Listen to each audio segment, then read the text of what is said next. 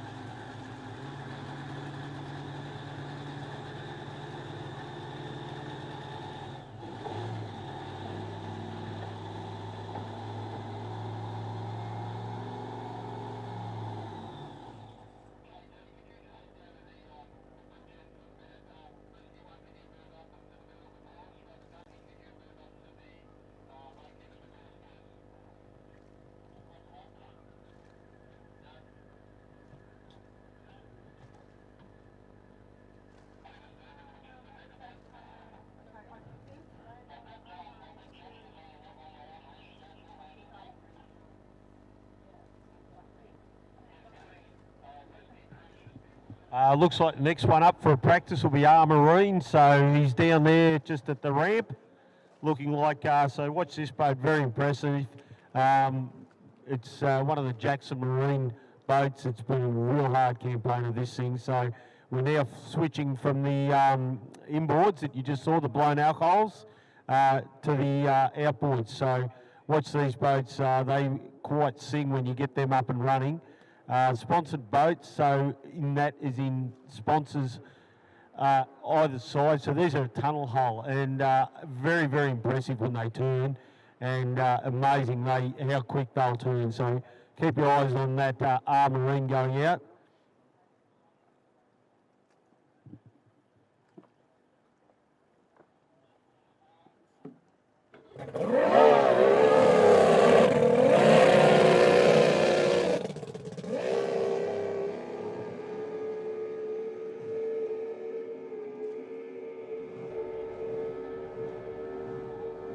So our Marine just going out now. He'll be heading down. These boats warm up a fair bit quicker than the inboards. They don't carry the oil and so forth, being a two-stroke engine. So they won't be long to get the power down.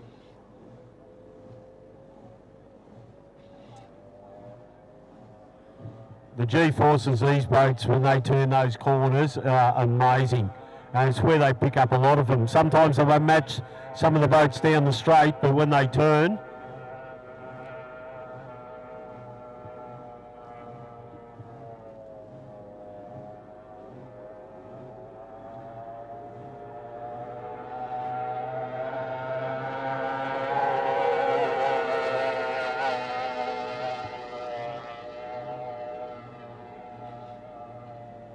he looks like he's got it sitting beautifully. It's just sitting there with plenty of air up underneath those sponsons. As it runs up down the back straight once again, he'll pick it up. They bury the nose, obviously, to turn more boat in the water. It gets it round the corners quicker, and then he'll let it run and trim it right out to try and reach these maximum speed.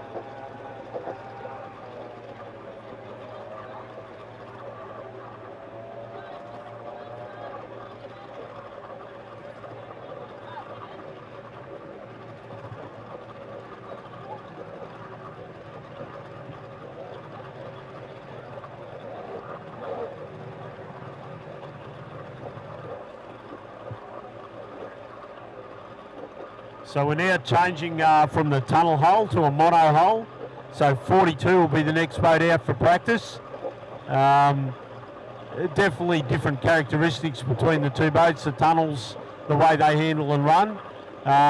These take a lot of trimming, and when you come out of the corner, usually you'll see them wallow a little in the turns and then come out and set up and start to trim. So 42 will be the next boat out for practice.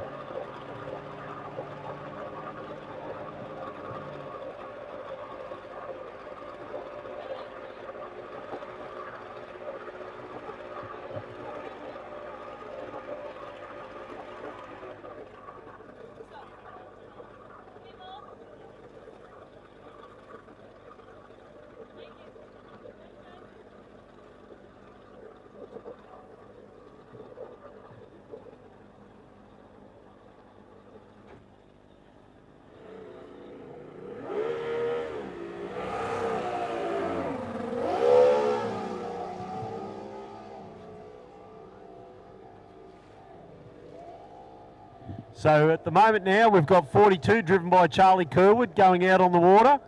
So as mentioned earlier, it's a different hull. So this is a mono hull. So I've just been informed also this is his first ever drive. So it might be a little bit of an interesting ride out there, but he's certainly got the perfect conditions at the moment.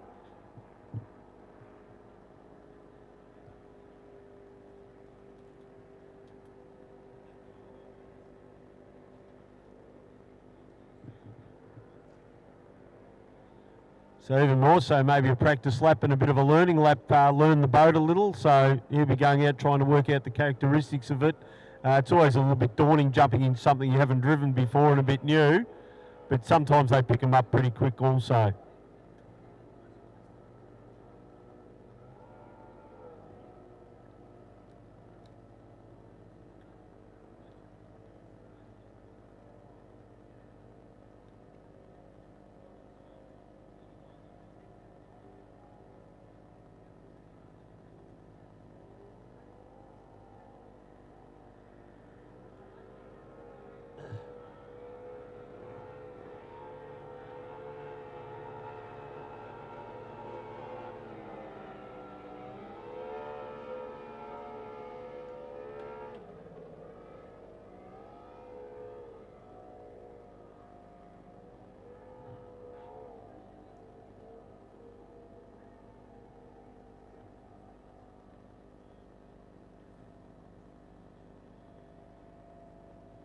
So now just rounding the far end buoy. So Charlie Kerwood out there just doing a bit of a warm up.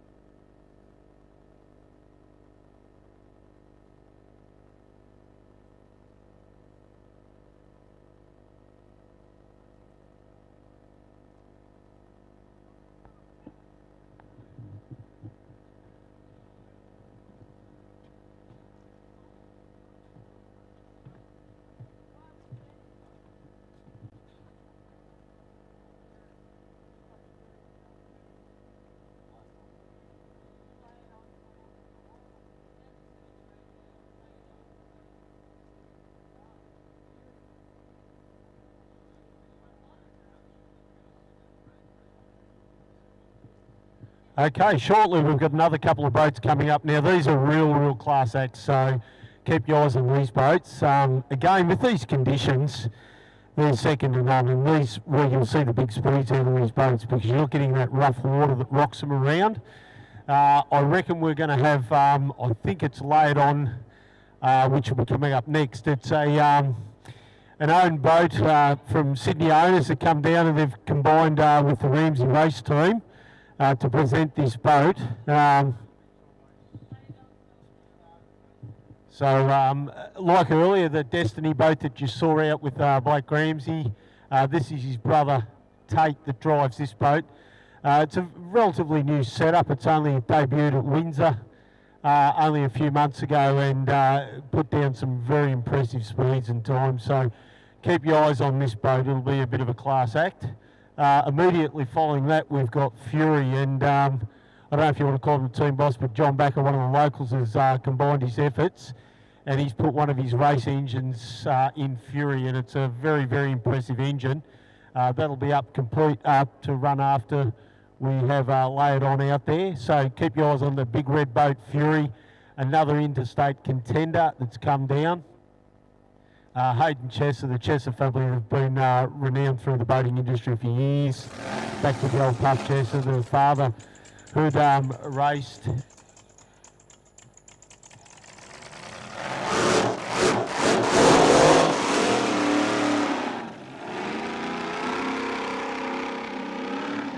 Okay, Bad Karma just coming out now for a bit of a practice, just obviously be doing a warm-up, so probably a bit of a cruisy first lap.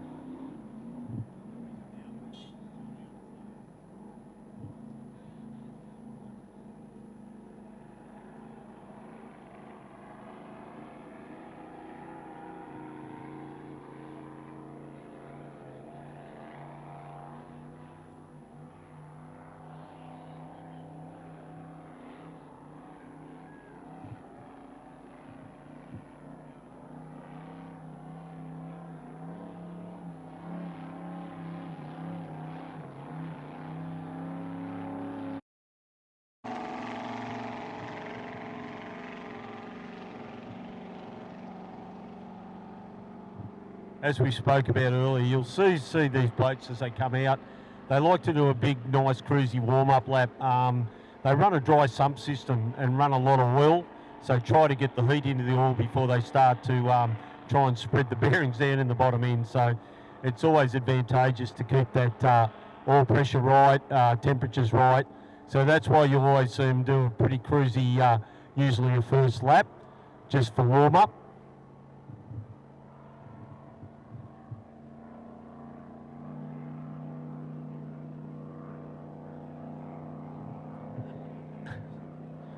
So out there, unlike these smaller ones where you saw with Blake's boat there with Destiny, it's an 18'6" child's play, like Bad Karma, an 18'6". This is one of the 21s and child's play marine boat. So it's going out there, and this boat, as mentioned, was brand new for the Windsor meeting. So this is only its second outing.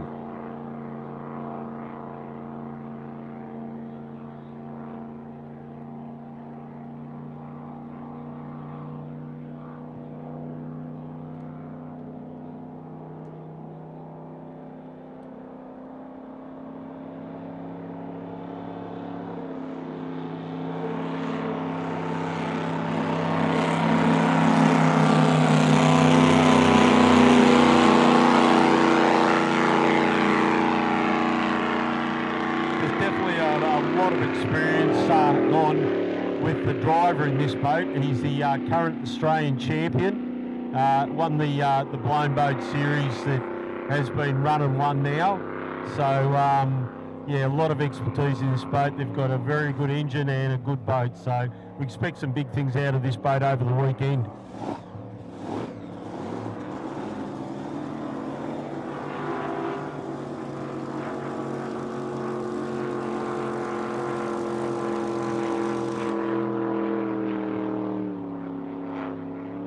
I believe when they debuted this boat, just as a test and a warm-up and everything, ran over 150 odd mile an hour.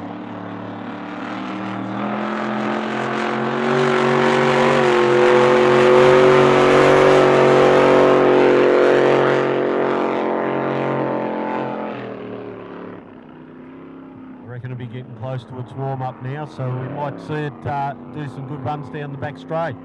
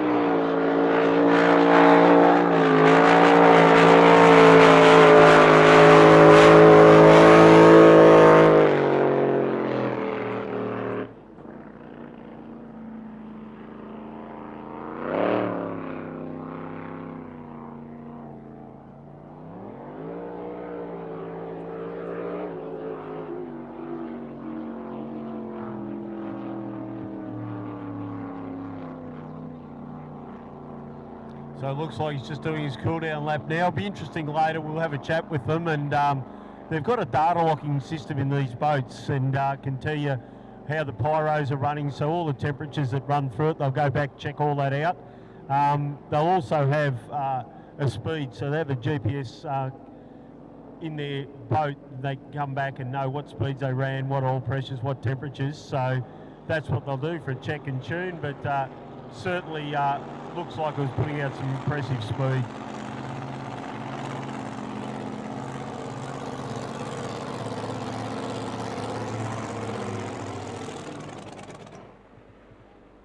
So next up we'll have the Fury boat.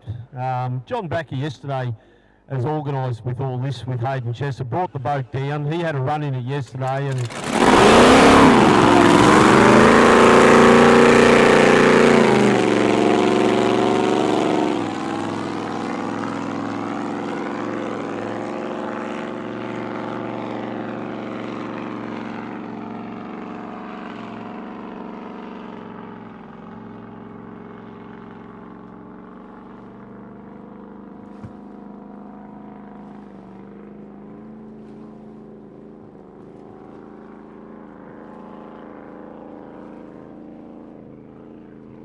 so this was a boat originally called Agent Orange out of Adelaide, and the Chesters went down, purchased a boat, and they've fitted out obviously their way.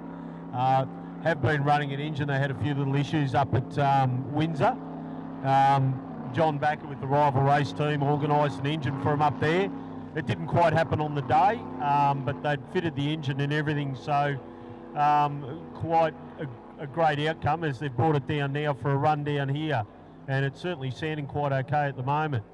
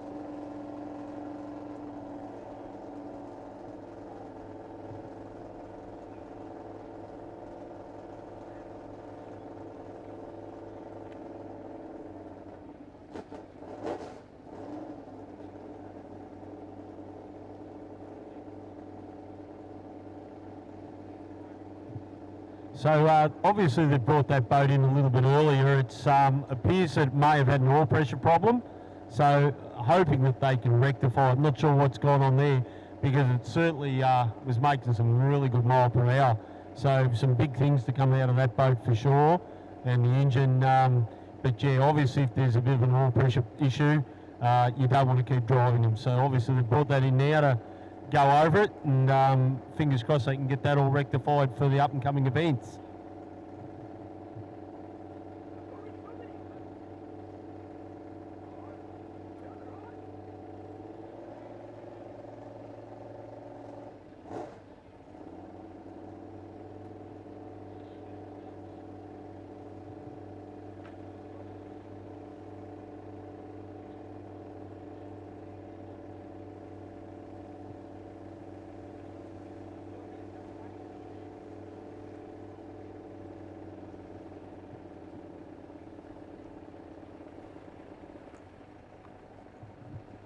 Yeah, as we spoke about earlier, they've got a lot of data logging in these boats, so they can go back, check out where something may have gone wrong. The pyros we talk about is like checking the heat of the engine cylinders. So what they do is they go through that. They can find out the temperatures. If one's getting a little bit too hot, they're very high tech, these engines, and the horsepower they make from the olden days is incredible. They've got, where they had a conventional blower, they've got these big PSI blowers, and they keep pumping and forcing the air in. That's where they make all their power. But again, it's very, very critical that everything goes correctly. One little false tune, there's really no second chances for these engines. They're so highly strung, and anything can go sort of wrong. So they've got to just stay on top of it. Obviously they've picked up that the oil pressure's dropped, so they've brought it in. Hopefully they can get that sorted.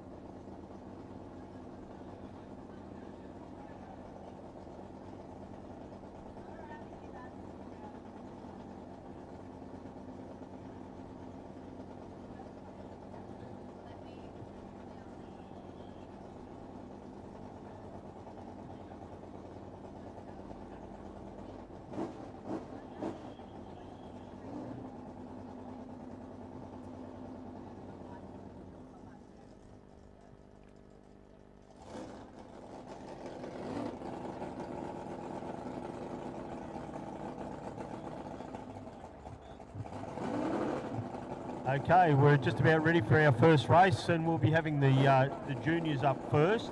So this is actually a Vic Championship round. These guys are so competitive and race so close together, but it's a restricted classes in the engine size has to be standard. Yeah. So back in the old days where we raced the 25 horsepowers, for juniors, they're cut at 15 horsepower. So all these engines are predominantly 15 horsepower engines. I do believe that the style ones they get it out of are like the Tohatsus, Mercury. A lot of people that understand these boats on their tinnies and stuff where they go offshore fishing, things like that. Well, these are virtually the same. I believe the only race modifications they can do is on the base of the leg. They can put like a little nose cone to give them a little bit more better performance out of the engine, and can do whatever they like with the prop, but predominantly the engine stays standard. It's to keep the class affordable and cheap and good for racing. So just going out now.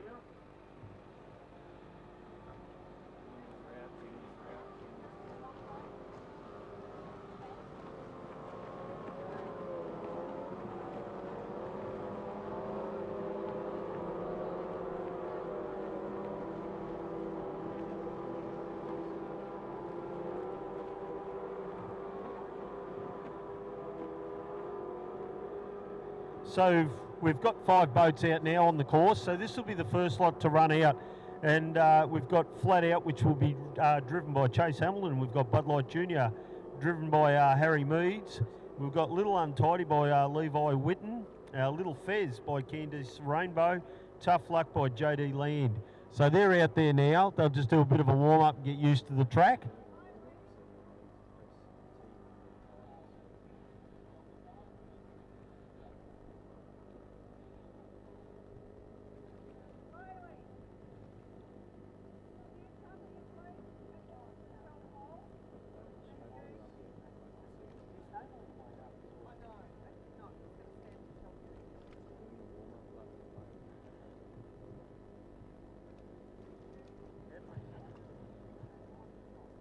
Okay, unlike a lot of the other races, which are pretty conventional, they drop the flag with the start boat. These are a clock start. So what we're getting at the moment,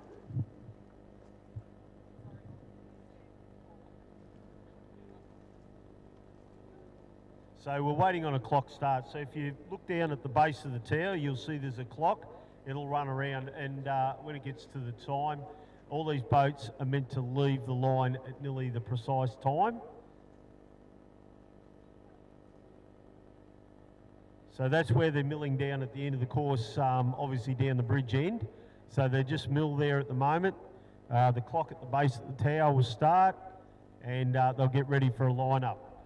So again, we've got Chase Hamilton, we've got Harry Meads, Levi Whitten, Candice Rainbow, and we've got JD Land.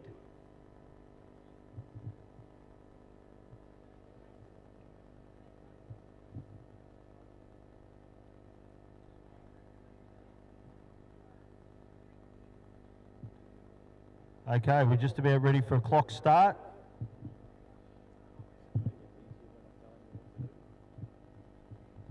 Okay, the clock started. So now, when it reaches the appropriate time, if you look at the base,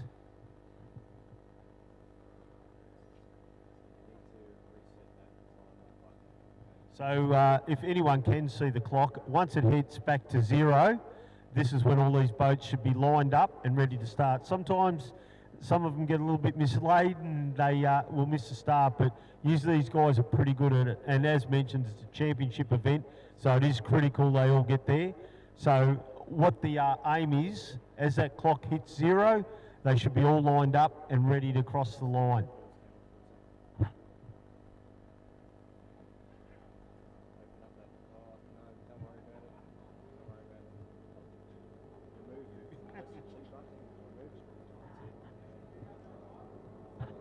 Okay, we've got someone with a really good start here. And yeah, he may have broke. I think he's left a little bit early and a massive start, but it's critical that you get that timing right. And I reckon he may have just been a little bit hasty on that start. So now as they all line up and head round to the first turn. Yeah, so we've got Harry Meads running out in front at the moment with that unbelievable start. So it's certainly put him in the box seat at the moment, but it may be a close one with the officials. Might have to just have a look if he did start right on time. But certainly getting a bit of hurry up now from some of the back runners. So Harry Meads still out in front in Bud Light Jr.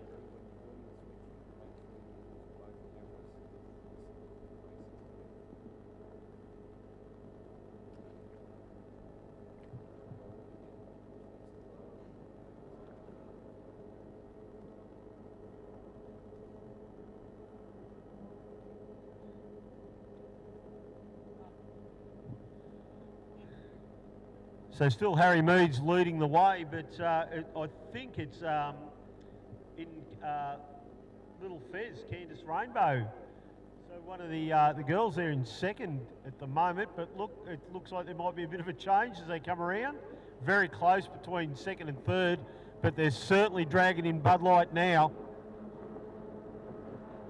So we've got Bud Light first. And it's neck and neck at the moment as they head down the front straight. Not much between these two boats, so all that great start by Harry Meads, he may have given away a bit of ground, and it looks like third's not wanting to be left out either. So first, second and third, not much in these three boats at the moment.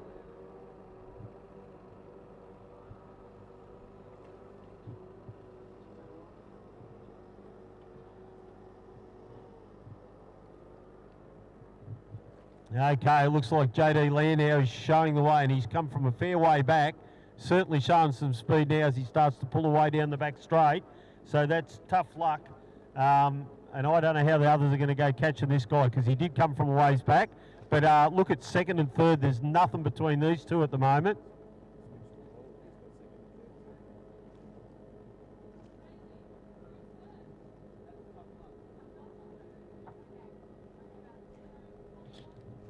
So it looks like now Levi Witten and Little Untidy may be taken into second place. So made up a lot of ground there. And Harry Meads now slips back into third. So they head down the front straight once again.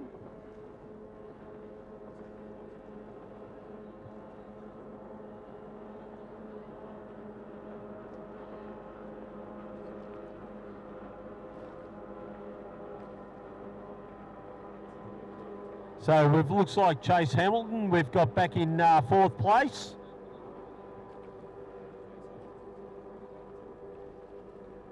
So Chase Hamilton, he's trying to make up a little bit of ground, not far off third place. So he's trying to do a bit of hard work down the back. And sometimes we get a little bit of weather change and the water changes a little bit, and it'll advantage some of the other boats. So it all depends. You get the fast runners, which sit beautiful in the good, nice, tidy conditions, but when it comes up and you get a bit of rough, some of these other boats that are down the back will get a bit different lift and start to pull away.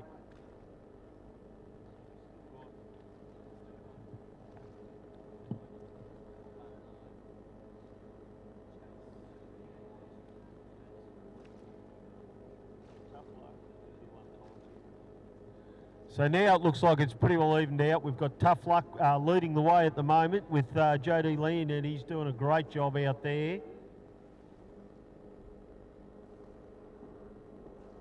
In second place, it hasn't much changed now. It looks like they've all just sort of worked out where they want to be, but we've got Levi Witten, Little Untidy. So we've got the checkered flags out and a really good drive.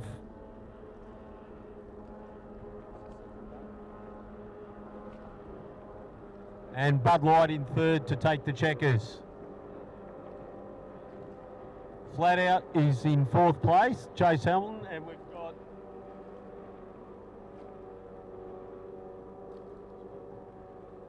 and the girl, Little Fez, she's taken up in fifth spot.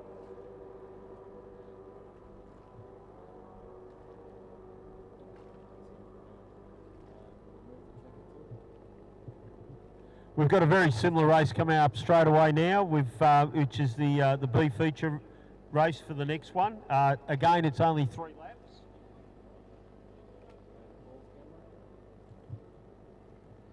So we've got Lachlan Dart in the Dart. We've also got there Riley Bride in Fat Chance. We've got Ellie Gilligan in She's Epic.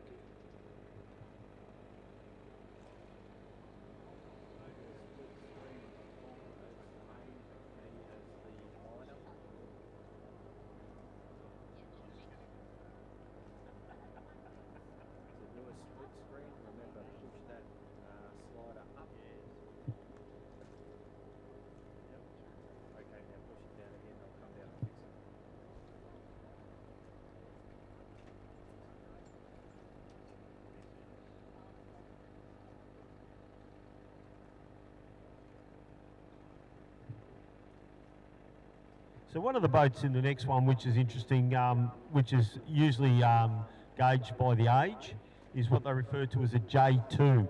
And it's a little bit smaller engine again from the others, and that'll be Scarlett Gilligan. She's more epic. So yeah, it'll be hard to compete up against the 15 horsepowers, but yeah, it's limited by age, and I think she's nearly eligible to jump up. So it'll be interesting once she does get up there into the next one, but it is a J2. So that's Scarlett Gilligan, and she's more epic. But the 5 boats in this one, we've got Shore Play, we've got She's Epic. So I believe it'll be the sister, Ella Gilligan. We've got Fat Chance with Riley Bride and the Dart with Lachlan Dart.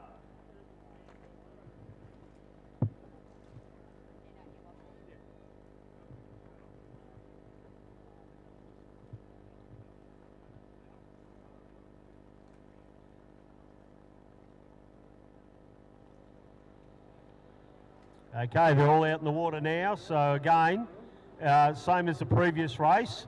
They'll go out for a quick warm-up, run down towards the bridge end. They'll all mill down there, waiting on a clock start, which will leave all these boats on zero. So the aim of the game is to be lined up pretty well perfectly. If you're not, you're either doing something wrong, because when that clock gets to the top, theoretically they all should be lined up. If some have lagged, some might go a little bit too quick, as we saw in the previous one. If that's the case, obviously you've broken your start, and that's not ideal in a championship event. So with these 5 boats, again, they'll go down towards the bridge end, they'll mill there, wait for a clock start. When it reaches to the top, they'll leave away then.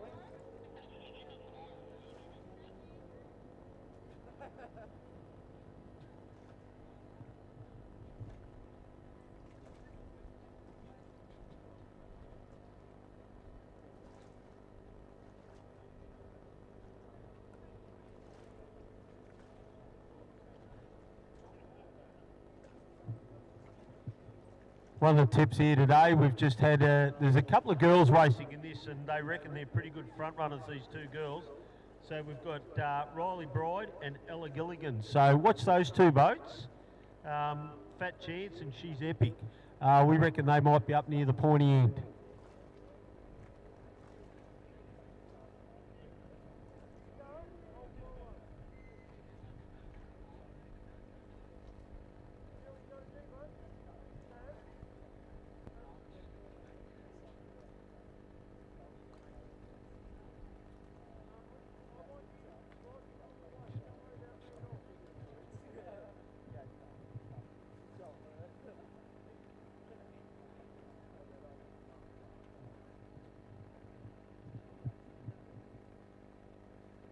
Okay, again, they're just milling down there. They'll be looking up, as we referred to earlier, the base of the tower. So anyone there that's interested, look at the base of the tower. They'll do a clock start.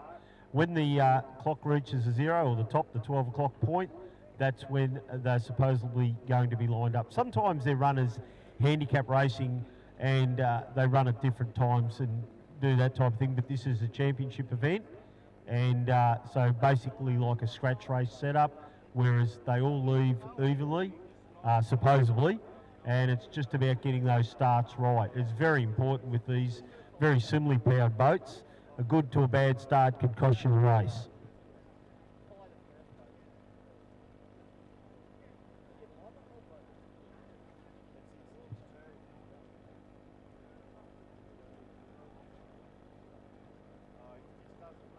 Okay, we've got 15 seconds. As you can see now, they're all starting to run. It's the guys that'll hit that line. We've got people in the tower watching, so now they look like they're flat out. It's a bit staggered. I reckon some of them are a little bit late, but we've still looks like one of the girls, Riley Bride, has got it sorted, and Fat Chance, one of the favourites we were picking there earlier, so looks like she's out in front. If she's got that good a start, she's going to be hard to beat.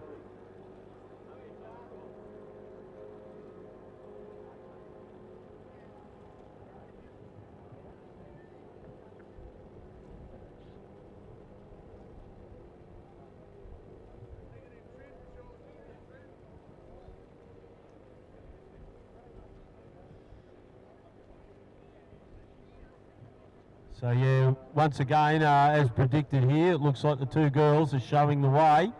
So we've got Ellie Gilligan in She's Epic, and Riley Bride in Fat Chance.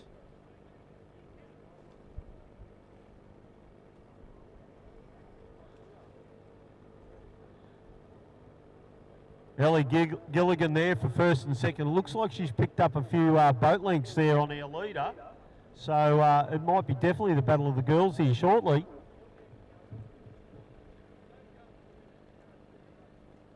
Both being very courteous, leaving each other a bit of room, but as they round the corner, I reckon we might have all but had a lead change. So neck and neck, these two, and hardly given an inch over each other. So two hot favourites running side by side as they come down the front straight.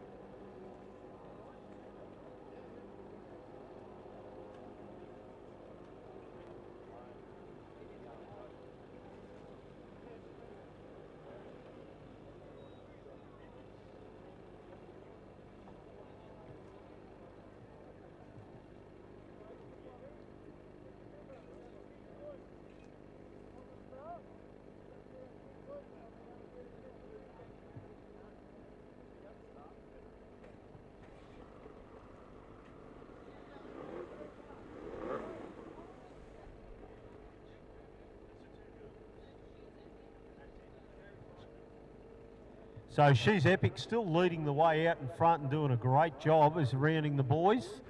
This is completion for the second lap, so they're on their last lap once they come past the start tower.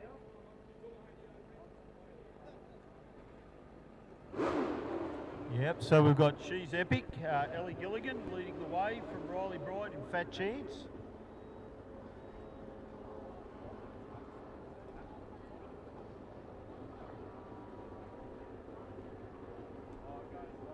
Shaw playing third, so doing a great job there. Getting a little bit out of shape, come past the tower there, up getting some air.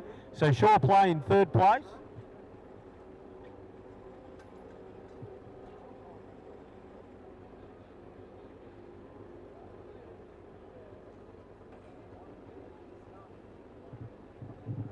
And She's More Epic, so Scarlett Gilligan just coming through now. As we mentioned earlier, so she's just running a 9.9, so a lot smaller engine, giving away a fair bit of horsepower, but doing a great job just the same.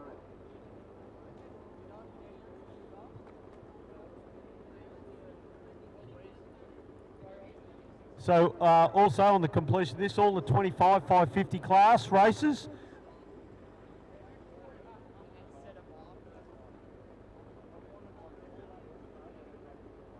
So 25 and 550 class drivers need to be on the water now. Get your boat sorted for the next race.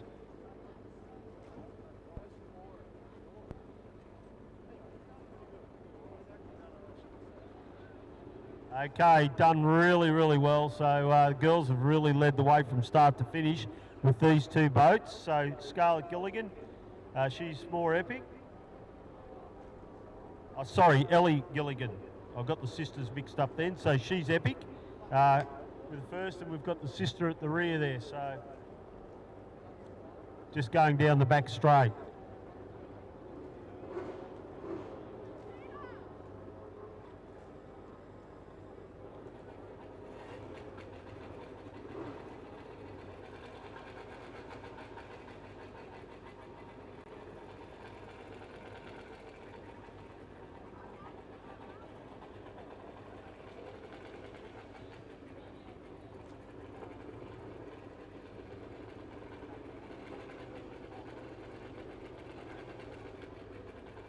So at the completion of the next race, we want the 25 and the 550s, getting your boats organised and get them down onto the water. So now we're stepping things up a little bit. We're moving up to the 85-mile-an-hour race. So it's also another Vic title race. We've got Ricochet with Jakey Wilson. He's there. We've got Freedom, Bob Reed. We've got Tickled Pink, Andrew Reed, so father and son duo. We've got VO42 with Charlie Kerwood that you saw earlier out in practice, and Ranger Troy Cameron. So yeah, a Vic title race, and out of there, so Bob Reed, he's done really well. He's pulled pole one. So we'll have Bob Reed in Freedom, a big campaigner. He's been around for a lot of years in this club and involved, and has done a lot of laps around this course. So keep your eye on him. He'll go really well. So Bob Reed in Freedom. Out of pole 2, we've got the Ranger. So it's an orangey boat, obviously, with the nickname Ranger. So Troy Cameron, keep an eye on him. Very quick boat. He's doing some practice laps earlier, and we've seen him going really well. Andrew Reed, as mentioned earlier, that's the son of Bob Reed in Tickle Pink. So he's out of pole 3. Out of pole 4, we have Ricochet Jake Wilson. So Jakey Wilson out of there, and then Charlie Kerwood on the far outside, VO42.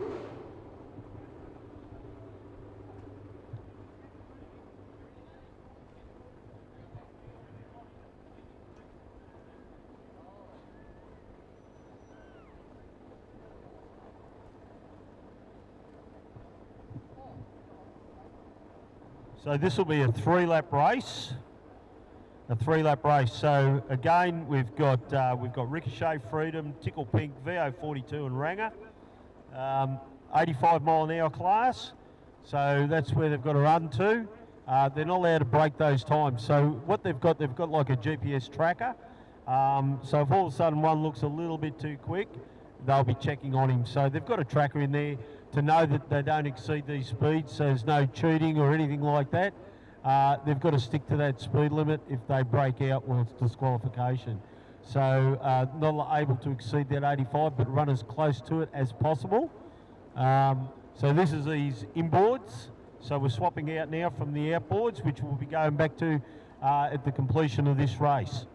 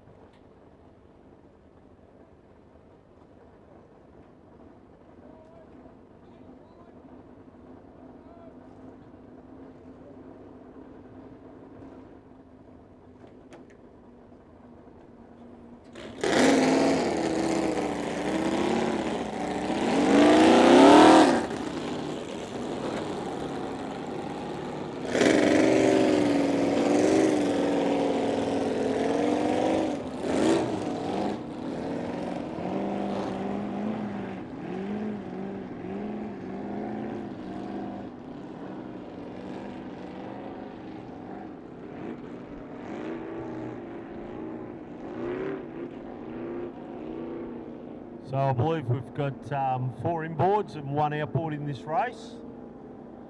So it appears all the inboards. Ranger will be one to watch out for, goes really well. But yeah, Bob Reed, there'll be nothing put past this guy, and especially he's got pole 1, so hopefully he'll make that work for himself.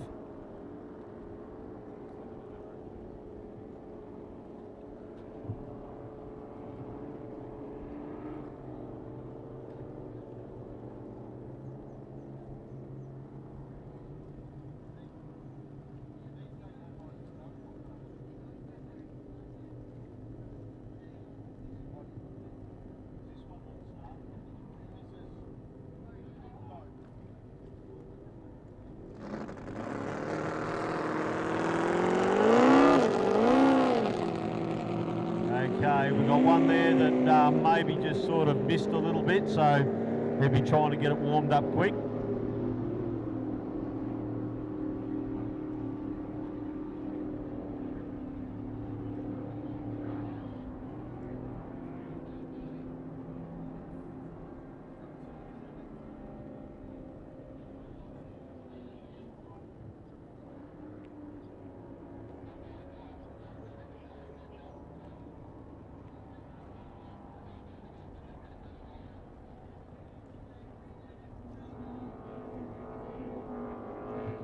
So unlike some of the previous races, this won't be a clock start, so they'll wait for a start boat, which you can see on the outside, and it's certainly a pretty impressive start boat.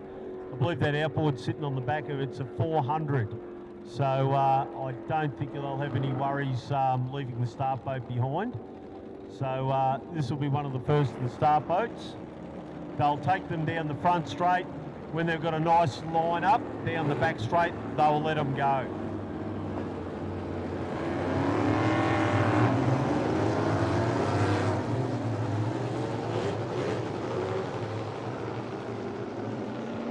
So the outboard VO42 looks like it may have been a scratching in this race. So we're going to start with 4 boats. And again, we've got Bob Reed in Freedom out of pole 1. Out of pole 2, we've got Ranger, the orange boat, Troy Cameron. Out of 3, we'll have Tickle Pink Andrew Reed. And out of pole 4, we've got Ricochet on the outside, the white boat, Jake Wilkinson.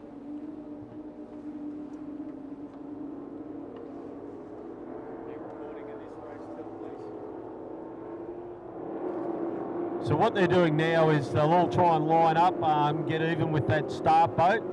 And as I mentioned, the start boat's got some decent speed, so they'll all go, roughly they want to be going anywhere from between that lead out buoy on the far end of the course to the checkered one in the middle. So with these championship events, they try to give them a good run down that front straight. So they're trying to get a line up now. Looks like we've got the orange boat lagging a little, just trying to get a line up.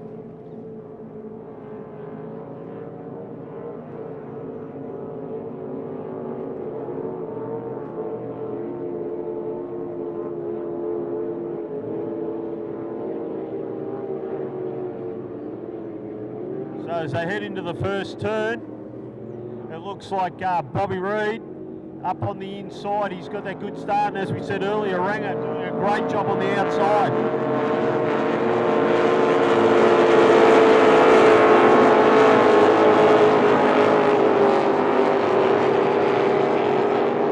Ricochet, I believe that's the one on the outside. Now they're pretty well lined up, first, second, third. Again, it's still Bobby Reed leading the way on the inside there as he comes out. Ranger coming up on the outside. He may just have a bit of a boat length over him.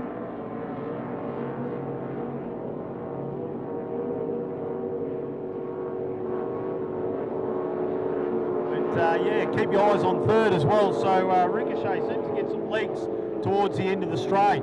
But it looks like Ranger at the moment may just have a little edge. Side by side for first and second, nothing between these two boats as they head down the front straight.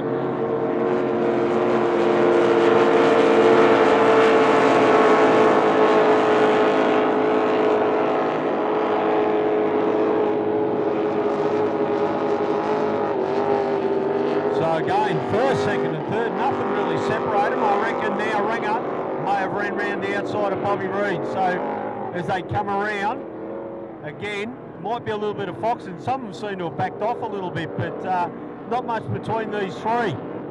So Ranger leading the way at the moment. We've got Bobby may have slipped back there to third place.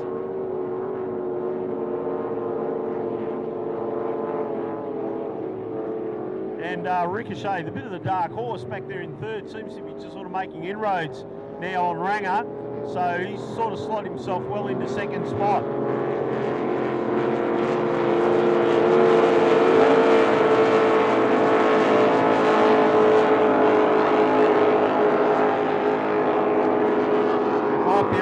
Checkered flag between these two out in front, so we've got Ricochet and Ranger as they head around for the completion, coming on to the last lap.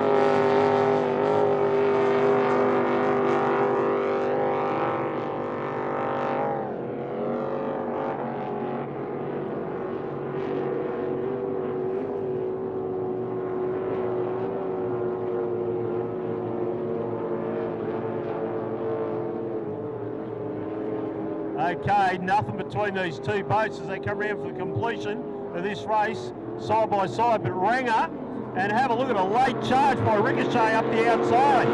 So, Ricochet may have left his run a little bit late. I think Ranger may have just edged him out there. So, certainly another boat to watch in another upcoming races, because nothing between those two guys. So, we've got, looks like I'm going to go Ranger for the win, Ricochet in second place, Bobby Reed there in third, and Tickle Pink Andrew Reed coming up there in fourth place. So Andrew just coming around there, taking the checkers.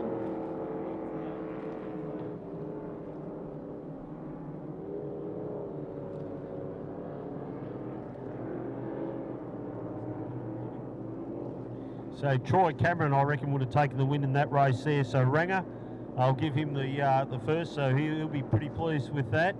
As mentioned, Jakey Wilson definitely got the speed and the run. It just wasn't quite there at the end, and definitely not far off it. So it'll be interesting to watch in the next race, especially when pole positions are usually changed. Bob Reed, a good drive out of him, so he's come around for third position. It looks like a bit of the father-son duo there at the back. So we've got Bobby Reed and Andrew Reed. So a father and son duo as they two come round for third and fourth.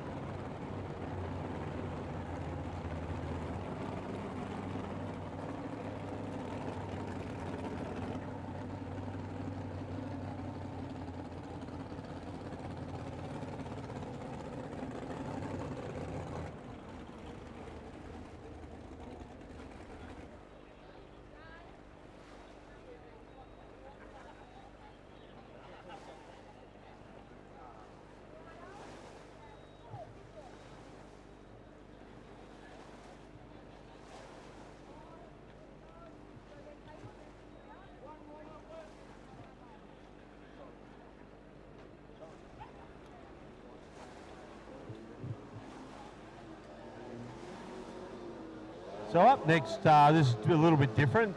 So what we've got is a 4-lap race opposed to a 3.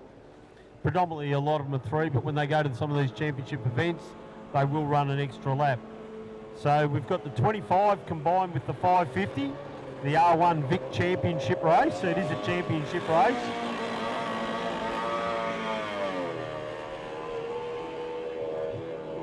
So one of the boats here to watch, and one of the local ones, is Shiver. So we've got Bailey Canara. Keep your eye on him. He's a local. He's done a lot of laps around here. His dad, the head coach, he's also done a lot of laps around here. So obviously giving his young bloke a bit of advice. So keep your eyes on him. So he's out of pole 7. So he's got a fair way to run on the outside, but keep your eyes on him. So Bailey Canara in Shiver. We've also got Tyler Scott out of Aquasonic. No problem, we've got Guy Barrow, keep your eye on him, and we've also got Supernaut Cameron Allen, Phoenix Taylor and Jake Mashir Jackson in that one, Pit Boss Gareth Lee, and Addicted 2 Max Seacom. But out of 1 we've got Pit Boss, so Gareth Lee is in pole 1. Out of pole 2 we've got Aquasonic, Tyler Scott. Out of 3 we've got Supernaut Cameron Allen. Out of 4, we've got Phoenix with Taylor and Jake Jackson.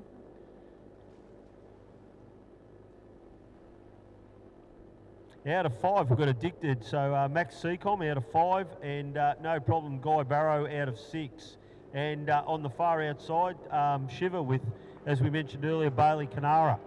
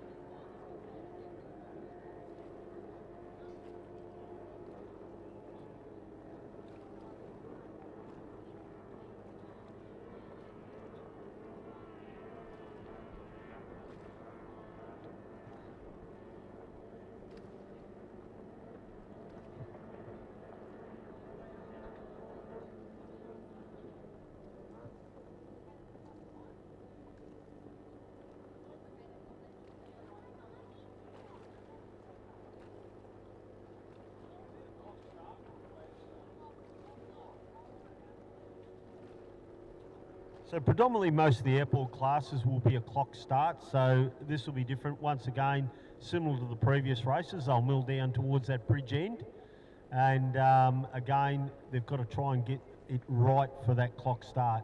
We've seen them pretty staggered, and ideally they're meant to be pretty well a straight line if they get it right, but usually never happens, and can pay big dividends if you can get it spot on. So what they've got to do is they've got to crawl up. If they're going a little bit too quick or a bit early, they usually have to back off, because if they hit that line too early, they'll break out with their times. So not ideal, especially in a championship event. But definitely a good field of boats in this race. So we've got 7 boats.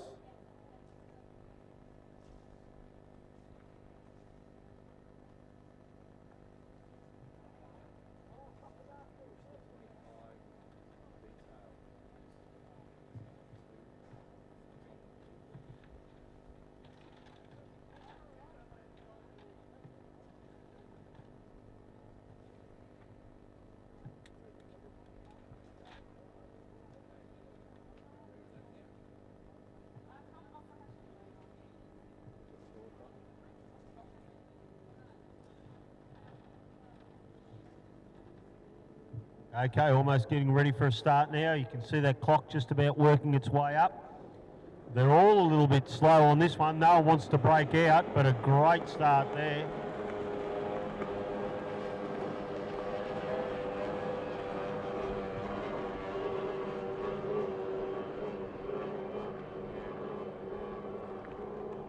So yeah, as predicted, Bailey Canara with a fantastic start there in Shiver.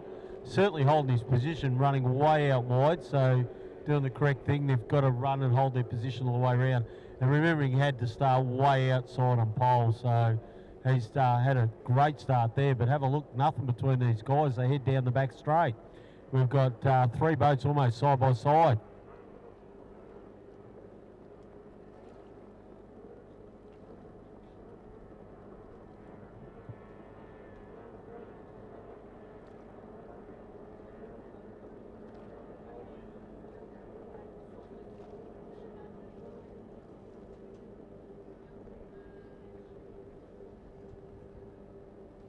So Max Seacom now, he's taken over the lead, and he looks like he's all but running away with this in the tunnel boat. And have a look at the way he sets it up, running it beautiful as he comes down the front straight.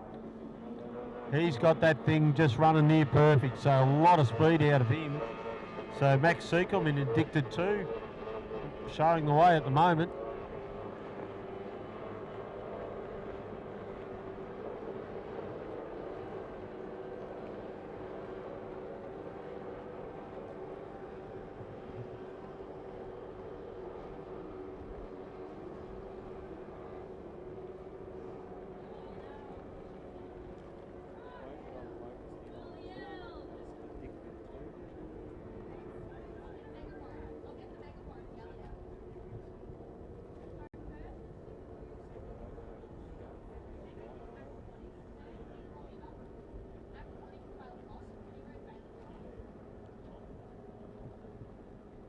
It looks like in second place we've got Aquasonic, so he's doing a great job there. So Aquasonic in second, and we've got Bailey Canara in third at the moment. So placings haven't changed, and we're looking back to 4th, 5th and 6th coming away as well. So Addicted 2 doing an unbelievable job out in front. Certainly got this thing sorted. He's certainly running away with this race at the moment. So we've got Tyler Scott and Aquasonic. Have a look at the way he's riding that boat. He's got hardly anything under it. But now we've got Shiver as he runs through. Jimmy Canara, said Jimmy, that's Dad. That would be bringing back a bit from, sorry, Bailey.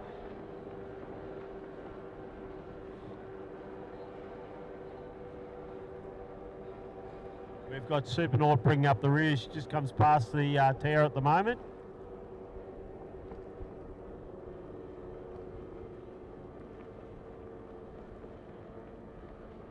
So Cameron Allen just, bringing up the rear of the field at the moment.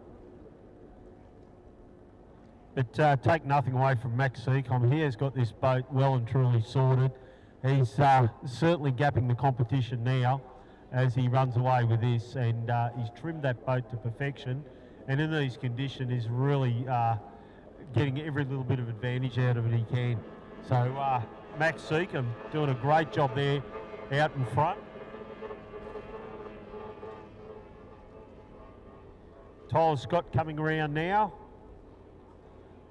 And it's, yeah, a little sort of like a pointed pickle type boat, this one. And look at the amount of air and how much boat's actually running in the water. So a little sailed boat, yeah, really good style. And he's got that thing working really good. So Tyler Scott in Aquasonic. We've now got Bailey Canara doing a great job. Phoenix now coming up there in fourth spot. So not sure if Tyler or Jake Jackson's driving that one. So, oh, sorry, Taylor. And in Phoenix in third.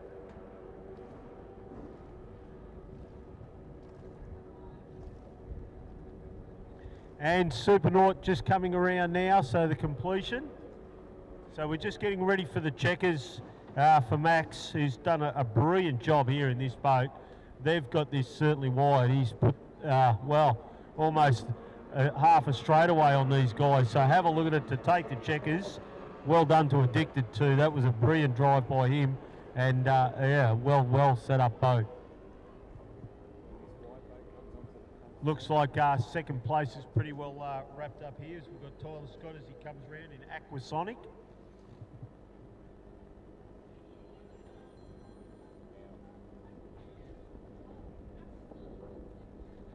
So we've got Aquasonic now.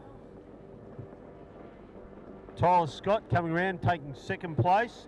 Shiver coming around here now in third. So a really good drive from him.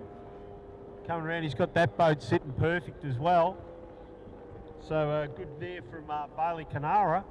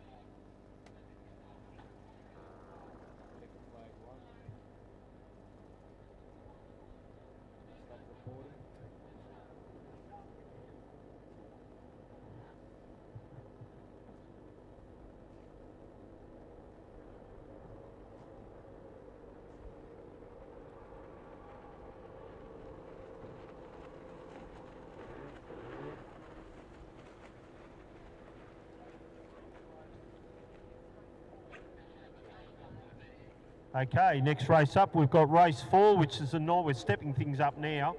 A 3-lap race. It's also a Victorian race. We've got Ricochet, Justin McLeish, he'll be out of pole 3. We've got Bad Temper, Jason Jones, he'll be out of pole 1. And Ranger Troy Cameron out of pole 2. 3 boats, it's a 3-lap race, but we're stepping up the speeds now. So this is the 95 mile an hour class. So obviously we can see with Ricochet, and these ones were in the previous ones, they've changed their speeds around.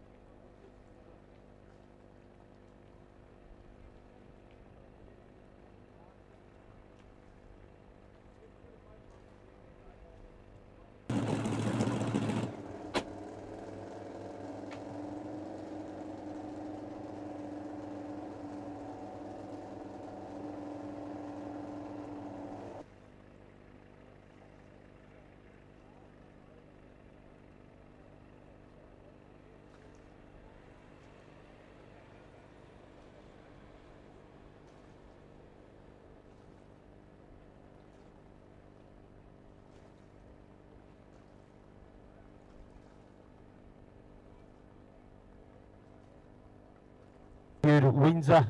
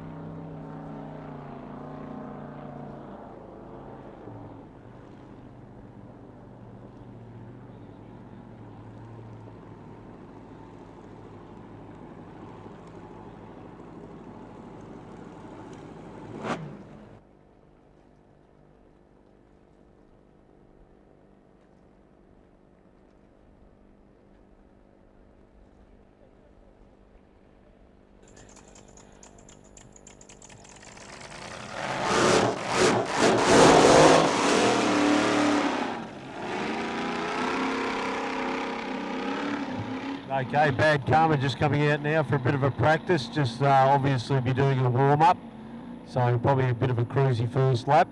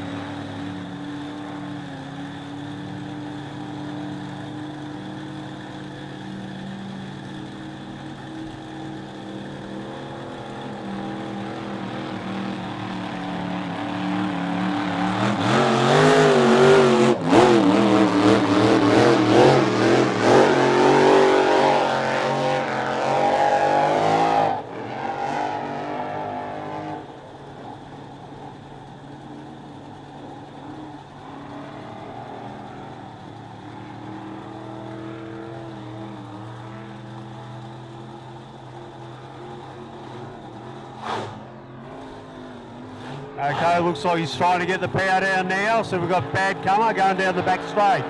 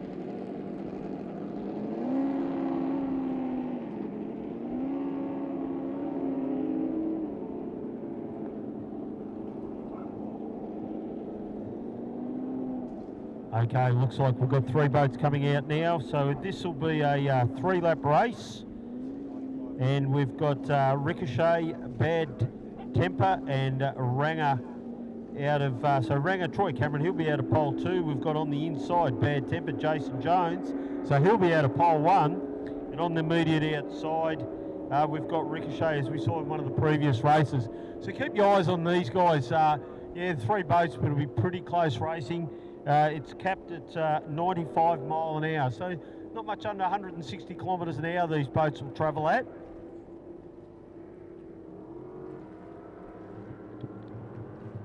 Okay, the flag's about to drop. We've got the start boat with the big white flag up. As soon as that drops, these boats will be away. Okay, flag's down and they're away.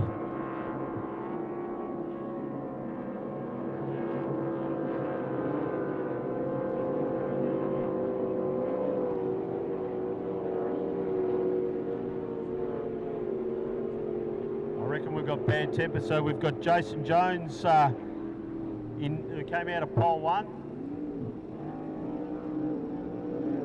This boat had a bit of a practice yesterday and looked real quick.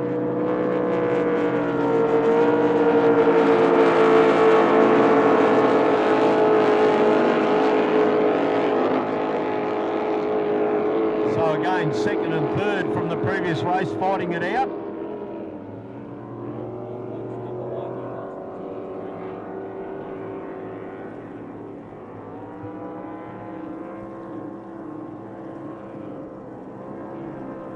So Bad Temper, Jason Jones showing the way out there in first place at the moment. Ranger a little bit back in the field from the previous race.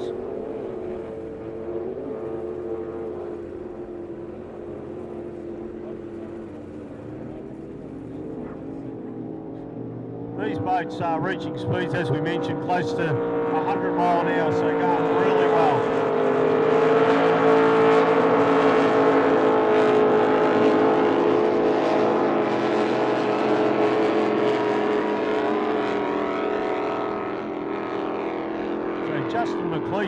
Certainly showing inroads there in 2nd place, so keep your eye on him. He's going really well at the moment. He did this in the previous race, made inroads quite towards the end of the race, so not a lot there from 1st to 2nd, and even back to 3rd there in Ranger with Troy Cameron.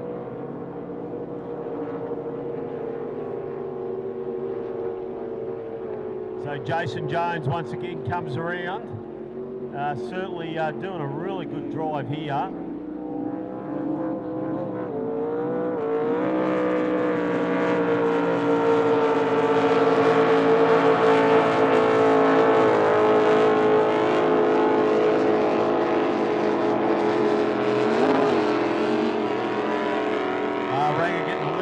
There in 3rd place, just a bit of a jump out of the water, sounds like the rev limiter may have cut in. But have a look at this, still 1st and 2nd, not much between these guys.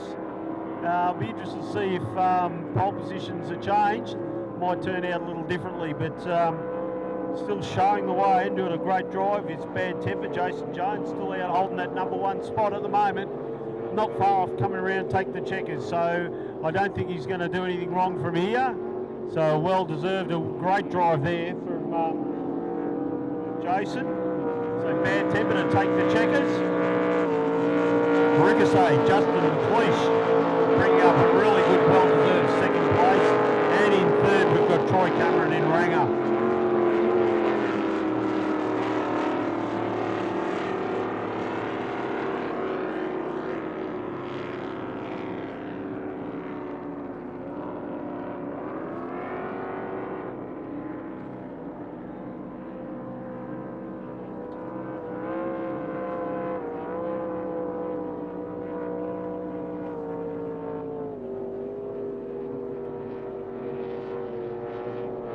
Drive there from Jason Jones in Bad Temper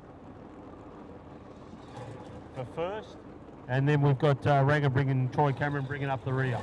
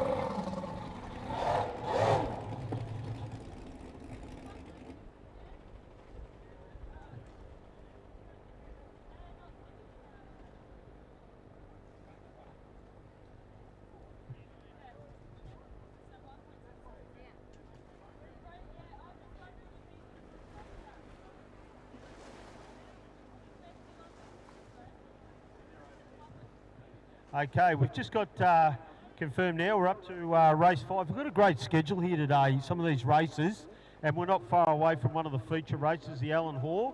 So in about 4 races, you'll see the blown alcohol boats come out, and we've got some rippers there. So lay it on, Destiny and Bad Karma. There's a couple of boats, there's a little bit of a cloud over. There was always pumping was meant to be here. It doesn't look like he was a no-show. And Fury sadly may have just have a few little engine gremlins. So whether they can get on top of that or not, hopefully they can. That showed some real impressive speed there earlier.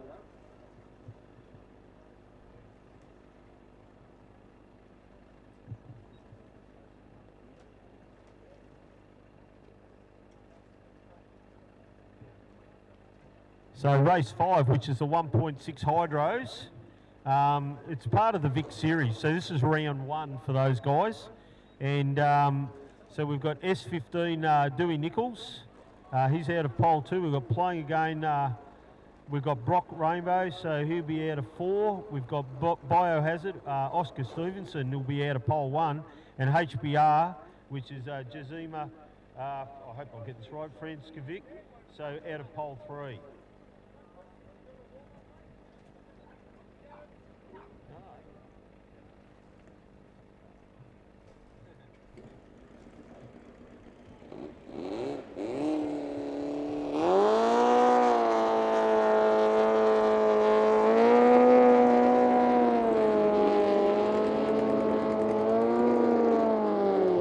Okay, so they're heading out now. So these go quite quick, these boats. They're a 1.6 litre engine, and you'll really hear some big revs out of these.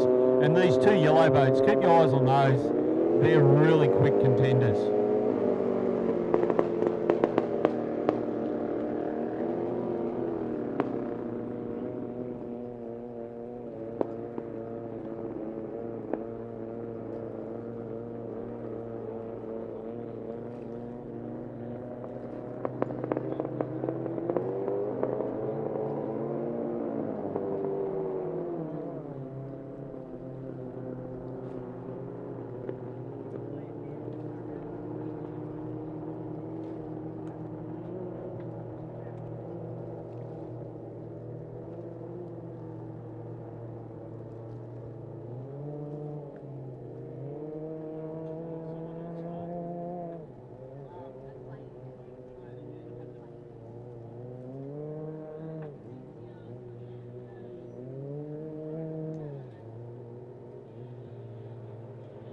Not sure what's going on there with Brock Rainbow, so playing again, just sitting in the water, so whether he may have a little engine issue, can't get it fired.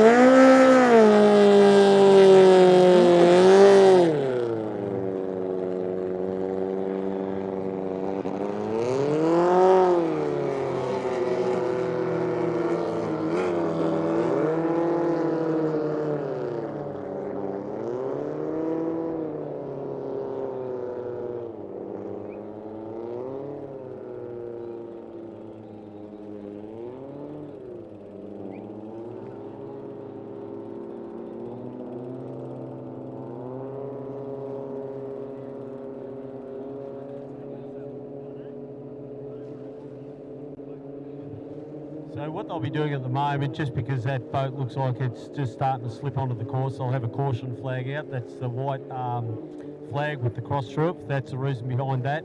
It's just to alert the other drivers that are going around that there's a possible interference on the course, and it's not an ideal position when they come flying around the corner and may come head to head with a boat. So it's just to alert them to that.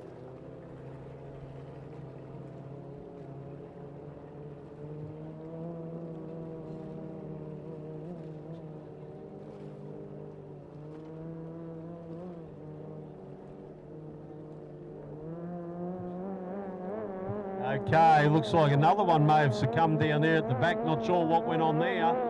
So starting way back, left his run really late. just starting to wind it up now. So I'm not sure what happened there. He might be sleeping, but yeah, way back in third place. So as we mentioned earlier, this capsule boat as it runs around now.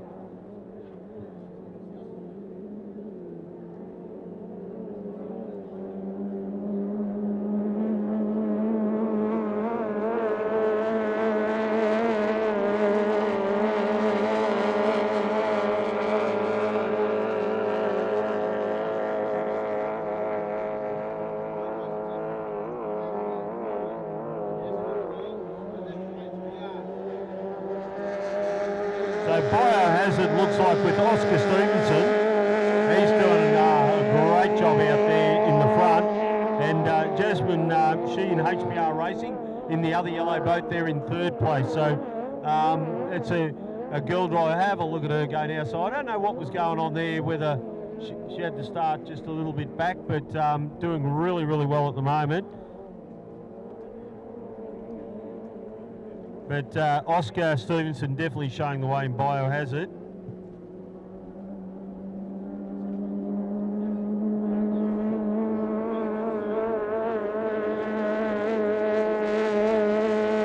Yep, so Dewey Nichols coming round now in second place.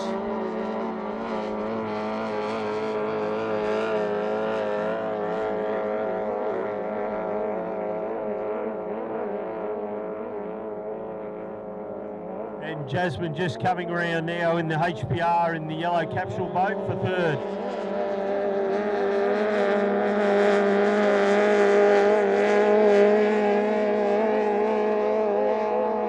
It looks like Biohazard's got it all his own way as he runs down the back straight with a pretty impressive lead at the moment.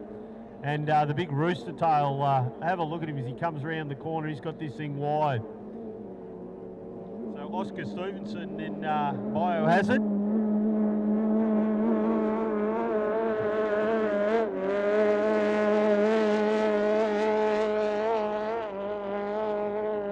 I think it'll be pretty hard to beat there unless a mechanical issue comes into play.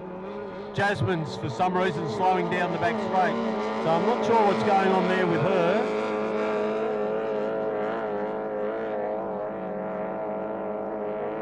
And S15, Dooley Nichols doing a great job there in second place. So he's coming around in second. But yeah, Jasmine, she's got to be careful. She'll nearly get lapped on this one.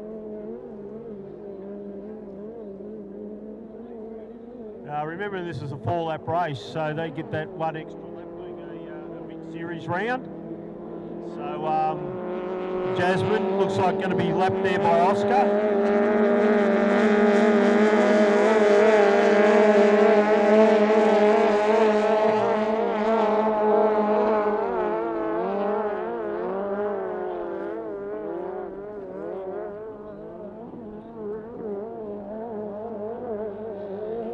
Yeah, so Oscar now just giving plenty of room there, running around the outside. So he's just overtaken Jasmine, but Jasmine's still holding third, so she's got some valuable points sitting there. And Dewey Nichols in S15 sitting there in second place.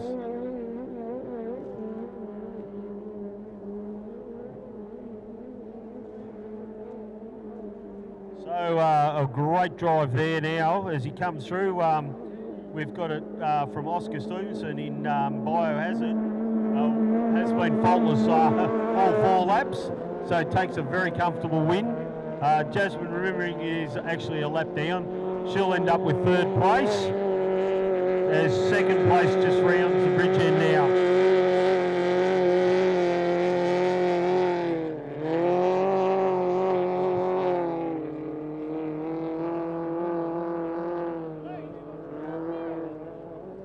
So S15, Dewey Nichols coming to take second place.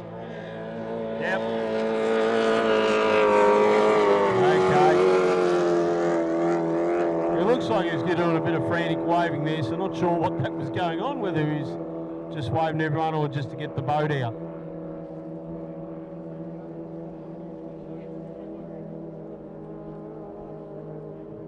So apparently blowing kisses to the girls in the tower.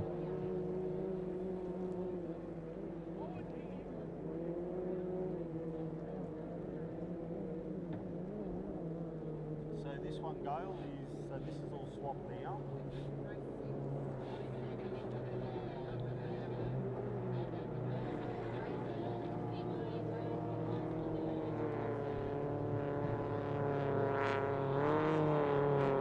Okay, we're going to see some pretty quick boats in this next one. These will be your outboard boats, but they're your Formula One style boats. So they're open outboard, and we've got out of pole one, we've got David Meads in Bud Light, and a very experienced campaigner with David. So keep your eye on him. So that's Bud Light. In pole two, we've got R Marine, so Sam Lucas. He's sitting there currently just there at the boat ramp, just in front of the tower there. So another very good contender. I was listening to these boats rev and watch how they come up and set themselves out of the corners. The G-forces in these are amazing once they get hooked up. So they virtually turn on a dime. So keep your eyes on those boats. Out of pole three, we have Shoestring, and that's Sean Oliver. I believe it's a pretty new deal for those guys, and he did mention it may be available for sale. So also keep your eye on that boat. So Shoestring, Sean Oliver, he'll be out of three. We've got R Marine F1, Sam Lucas out of two, and Bud Light, David Meads out of pole one. So it's the open outboard, it's round one, it's a Victorian Championship event, and it'll be a 4-lap race.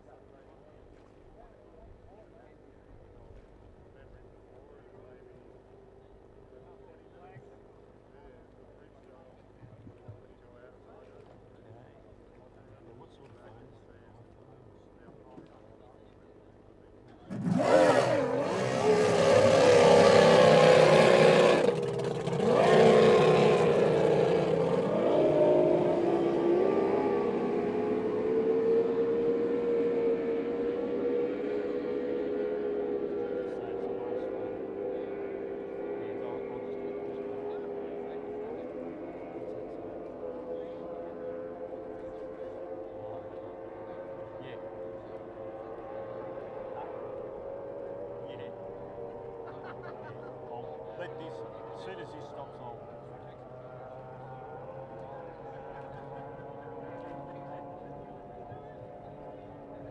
Okay, they're just going out now for a warm-up. As you can see, the pace is certainly starting to step up now. We've got some really good class boats coming up in the next few races. So that's the Bud Light boat running around past the tower now. We've got the R Jackson Marine boat just gone past the tower. And Craig Oliver in the new boat coming around here in third.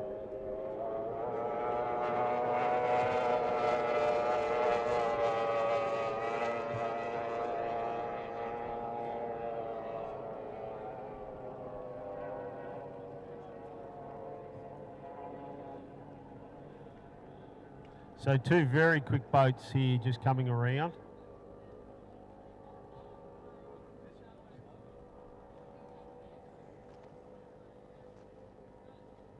Okay, so we're now going back to what we previously had, the clock start. So they'll be just milling down here, once again, down near the bridge end. So these boats will line up, they're just warming up a little bit at the moment. If you watch the dial on the clock, when it reaches like the 12 o'clock position, the zero, they need to be pretty well lined up, these, and then it's just a drag race to that first lead-in buoy. So again, out of pole one, we've got David Meads in Bud Light. Out of two, we've got R Marine, Sam Lucas, and on the outside, we've got Shoestring with Sean Oliver.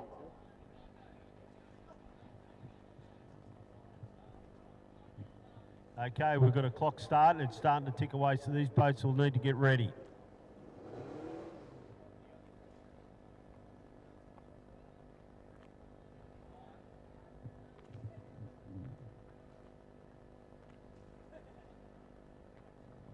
So conditions are all but perfect for these tunnel boats. They love these style conditions. It just gives them enough lift. We've just got enough ripple on the water just to get a little bit of air under these boats, and that's when they'll excel speed-wise. Obviously, when the conditions get rough, it's a little bit hard to dial in that full speed setup, but they'll trim these boats. So as soon as they come out of the corner, they'll nose down as they come into the corner and then lift as they come out. So now they're trying to get a line up. One Bud Light a little bit quick, and look, I reckon Oliver on the outside has absolutely all but nailed it. So he's given his best chance possible. They have to hold pole positions around that first line. So David Meads with a bit of a, I think he might have been a little bit eager. He had to back off, so he's lost a lot of speed there. But don't take it away from Marine. Have a look at that. He's just running away with this at the moment. So out in front, the Jackson Marine boat.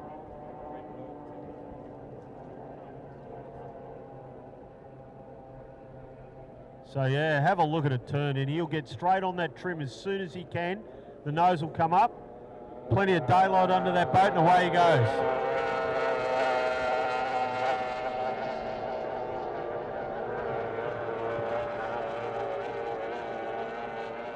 And even with that terrific start, he's still just making up in third place. So Sean Oliver in third. We've got David Meads there in second. And Sam Lucas, what you say, is doing a brilliant job. That boat is just sitting absolutely perfect at the moment. So Sam Lucas, who come out of pole 2 in the Marine, doing a beautiful job there as he sets it up.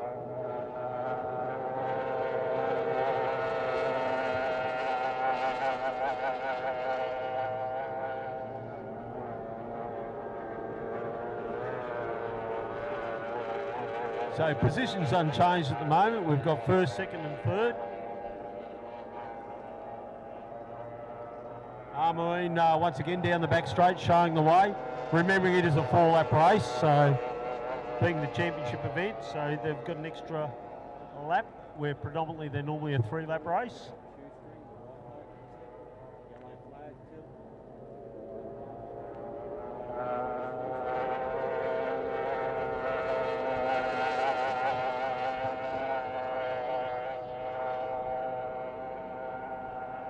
David Meads is coming around now.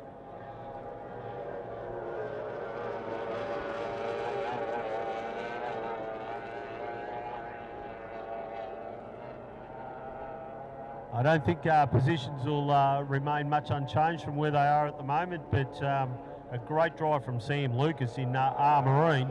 So the Jackson Marine boat, beautifully presented, and he's going to come around and take a great win there. The way he just sets his boat, just running it perfect. And well done to him. So the Jackson Marine will take the win in this first round event. In second place, David Meads, a great job from Dave Meads in the Bud Light boat. Comes around, runs around a little bit wider. Good flyby. And we've got Sean Oliver coming down the back straight now, coming around to take the checkers in third place. A predominantly new boat for Sean. And he mentioned last night that it may be coming up for sale, that boat. So anyone that might be interested in wanting getting into the sport, go down and see those guys.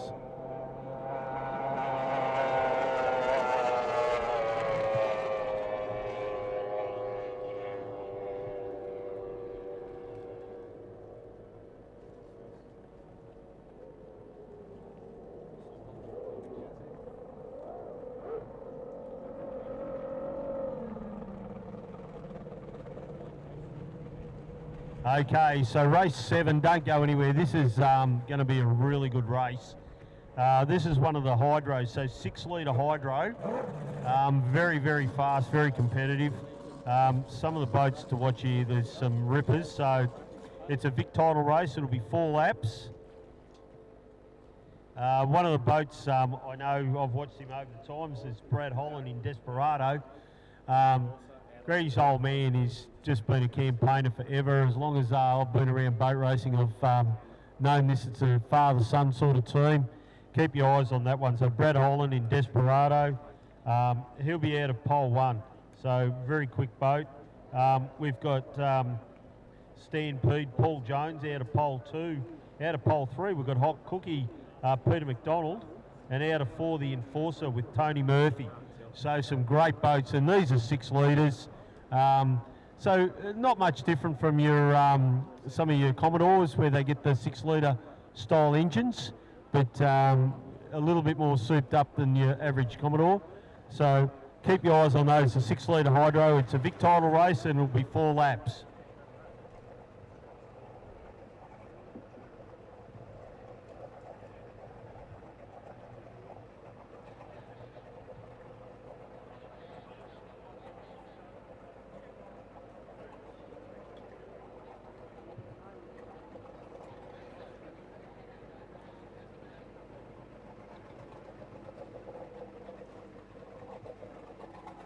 Okay, it looks like we've got one of the 6 litre hydros already out there, so we're just waiting on a couple more. You've always got to be a fraction more patient with these ones. They're loaded in by the crane, and they do just a massive job. So this crane setup, it's just been terrific this weekend, and one of the guys, they've come down, they've come on board, they've given us a hand, and obviously without this crane service, so it's P&D Cranes, and they just do a brilliant job. So out of Traralgon there, so anyone that might need their expertise, facilities, the use, need some crane work done, they're the guys to go and see. So P&D Cranes, Australia Proprietary Limited, out of Traralgon, and they can supply any of the cranes for the jobs that are required. They've come on board this weekend, and it's just been fantastic, because without those guys we wouldn't be having this next event.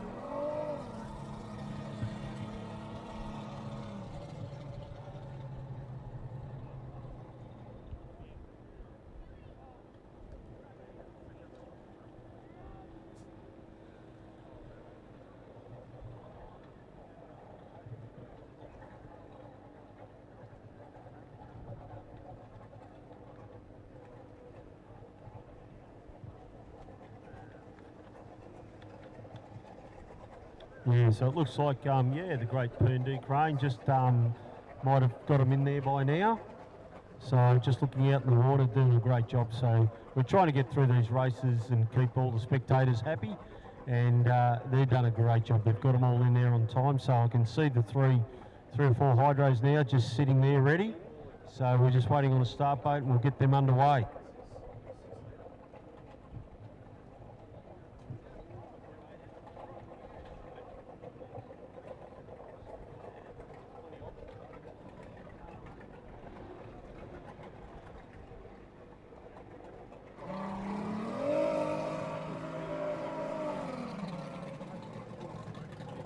Okay, out in the water, looks like we've got Peter McDonald and Hot Cookie. We've got Brad Holland, Desperado, and yeah, watch that boat. That's one to definitely have a look out for. Tony Murphy in the Enforcer, so he'll be out of pole 4. And we've got Paul Jones in Stampede out of 2.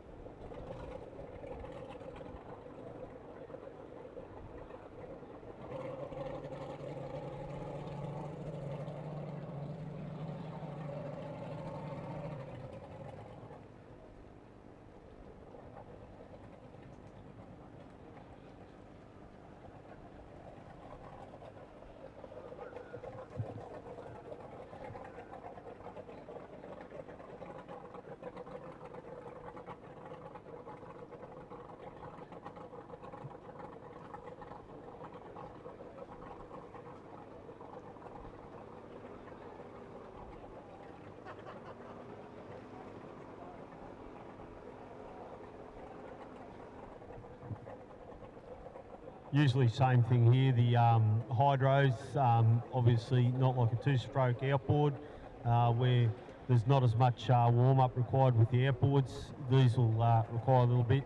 They have to rev them up pretty hard just to get them up on the plane. They'll use a little bit of a cruise just to get them warm. And as mentioned previous, it is a Victorian race, so it'll be a 4-lap race. And yeah, they'll reach some pretty decent speed. So these 6 litres, you'll see the rooster tails come out of these boats, and they carry quite a fair bit of speed out of the turns.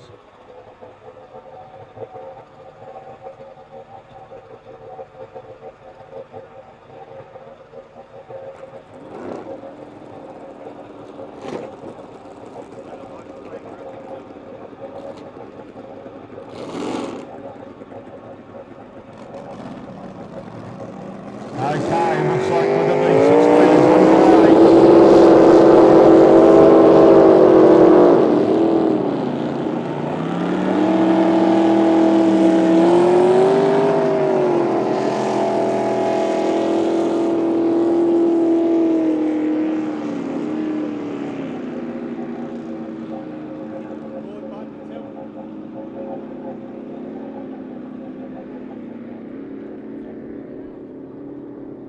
Yeah, keep your eye on the yellow boat Desperado. So Brad Holland, it's a pretty class act, this boat. So he'll be coming starting out of pole 1.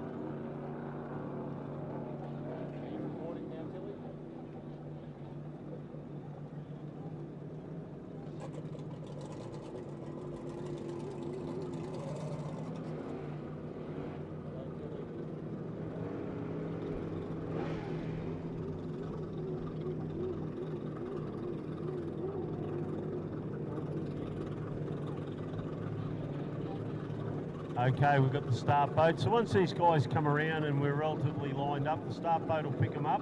It'll take them down past the tower. You can see that's the boat with the white flag. And a pretty credible start boat, so they'll be able to start at decent speed, these boats.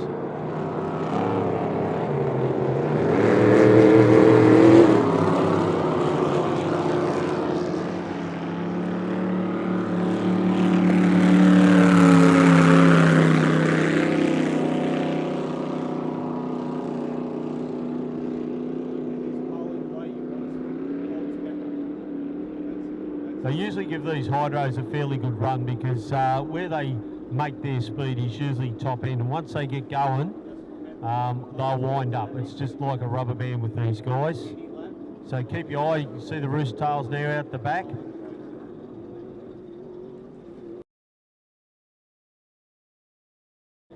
A couple just lagging a little, so they're going to try and get them all lined up. You can see the speeds they're reaching now at the moment. So getting ready. The flag boat will try and pick them up. They're nearly all lined up, so...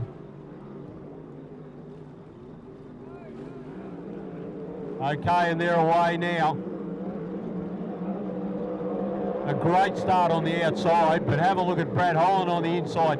He flies this boat really, really high. It'll dance off the front 2 sponsons when he comes down, and he does not want to give away that pole.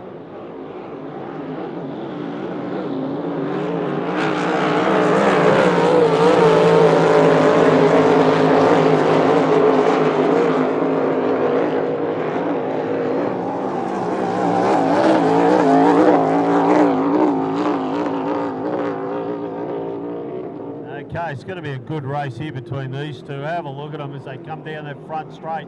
I reckon Brad's gearing's not quite suited at the moment. His legs seem to come in at about half, 3/4 track.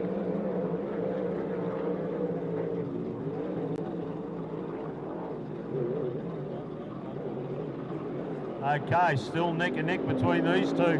Not much.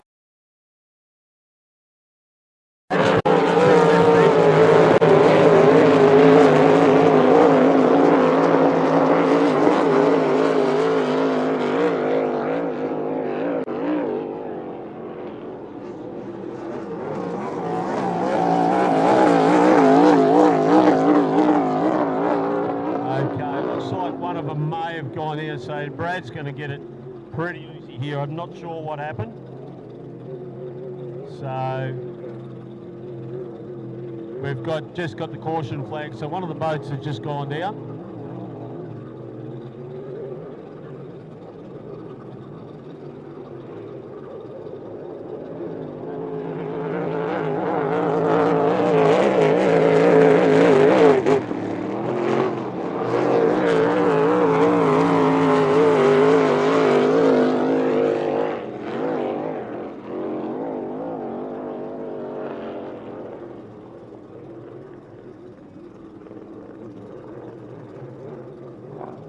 Okay, I think Brad might have got a bit of a get out of jail free card here. He's just lagging a little bit out of the turns, but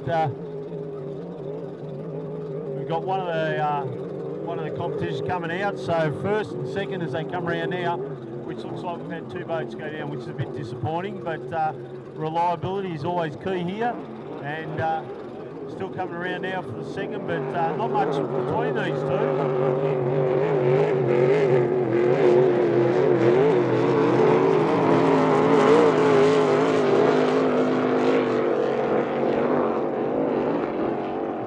Yeah, for some reason Brad's certainly backed off, so I'm not sure what's going on there, but he knows these championship points are very, very important, so he might be just trying to cruise her home at the moment. But look at on the outside, and he's come from near the rear of the field. Brad may have found a few legs there. He may have been just saving the engine a little.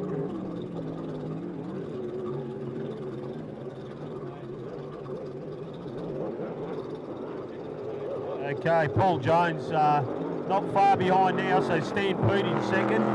So Brad, a really good drive there from him.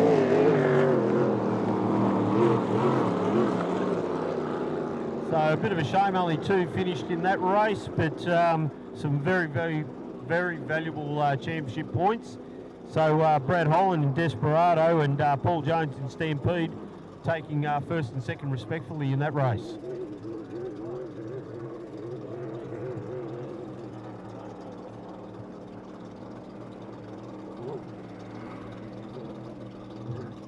Someone that may have lost a phone earlier, I believe it was left in the women's toilets. The phone has been handed into the tower, so if you can come up and describe the phone, we've got it sitting here for you. So someone that may have lost a phone, I believe it was found in the girls' or the women's toilets. Your phone is sitting up at the race tower.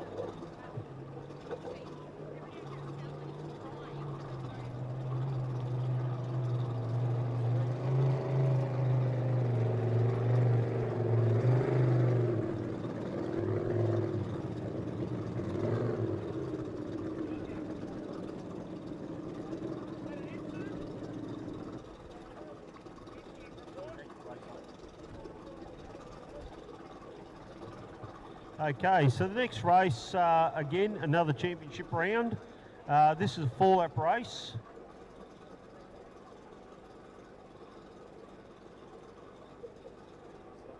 So it's an 1800cc to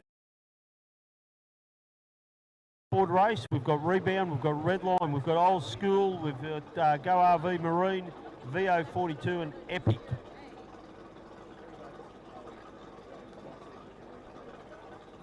So Go RV Marine, Jason, pole 2. We have Old School Zach Murphy in the 1800. Also out of pole 3, Redline, so Rhett Waterfall, he'll be out of pole 3. Pole 4 will be Tyler Gilligan in Epic, out of pole 4. And there on the outside, actually pole 5, so we've got Kesley Dempster in Rebound, out of pole 5, and on the outside we have Charlie Kerwood in VO42.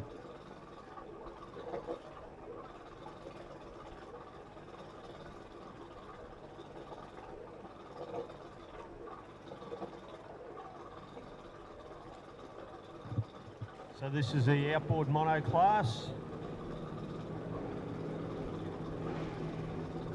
We've just got the boat sitting there out the front there from the boat ramp, just warming up. Immediately following this race, this is the one of the big feature races, okay, which will be the Alan Hall Heat 1, and this is definitely one to stick around and watch. So we'll have, I believe, about 3 boats in this race. We've got Lay It On out of 2, we've got Bad Karma out of 5. These poles might change a little bit just due to the boats that are in it, but Destiny out of 3. So it's looking at the moment, it'll be almost pole 1 will be Lay It On, pole 2 will be Destiny, and Bad Karma will be out in 3. I haven't heard from the connections with Fury, but I think it might be a scratching for this one. Okay, and they're away now. a great start on the outside, but have a look at Brad Holland on the inside. He flies this boat really, really high. It'll dance off the front two sponsons when he comes down, and he does not want to give away that pole.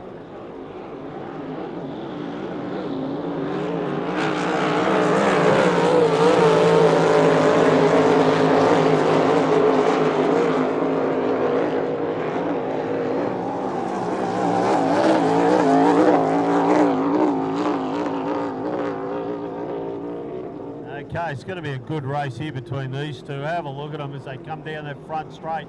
I reckon Brad's gearing's not quite suited at the moment. His legs seem to come in at about half, three-quarter track.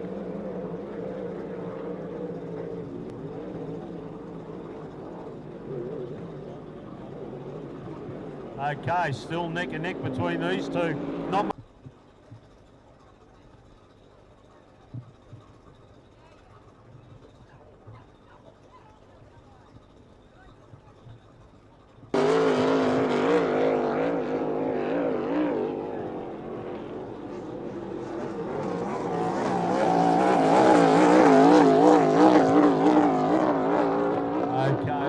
one of them may have gone out, so Brad's going to get it pretty easy here. I'm not sure what happened.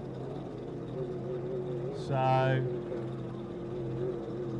we've just got the caution flag, so one of the boats has just gone down.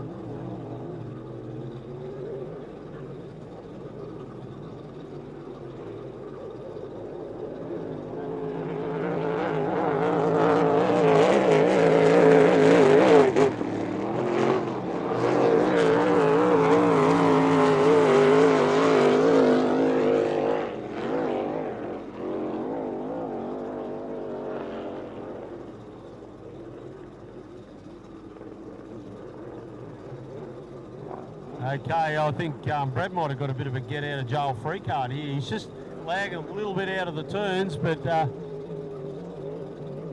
we've got one of the competitions coming out. So first and second as they come around now, which looks like we've had two boats go down, which is a bit disappointing. But reliability is always key here, and still coming around now for the second, but not much between these two.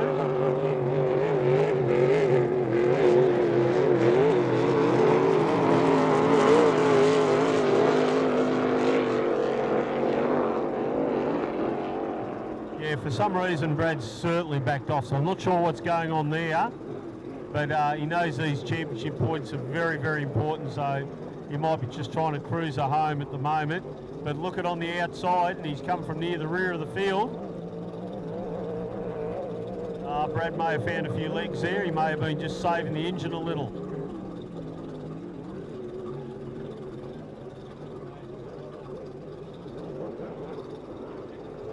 Okay, Paul Jones not far behind now, so Stan Pete in second. So Brad, a really good drive there from him.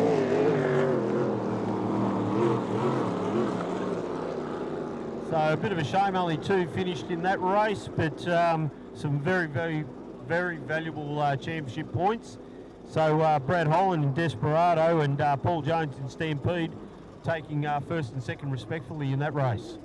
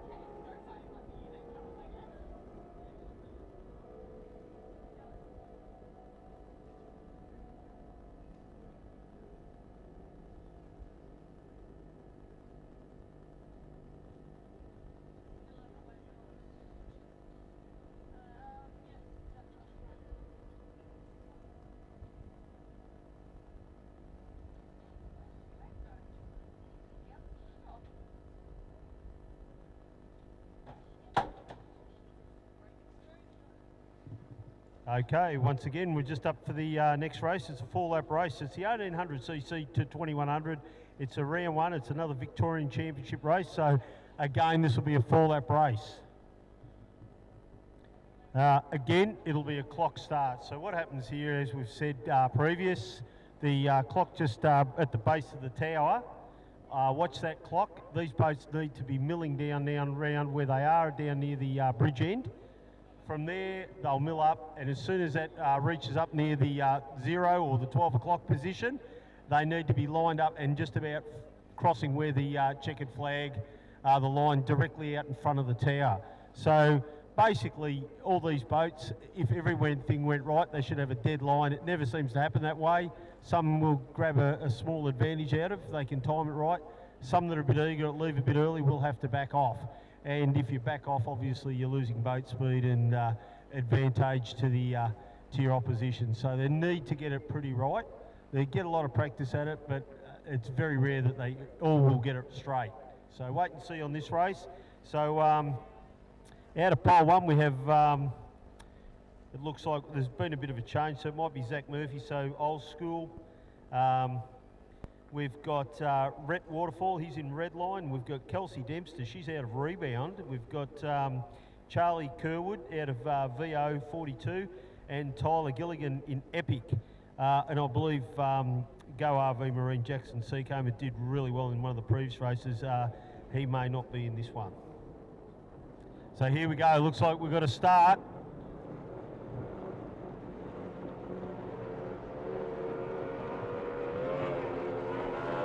Yeah, so a little bit muddled there. There's definitely a big advantage there if you can get that clock just right.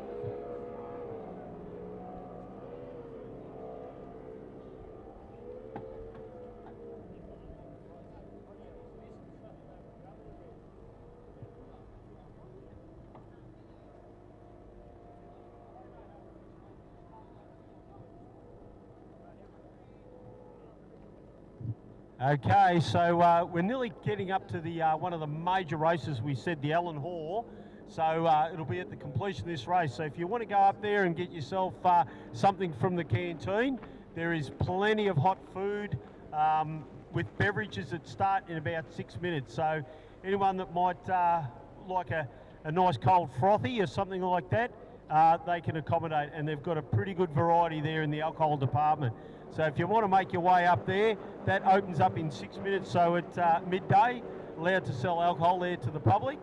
So if you want to wander up to the canteen, but plenty of nice hot food and a good variety, pies, chips, everything. So wander up, and by supporting those guys, you're supporting us and keeps this event alive.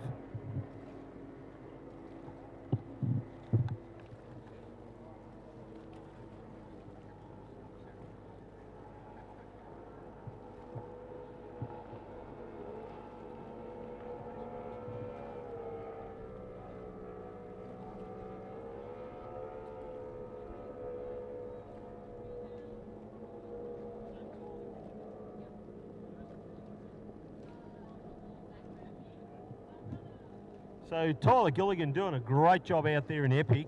He's certainly shown the way from start to finish so far. He got a brilliant start and doing really, really well out there in the #1 spot. Zach Murphy in Old School. Keep your eye on him. Well presented boat if you get the chance to have a look. It's got the old style Merc Cruiser on it. Oh, Mercury. And yeah, look at him. He's got that sitting up beautiful. And taking, running really well there in second place.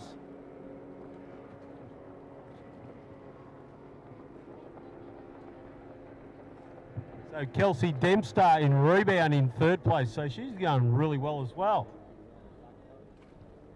And in 42, we've got Charlie Kerwood bringing up the rear, so out there in fourth.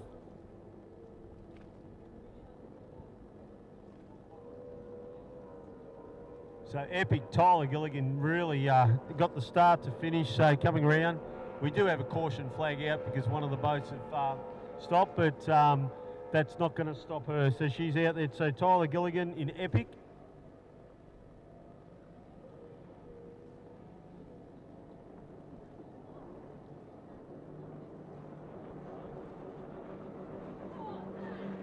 Oh, and we've hit the boy. So, yeah, obviously not ideal in that situation.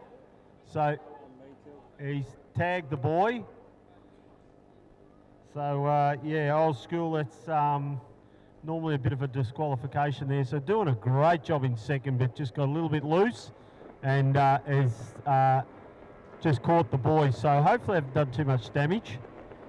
We need to get that right, obviously, for our feature race.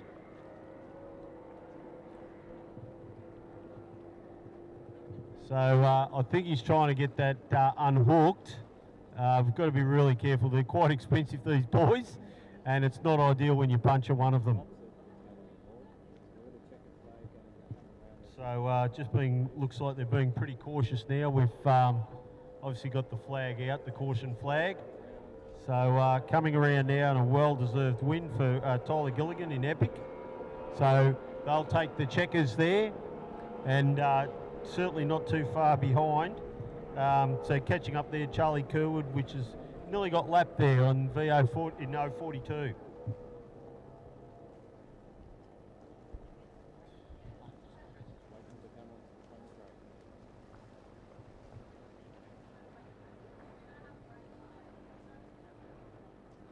Can you focus up on Zach Murphy and Tilly split the screen?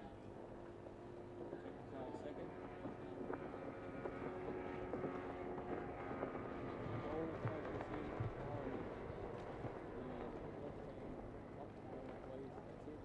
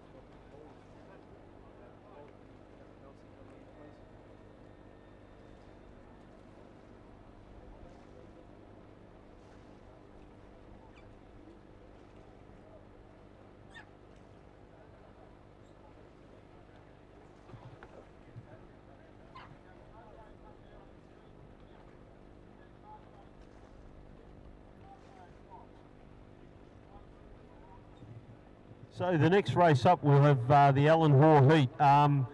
There's been a fair few scratching in this race, which is a bit disappointing, but two of the real star contenders are running. So it's a brother team. So we've got Destiny and we've got Lay It On. So those two boats, just disappointing for the connections with Fury and the rival team. They've just had a couple little engine issues, which they hope to rectify and hopefully get the boat back out tomorrow. It's sort of run out of time to get it fixed for this race. But the Alan Hoare race, it'll be run over a 3-round series. So it's we've got one race today, one tomorrow, and one in the near future coming up. So over 3 rounds for the Alan Hoare. But the two boats, we mentioned earlier, they've been out in practice. A few people that rocked up early would have seen these two boats. They're both child's play boats. Both sort of fly under the same banner. You'll see the big race transporter in the pits there, and it's a really good boat to watch, this Destiny. It's pretty exciting, 18'6" child's play, and quite quick there in practice. And the brother, Tate Ramsey, so we've got Brett and Tate Ramsey, we've got, Tate, he'll be running the lay it on boat, so that's the bigger 21-foot child's play.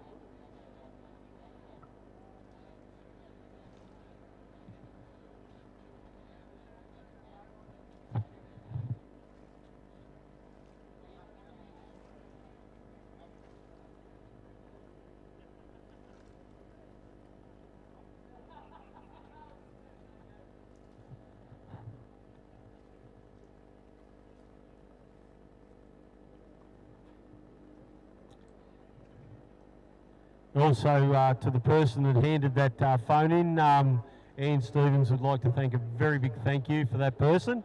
Very much appreciated. She was having obviously a bit of a stress out losing her phone, and it was really nice. The person that handed into the tower did the right thing, so thank you very much to those guys.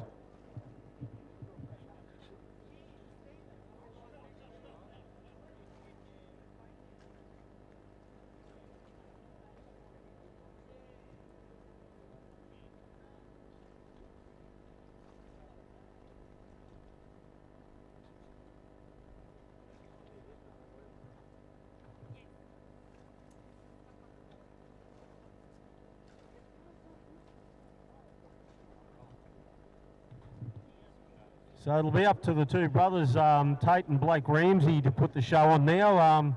We, as mentioned, there's just a few engines, they're very, very highly strung, these things. Make a lot of horsepower. They're blown alcohol. Look, in the vicinity of, around that 16, 18, 2,000 horsepower. Like, they're very, very quick machines, but comes at a cost. And to keep these things running right with no complications is a pretty difficult job. But yeah, at the moment it looks like B&R, the B&R Brett Needry Racing, flying the show at the moment. He's got two boats out there, so hopefully they can put on a bit of a show, and we'll see those boats. So they're about to leave shortly. So that's for the Allen Hoare. It'll be Heat 1, and I believe the white boat, the lay-it-on boat, it'll be out of pole 1, and out of 2 will be Blake Ramsey in Destiny.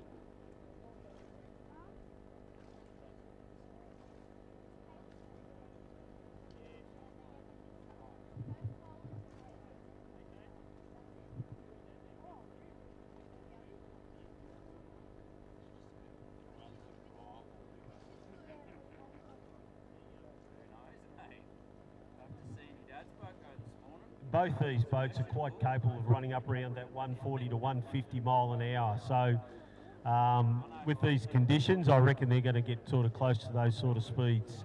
So they're just getting set up now. I can see they're down on the water, so we're not far away. Just making sure the course is all correct. We're just bringing the boat in now, and we'll get this race underway.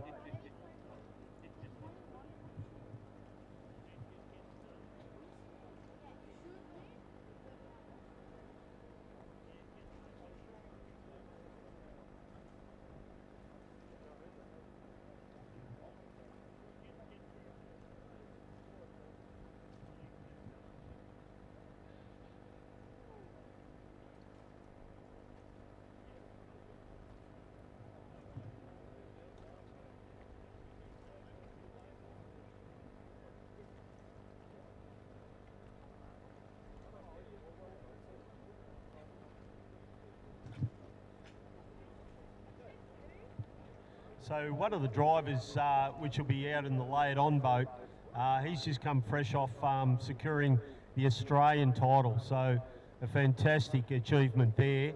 So that will be the driver in the white boat lay-it-on. It's a round series and very, very hard to win, very competitive.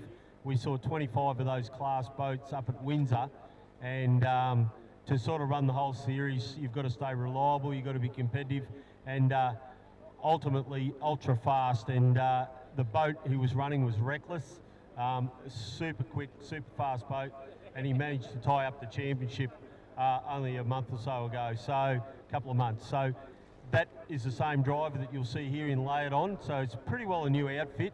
They did debut the boat up at Windsor. So Margaret and Betty Leighton are the owners of the boat, and they've brought it down, and Tate's happily jumped into this thing and running one of his engines. So they've got another similar engine getting built at the moment, but this particular boat with this engine combo has been a very, very impressive start out. So it's only its second time on the water, and it'll be definitely one to watch here this weekend.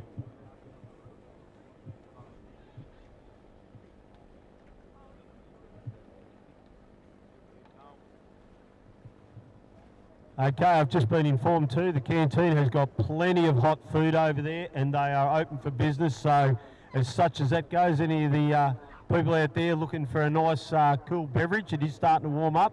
I know they've got all the brands of beer in there, and some of the my favourites, the bourbon, Jack Daniels, stuff like that. So if you want to go over there, support them. They are open for business, and they have got a lot of food there in the canteen. So by supporting them, you keep these events going.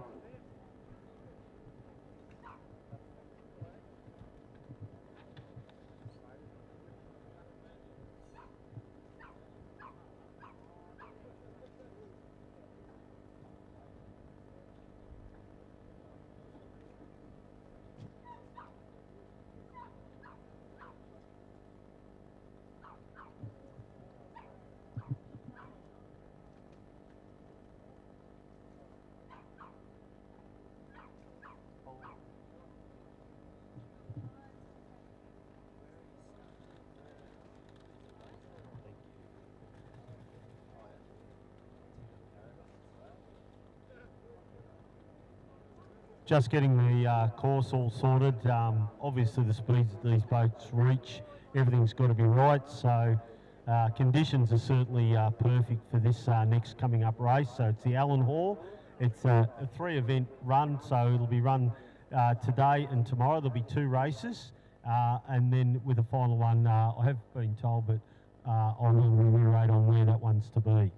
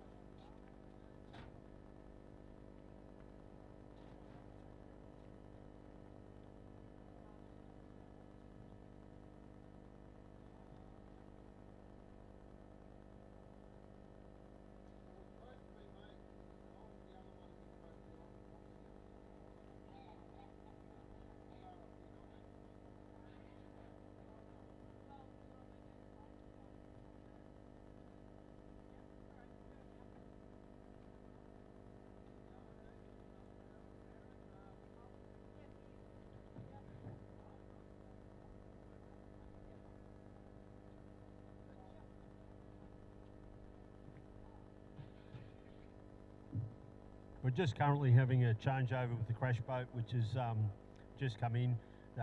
They've been out there for quite a while, so just having a change of people. We've got to get them back out in the water. I can see the 2 big blown alcohol boats that we talked about with Destiny and Lay It On. They're both just sitting in the water, so we're only moments away from those guys taking place.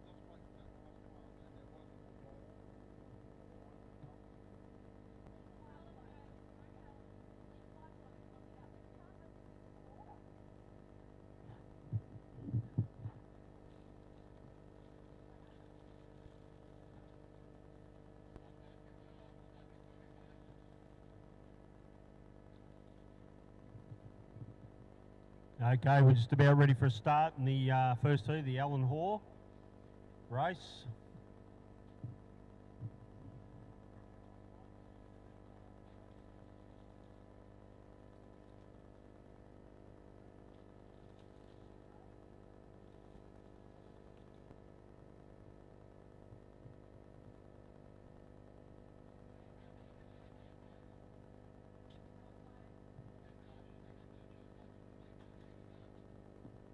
Okay, the one we've been waiting for, we've got the start boat just going out there now.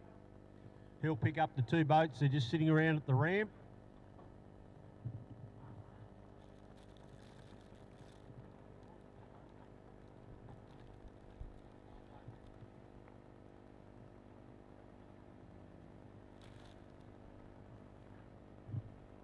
I can just see Lay It On just getting moved out now, just starting to come in.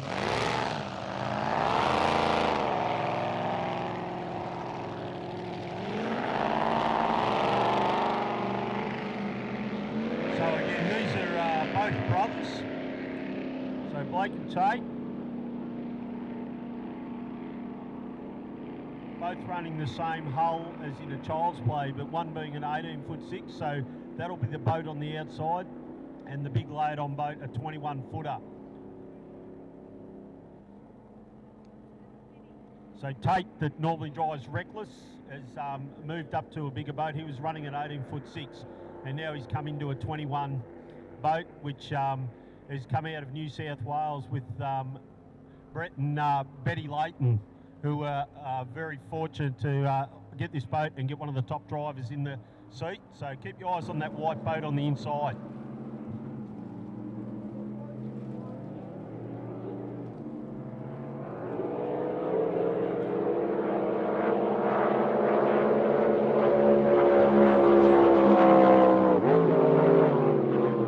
They come down, great start from Destiny, so the brother is really up there now. They come out side by side. Now watch this Lay It On boat as he gets the power down.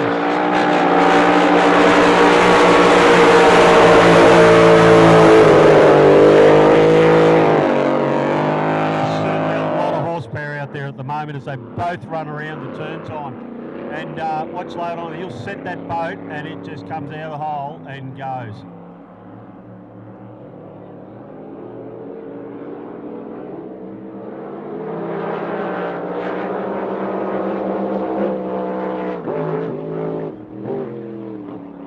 Certainly putting a show on these two as they come in side by side once again, and a little bit of courtesy from both of them there as once again they get on the power.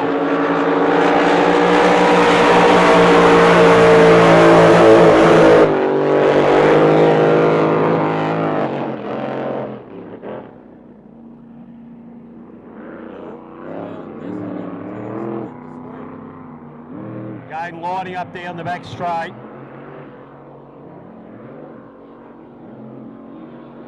Sounds like Lay It On may have just eased off a little bit.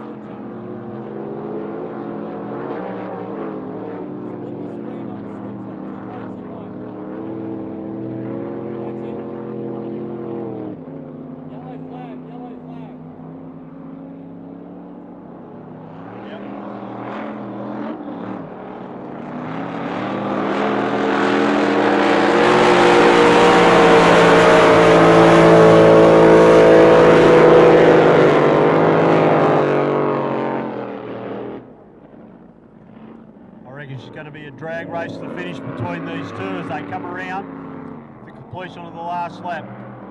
Trying to get the power down, they're both out of the water.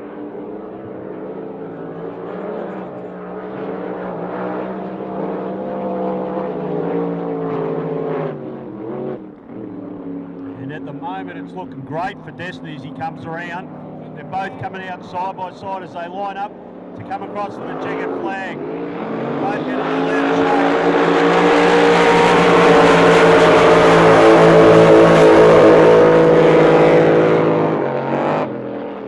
And an unreal drive there from Blake, so he'll take the checkers on this occasion, and a great drive from him in the small 18'6" child's play. Looks pretty happy with that.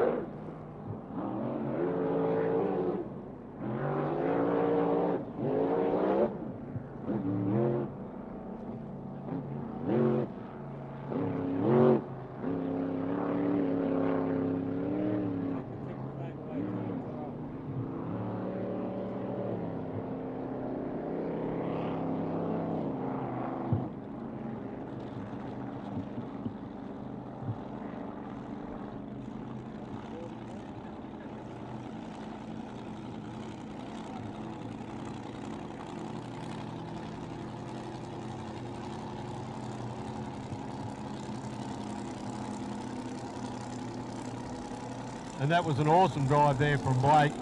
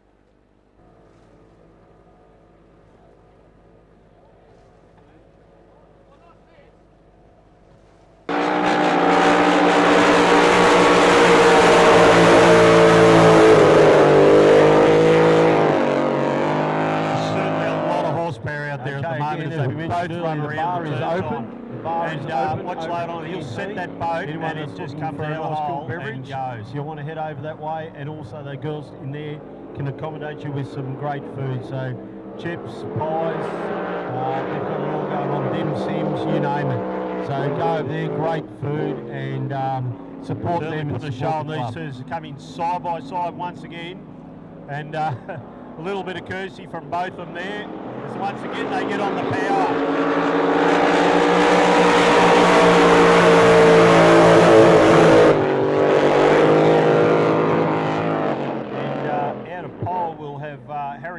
In Bud Light Junior. We've got out of 2, we've got JD Land, which is Tough Luck. Going lining up down the back straight. Flat out. Out of 4, Candice Rainbow. Sounds like Lade may have just eased off a little bit. Pole 4, and on the outside in pole 5 will be Levi Witten in Little Untidy. So that race 10, will be up next. It's a 3-lap race. It'll be a clock start at the base. You'll see the clock at the base of the tower, and it's a 3-lapper. Yep.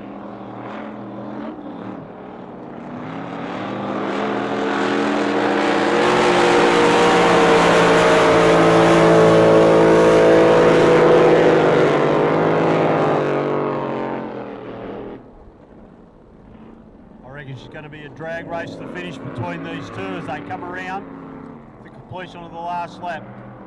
Trying to get the power down, they're both out of the water.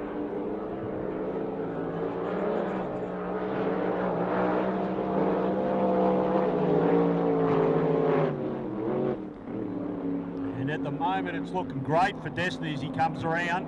They're both coming out side by side as they line up to come across to the checkered flag. Both get a little out of shape.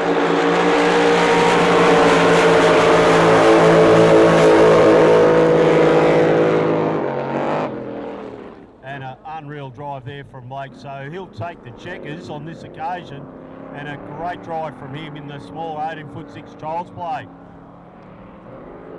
Looks pretty happy with that.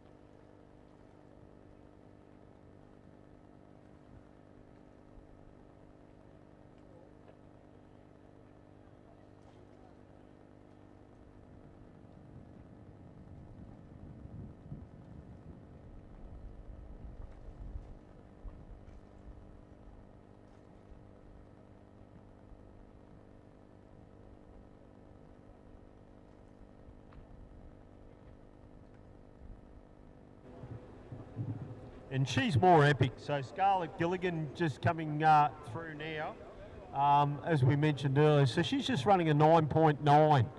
So a lot smaller engine, giving away a fair bit of horsepower, but doing a great job just the same.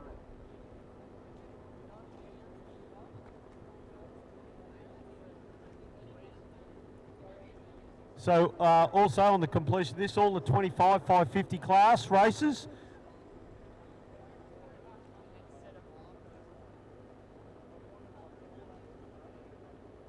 So 25 and 550 class drivers need to be on the water now. Get your boat sorted for the next race.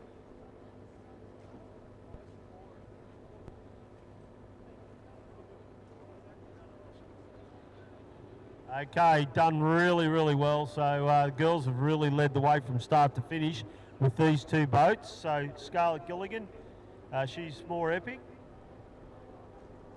Oh, sorry, Ellie Gilligan. I've got the sisters mixed up then. So she's epic with the first, and we've got the sister at the rear there. So just going down the back straight.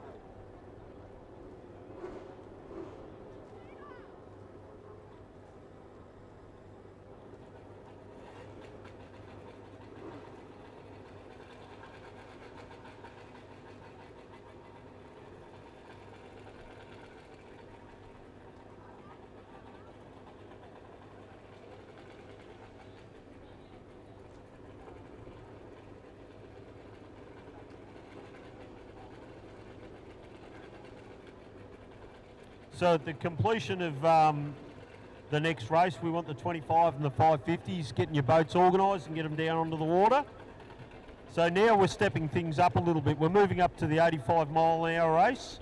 So it's also another Vic title race. We've got Ricochet with Jakey Wilson. He's there. We've got Freedom, Bob Reed. We've got Tickled Pink, Andrew Reed, so father and son duo. We've got VO42 with Charlie Kerwood that you saw earlier out in practice, and Ranger Troy Cameron. So yeah, a Vic title race, and out of there, so Bob Reed, he's done really well. He's pulled pole 1. So we'll have Bob Reed in Freedom, a big campaigner. He's been around for a lot of years in this club and involved, and has done a lot of laps around this course. So keep your eye on him. He'll go really well. So Bob Reed in Freedom. Out of pole 2, we've got the Ranger. So it's an orangey boat, obviously, with the nickname Ranger. So Troy Cameron, keep an eye on him. Very quick boat. He's doing some practice laps earlier, and we've seen him going really well. Andrew Reed, as mentioned earlier, that's the son of Bob Reed in Tickle Pink. So he's out of pole 3. Out of pole 4, we have Ricochet Jake Wilson. So Jakey Wilson out of there, and then Charlie Kerwood on the far outside, VO42.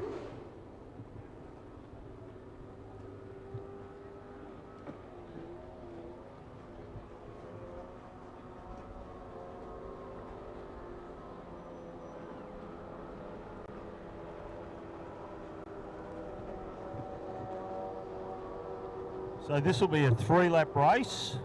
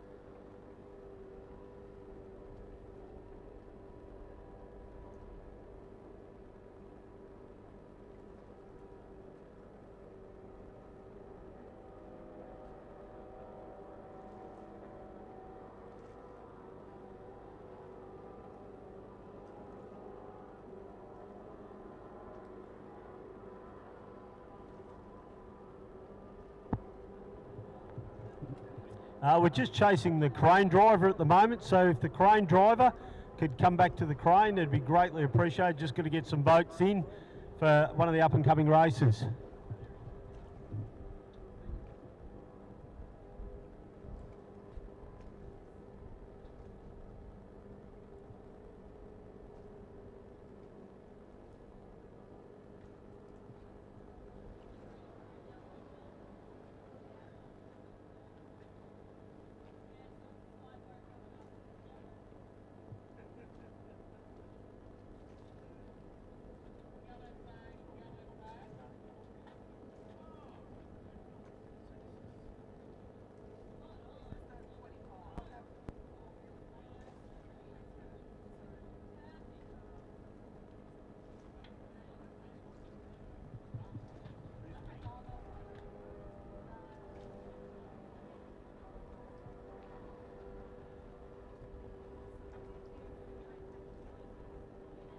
Okay, we've got Chase Hamilton coming across the line now in flat out.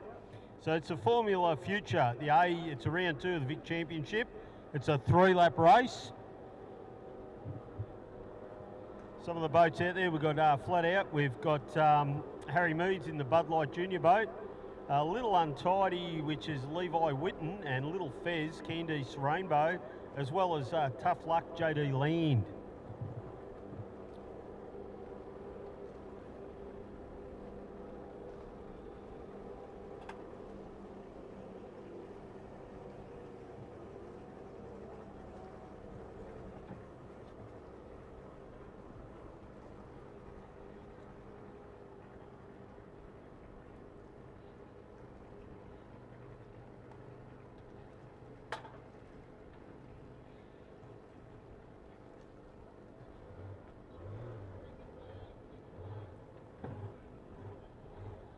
Okay, getting ready to come around and take the checkers in this first race, race 10.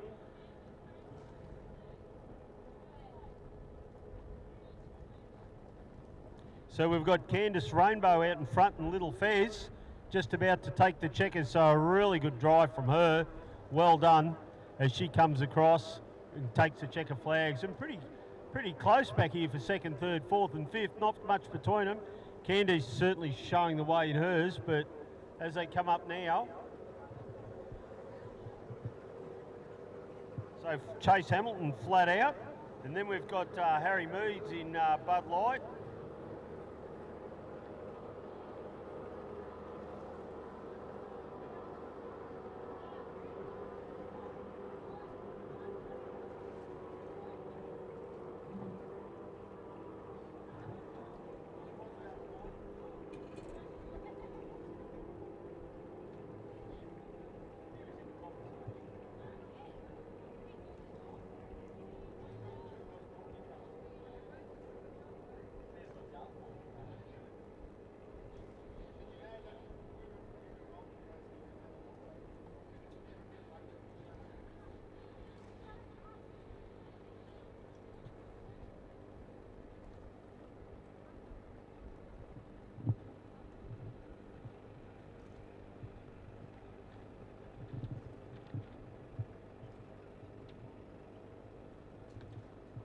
Okay, once again, some of the sponsors we need to touch on here this weekend, again, make this event possible.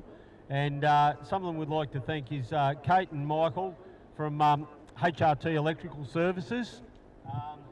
I know they've done a lot of work there in the club rooms and bits and pieces. Very much appreciated, likewise with AWM Electrical Wholesalers out of Pakenham, another one of the great sponsors. So thanks very much to those guys.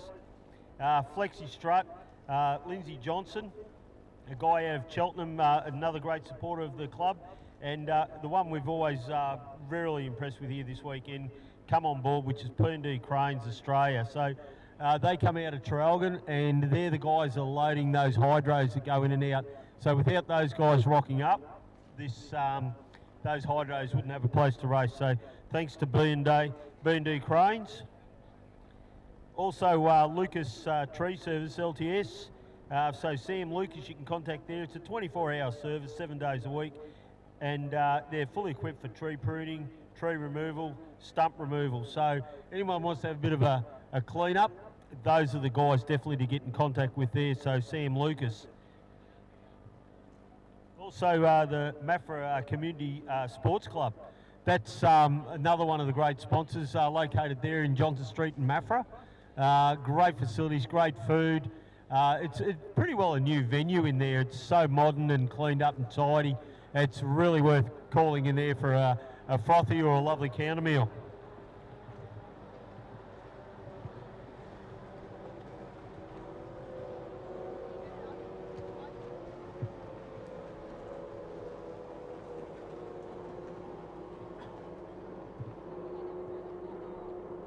TTMI, Partners in Machinery, so they're the suppliers of the pit tractors that are here this weekend. So again, it's a lot easier putting them in and out. When in the old days we used to put them in with the vehicles and the cars, and adds to a lot of congestion in the pit area. So TTMI have come on board, and they're the sponsors with all the tractors. So again, the ones that support us, we like to support those guys. So anyone in need of tractors, farm machinery and so forth, get in contact with those guys.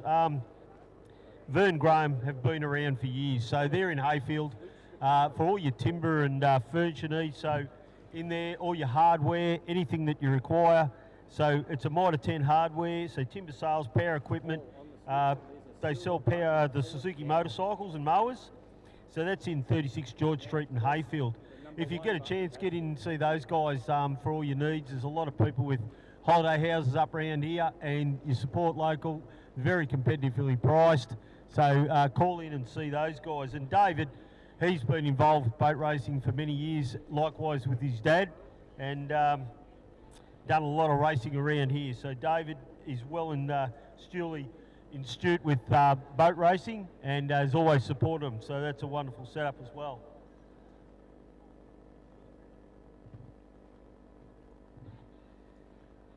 Also, Eric's Marine. So Ash Erickson, another really good sponsor, really proud sponsor of the club for us. All types of boat repairs, any servicing that's required, and he's in 79 Latrobe Road, Morwell.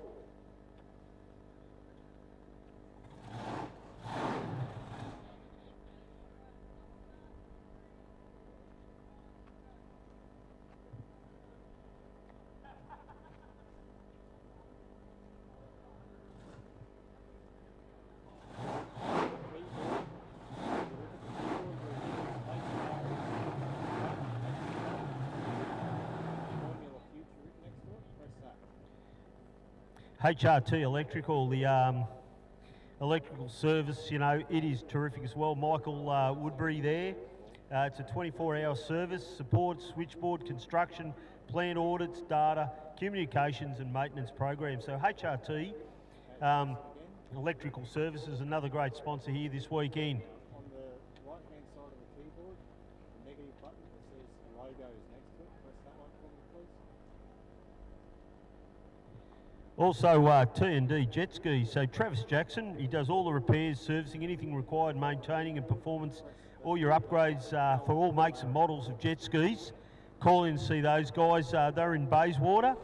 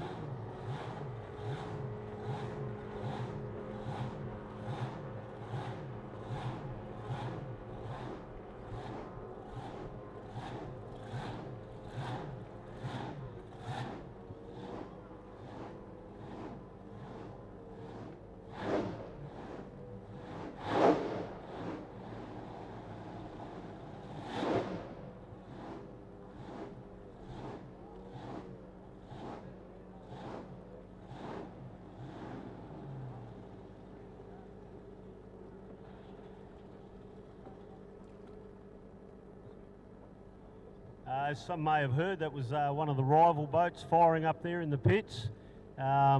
It's one that he brings more so on display because now with the speed capabilities of these boats, for a lot of reasons, they've run capsules now. There was a lot of deaths back in the days. These boats capable of 130, 140 mile an hour, and just sitting out in the open. They've now basically revolutionised the sport and somewhat in putting capsules in these boats. Of great safety factor, and touch wood, there's been no deaths since they've gone this way. But this was a very high-end boat back in its day, won a lot of races, and they brought it to display this weekend. It's a full-going concern, as you just heard it fire up there in the pits.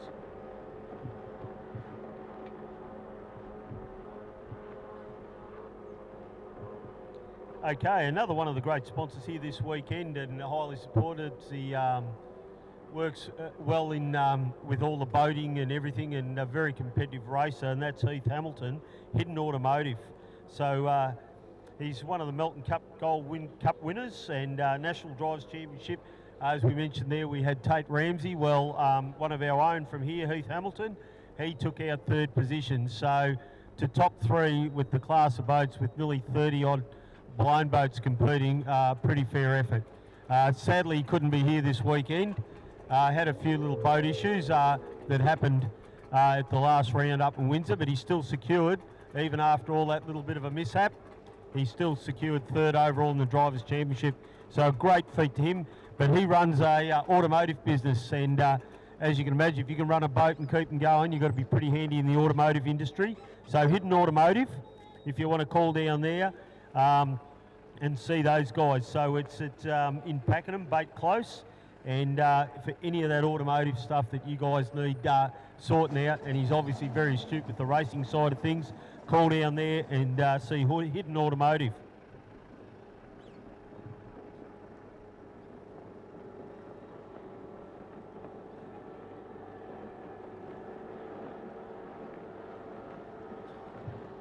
As we've mentioned a few times, the bar is definitely open. It opened from 12 midday today.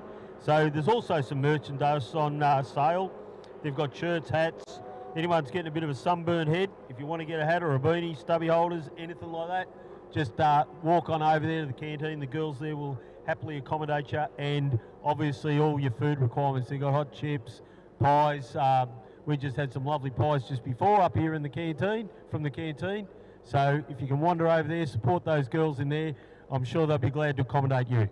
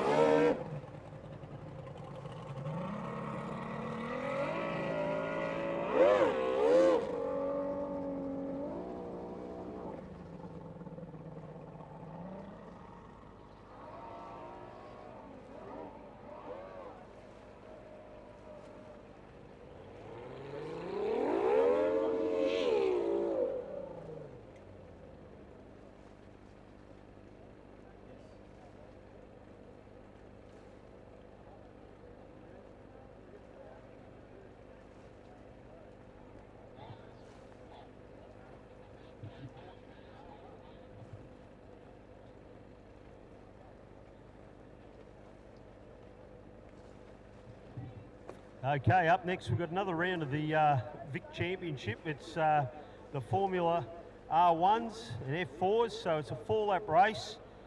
We've got 3 boats out of pole 1. We have Max Seacombe, Addicted to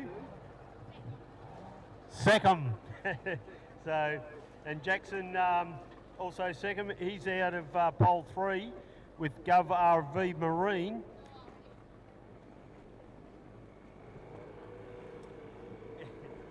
Tyler Gilligan will be out in Epic in F4 in pole 2. So pole 1, Max Seacombe, he's had a great weekend so far in Addicted to. So watch that little blue boat, really quick. So watch him, he'll come out of pole 1, out of pole 2, Tyler Gilligan in Epic F4.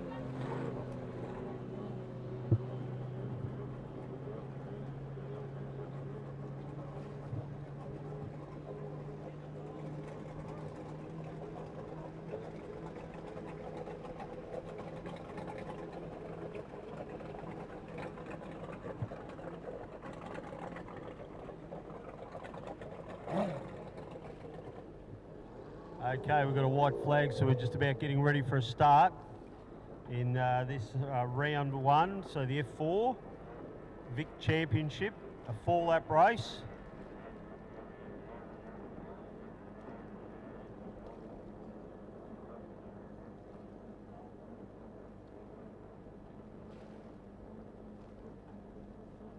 So the blue boat, Max Seacombe, he's an Addicted to. So watch that boat out on pole 1. We've got the white flag out, so we're going to get ready for a start, just waiting on the start boat.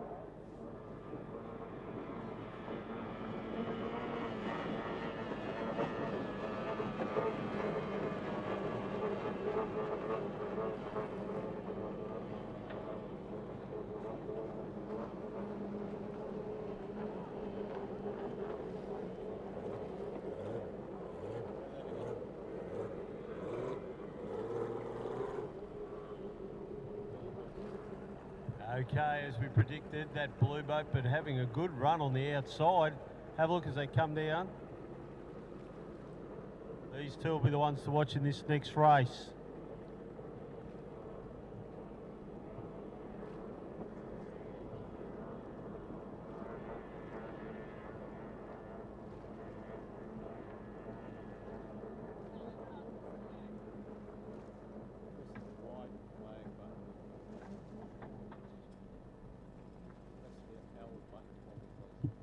So in this upcoming race, we've got Max and Jackson Seacombe. Max will be in Addicted to. He'll be out of pole 1 in Go RV Marine.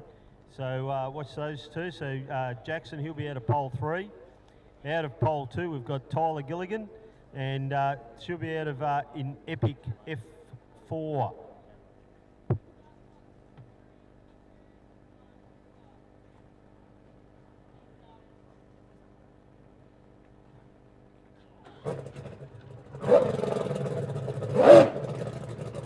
Okay, the clock's already running now, so we're not far off this next race.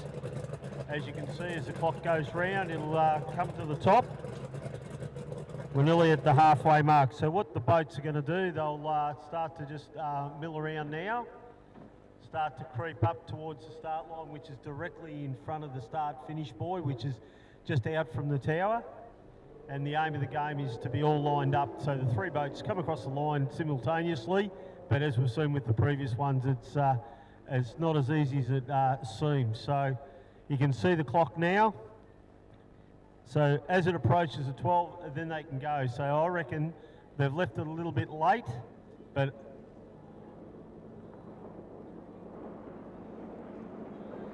okay, a great start there.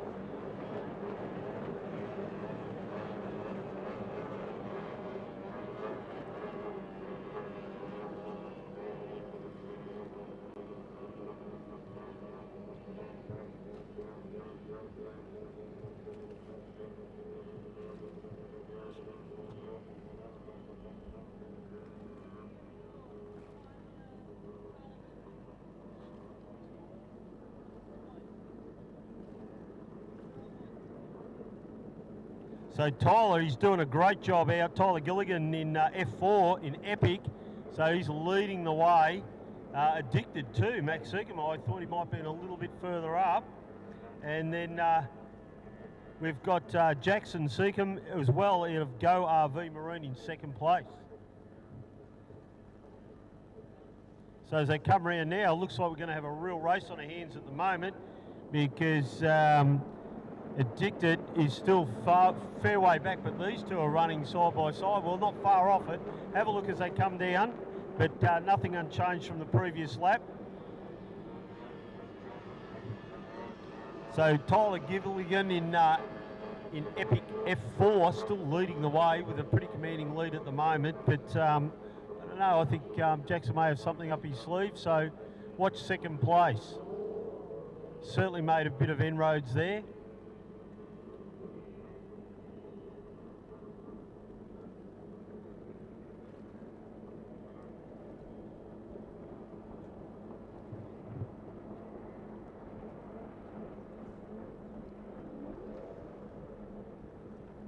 Okay, as they head down the back straight again.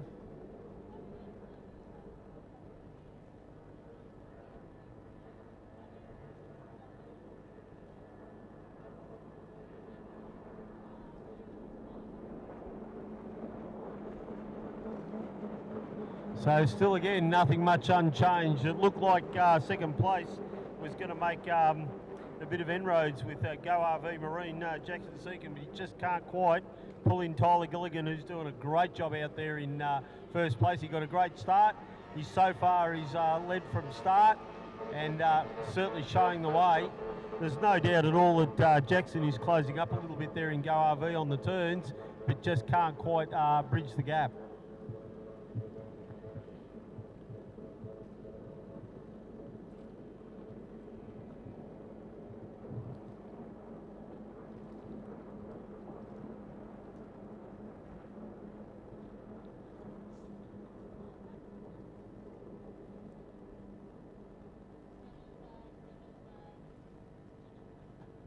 Okay, as they come around now to get onto the last lap flag. So they come around, again, lead still unchanged as they run away with it. So Tyler Gilligan still showing the way, definitely just still nothing much unchanged between these guys. It would just remain to be seen if the start had been a little bit closer, whether things may have changed, but take nothing away from Tyler Gilligan. He's certainly got it nailed at the moment. But again, that gap closes up in that far turn.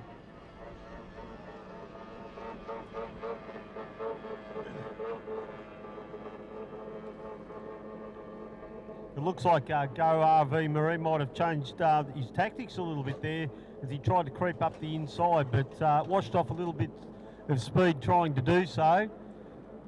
But trying everything just to bridge that gap, and it's just not quite happening as they come around and they're looking towards the checkered flag. But at the moment, it is all Epic 4. Tyler Gilligan has run a all but faultless race, but have a look on the outside, just has not given up, and that's Jackson Seacombe as he comes around. But it'll be Tyler Gilligan to take the win.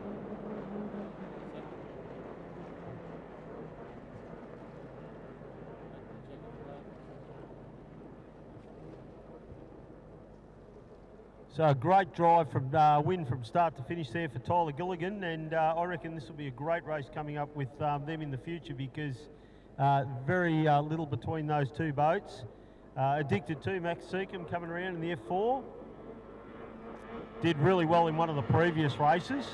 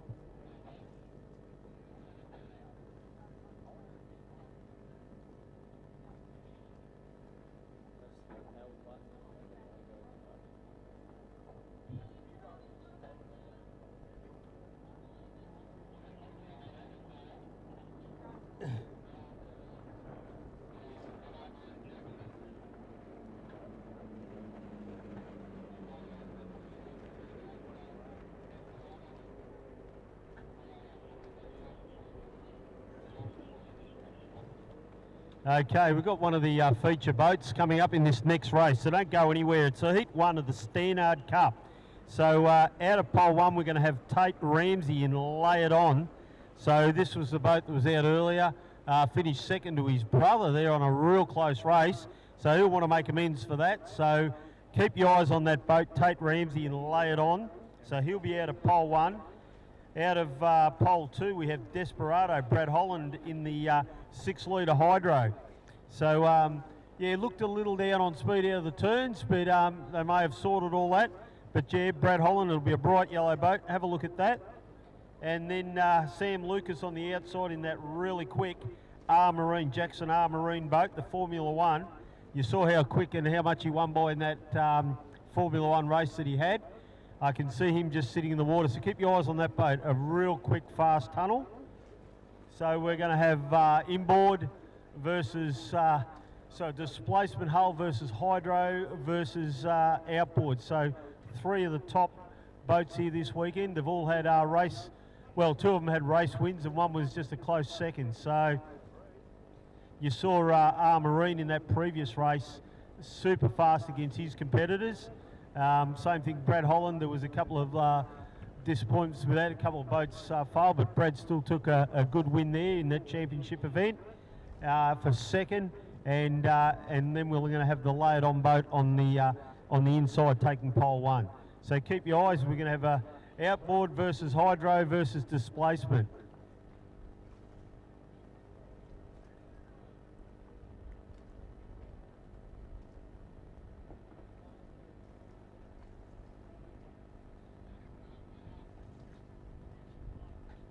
Okay, I can see the R Marine boat. It's just sitting down now, just in front of the boat ramp at the tower, so he's right to go. I can see the Lay It On boat, the big 21-foot Child's Play, so it's blown alcohol, and we're guessing somewhere in the vicinity around that 1800 horsepower mark. So he's doing a bit of a test and tune, I reckon, so you might see him unleash a little bit more power in this next event. I know the outboard guys love beating a blown boat, and likewise, so blown boats don't like getting beaten by outboards. So this is set up to be a real good race, and then throw a real fast 6-litre hydro into the mix and look out. Okay, we've got a start boat as it heads out. I can see the hydro, we're just waiting for Lay It On.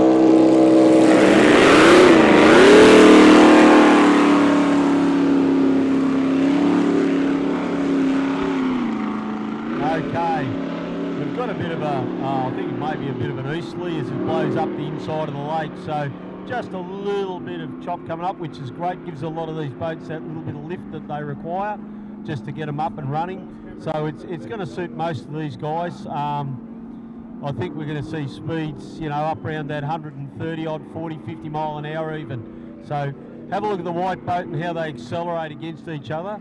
We've got Brad Holland out of pole 2, the yellow boat, the hydro, and on the far outside we've got R Jackson Marine in the Formula 1 boat. So a real mix up here.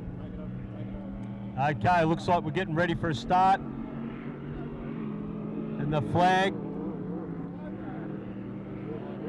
So here we go, and they're away.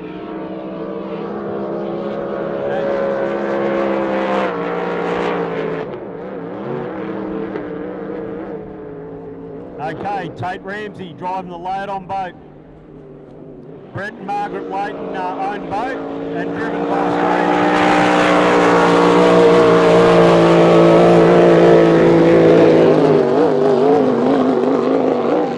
Okay, Brad Holland has definitely upped his game. He's still out, holding out the outboard in the Formula 1, so a great drive from Brad Holland in second place. But have a look at the Lay It On boat as he brings it down the back straight.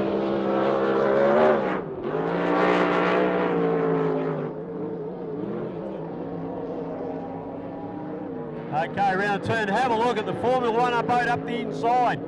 So a good race between those two.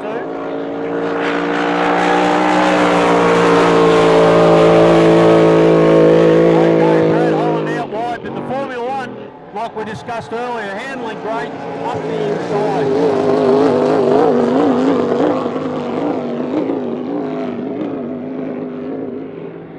again, down the back straight, the layout on boat, and it is really running away from the competition. Yellow flag. A few waves getting up there on the inside, so it might make it a bit interesting. So he stands on it once again down that front straight.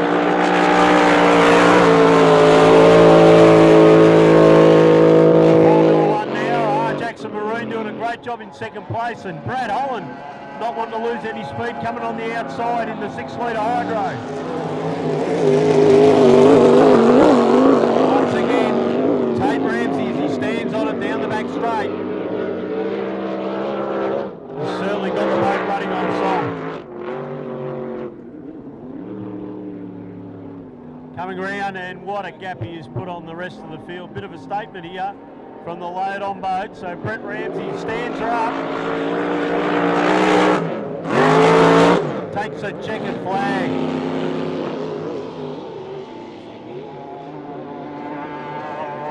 And a great drive there from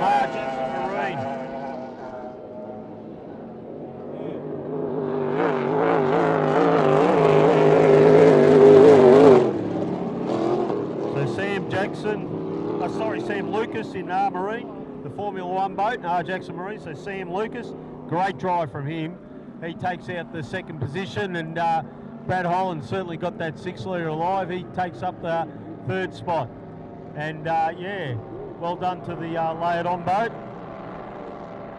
So Tate Ramsey driving that. Certainly looks like they've picked up on a bit of tune or something, because it seems a lot quicker in that race. Going quite well.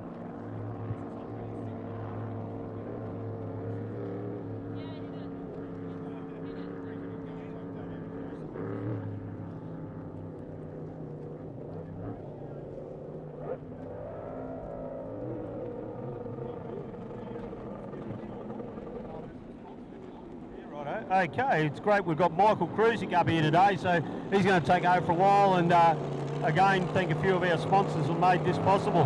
So I'll hand you over to Michael.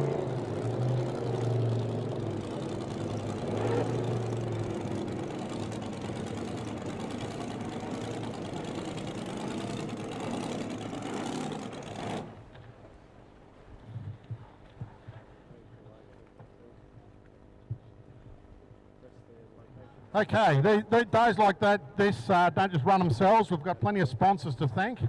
T&D Jet Skis, for all your jet ski repairs there out of Bayswater. Great bunch of guys down there. Hidden Automotive, that's young Heath Hamilton, our Commodore of our club. Also, he's in Pakenham.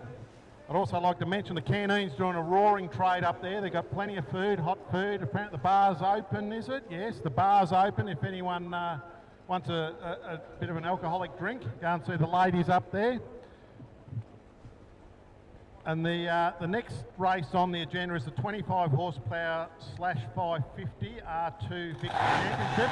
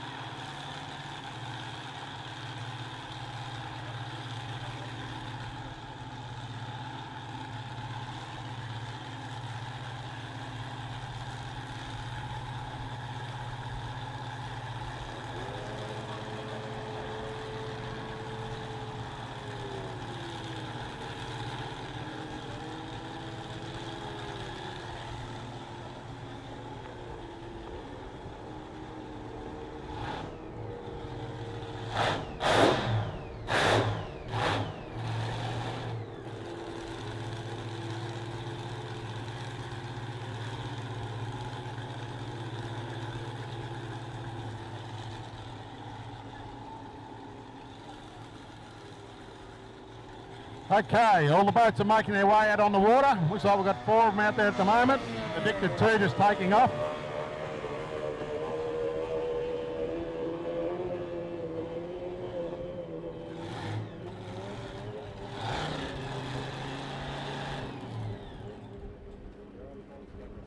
There you go. I'm sure you'd rather hear that sound of that boat running than me jabbering on, but okay, 25/550 R2 Vic Championships. Looks like we've got 4 or 5 boats out on the water. And I know these boats look small, but when you're driving them, they feel pretty quick. We'd also like to thank our crane for the day. That's come down from Terrelgan, P&D Crane Hire. Also Flexi Strut that are sponsoring the Alan Hoare Unlimited races today. And our local electrician, Kate and Michael from HRT Electrical Services and AWM Wholesalers in Pakenham. They've done a lot of work for the club over the years, keeping the place running. Also Lucas Tree Service. Sam Lucas, he provides a 24-hour service and stump removal.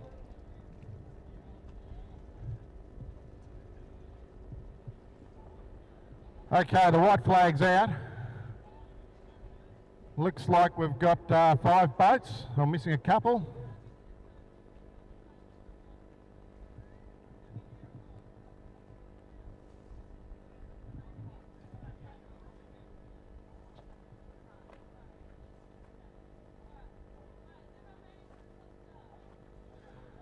Okay, this race is a clock start. Well, we're just having a late come onto the course.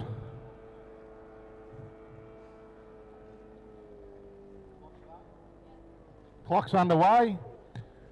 I'll take when it hits 0, they all have to cross the line at the same time.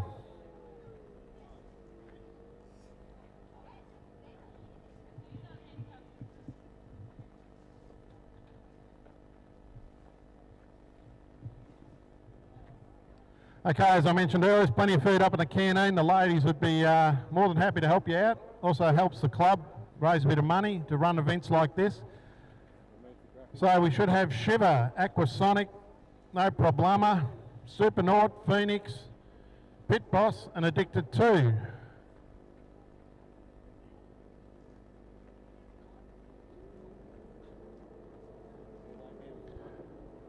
Okay, clock's obviously counting down because they're all underway. And away we go.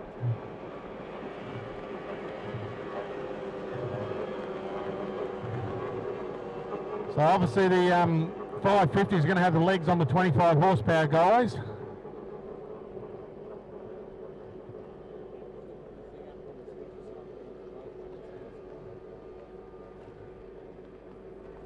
Okay, they're rounding the rear wall, still all pretty even up that rear wall end, and they'll head down the back straight away. Conditions absolutely perfect out here at Lake Glenmaggie today.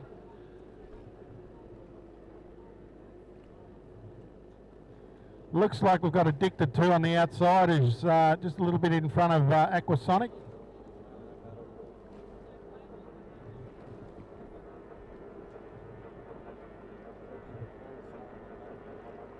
As I said, these boats are very evenly matched. Harder to drive than what it looks. And believe me, they're having a bit of a rough ride out there.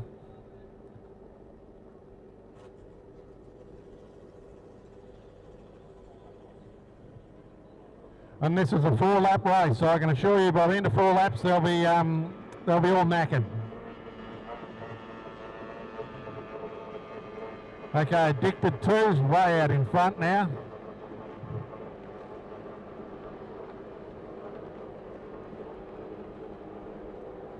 Shiver just crossing the line now.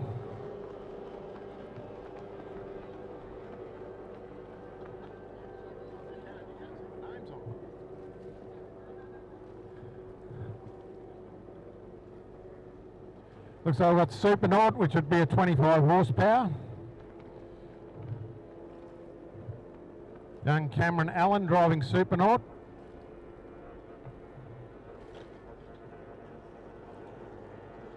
Still looks like Addicted 2 out in front. Driven by young Max Seacombe. Showing a clean pair of heels.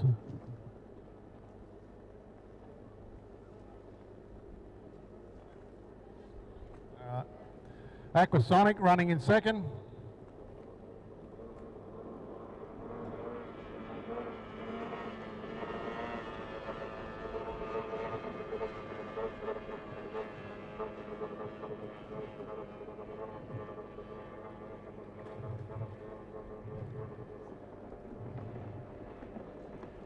Okay, we just had Aquasonic crossing the start-finish line. No problemo. Followed by Phoenix, Taylor and Jake Jackson. That'll be Shiver. Bailey Canara. Taking after her father, Jimmy. Oh, his father, sorry, his father. I think Jimmy always used to run last in the 4.2s. Oh, second last, I should say. And then Supernaut just crossing the line now.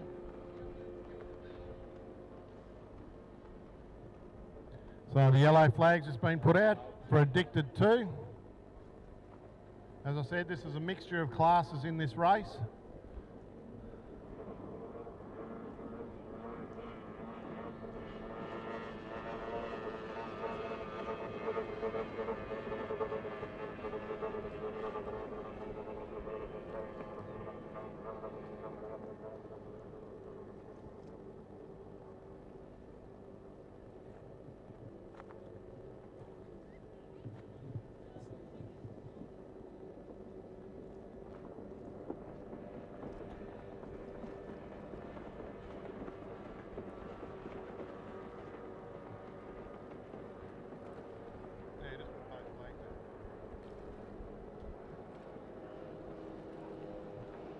Okay, we just had Phoenix and Shiver go across the line.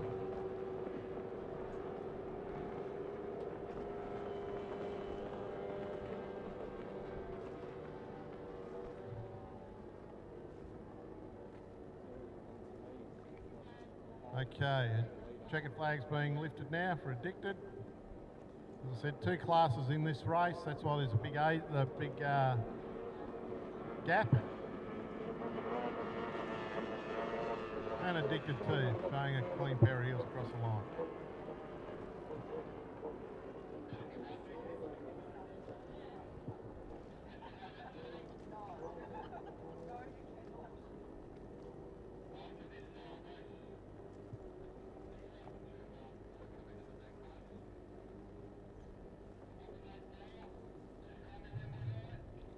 Okay, just waiting on a couple of the other boats to cross the line now. This will be Aquasonic, Tyler Scott.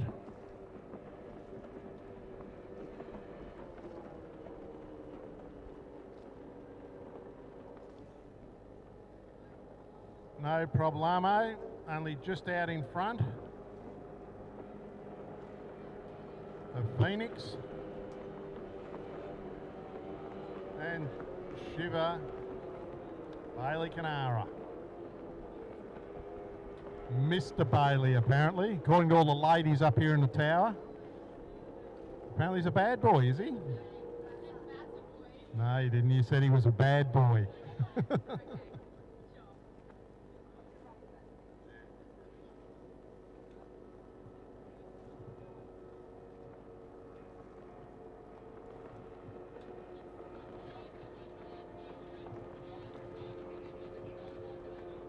Okay, the red flag's been out, and some of our other sponsors for the day, we'd like to thank TTMI for all their tractors that they've supplied.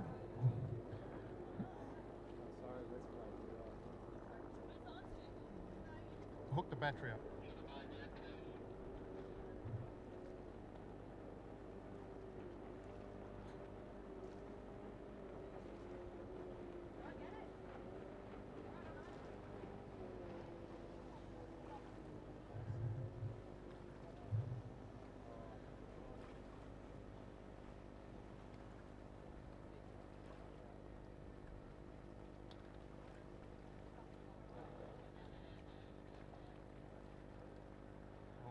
Raise a black flag if they've closed the...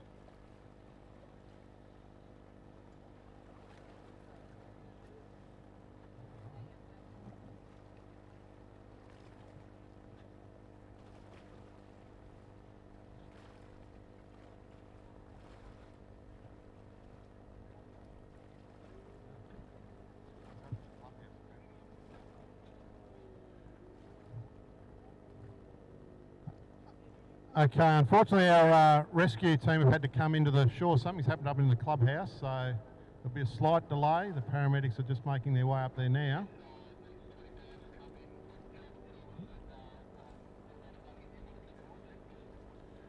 So if we can get all the boats back in, try and stay away from the main jetty area.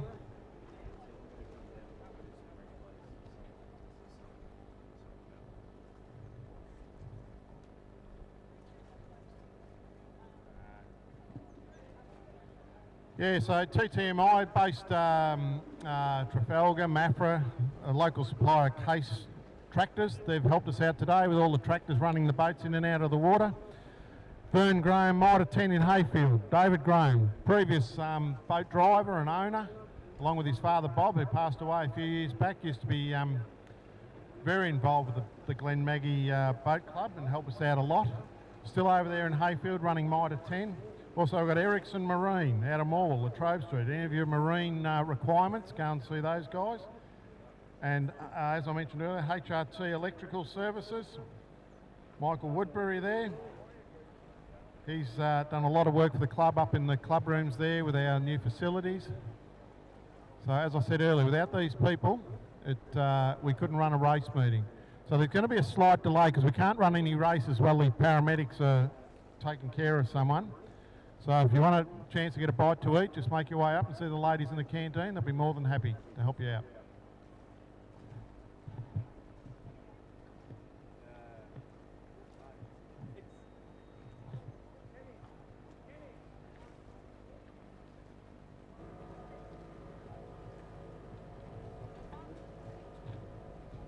Just letting people know.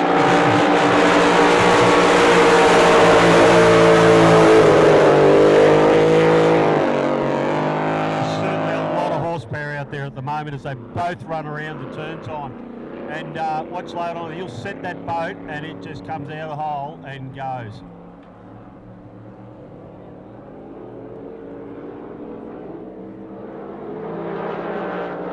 Okay, on our list of boats that are in this one is Bad Karma, Stampede, certainly putting a show on these two, coming side by side once Bud again. Light Racing. And so a little bit of coasting from both of them there. Sort of start getting Once yourself again, ready. they get on the power.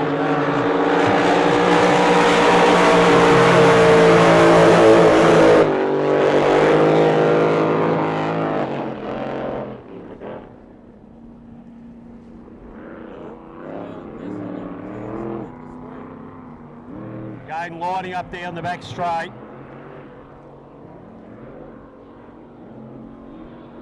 Sounds like Laidon may have just eased off a little bit.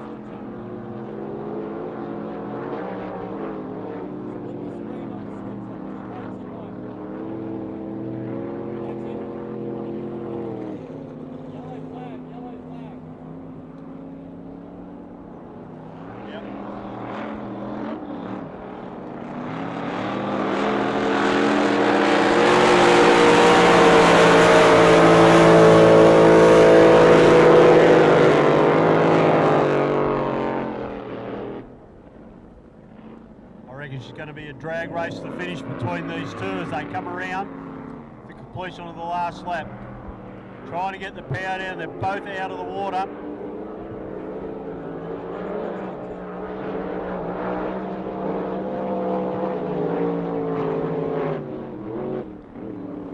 And at the moment it's looking great for Destiny as he comes around. They're both coming out side by side as they line up to come across to the checkered flag. Both get a little out of shape.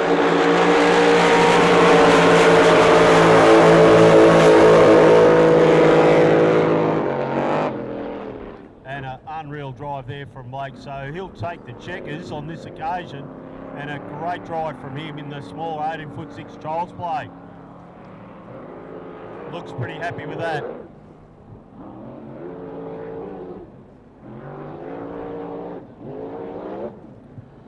Yeah, we're just going to put the red flag out, so if no boats are into the water, we can get these boats out of the way that are here. We can't run anything until the paramedics are done, so we get them back out on the water.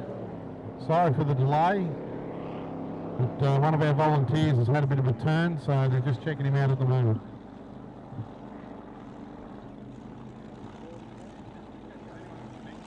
there's any connections with Bud Light that's idling out there and you've got him on the radio set, just tell him to stop if you can.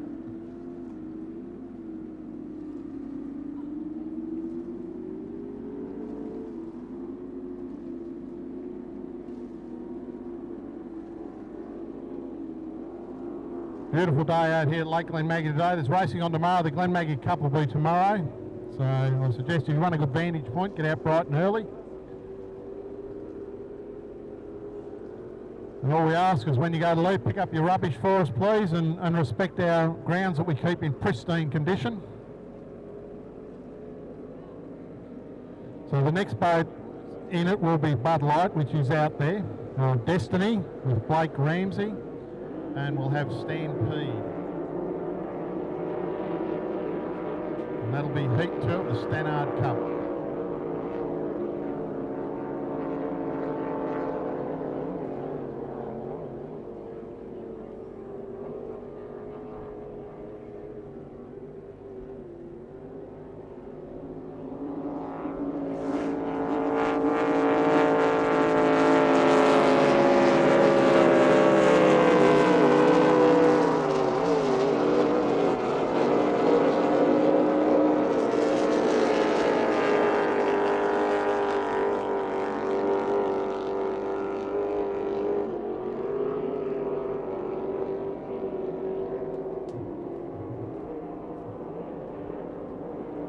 If you've got some drivers sitting in the water, I suggest if they're in their capsules, you give them a drink or something, because it's going to be a little bit of a break here.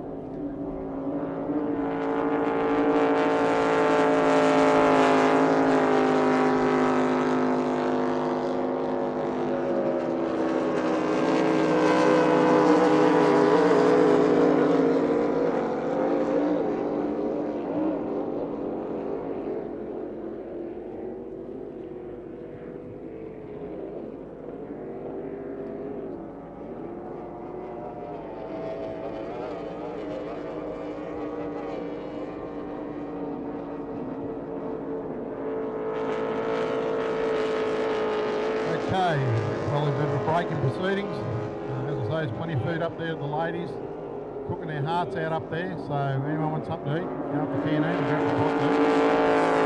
I'd like to thank our volunteers today, our tractor drivers, car park people, the gate people, people running the pit area. All this stuff happens by itself, so I'd just like to thank all the volunteers that helped out today. Unfortunately, boats aren't exactly the quickest thing to get in and out of the water, so just bear with us. We'll get rid of all these outboards and then we'll, as I said, if you've got drivers in the water, might pay to get them a drink or something because it's going to be a little bit of a delay.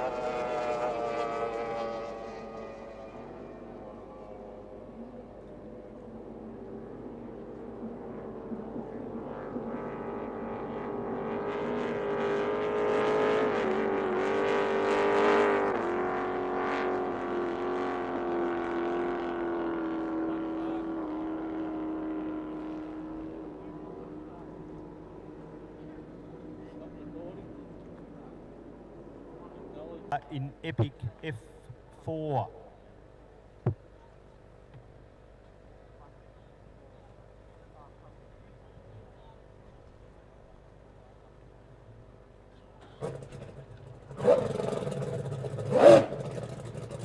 Okay, the clock's already running now, so we're not far off this next race.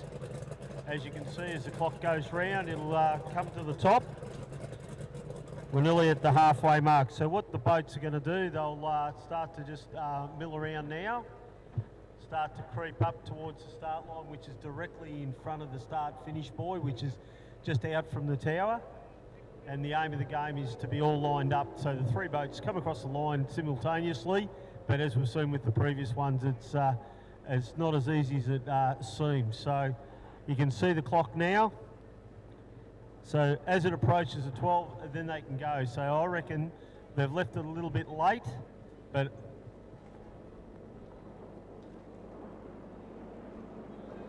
okay, a great start there.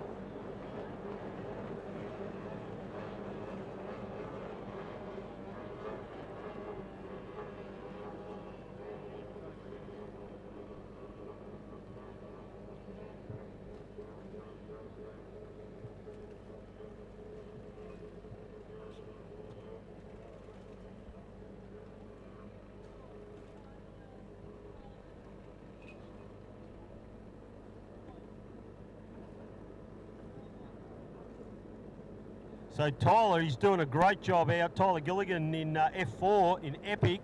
So he's leading the way. Addicted too, Max Seacombe. I thought he might have been a little bit further up. And then we've got Jackson Seacombe as well out of Go RV Marine in second place. So as they come around now, it looks like we're going to have a real race on our hands at the moment, because Addicted is still fair way back, but these two are running side by side. Well, not far off it. Have a look as they come down, but nothing unchanged from the previous lap. So Tyler Gilligan in Epic F4 still leading the way with a pretty commanding lead at the moment, but I don't know, I think Jackson may have something up his sleeve, so watch second place. Certainly made a bit of inroads there.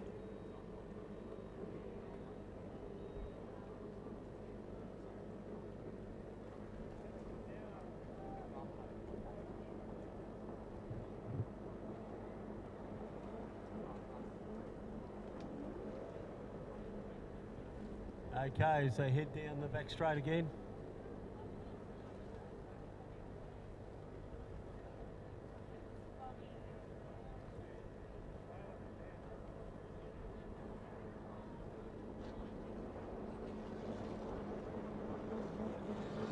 So still again, nothing much unchanged. It looked like second place was going to make a bit of inroads with Go RV Marine, Jackson Seacombe, but he just can't quite pull in Tyler Gilligan, who's doing a great job out there in first place. He got a great start.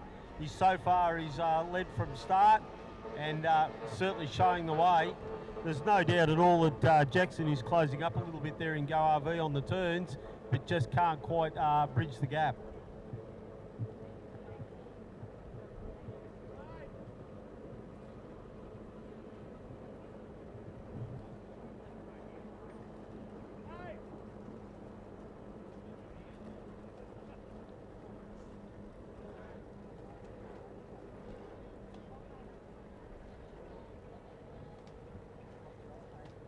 Okay, as they come around now to get onto the last lap flag.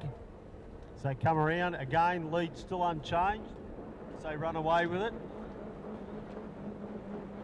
So Tyler Gilligan still showing the way, definitely just still nothing much unchanged between these guys. It just remained to be seen if the start had been a little bit closer, whether things may have changed, but take nothing away from Tyler Gilligan. He's certainly got it nailed at the moment. But again, that gap closes up in that far turn.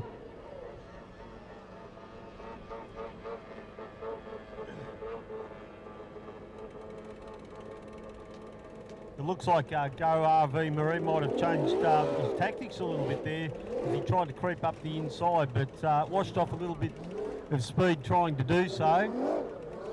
But trying everything just to bridge that gap, and it's just not quite happening as they come around and they're looking towards the checkered flag. But at the moment, it is all Epic 4. Tyler Gilligan has run a all but faultless race, but have a look on the outside, just has not given up, and that's Jackson Seacombe as he comes around. But it'll be Tyler Gilligan to take the win.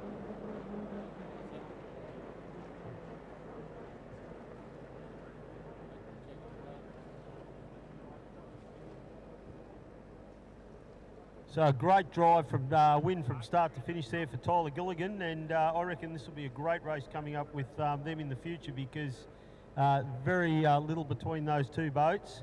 Addicted to Max Seacombe coming around in the F4.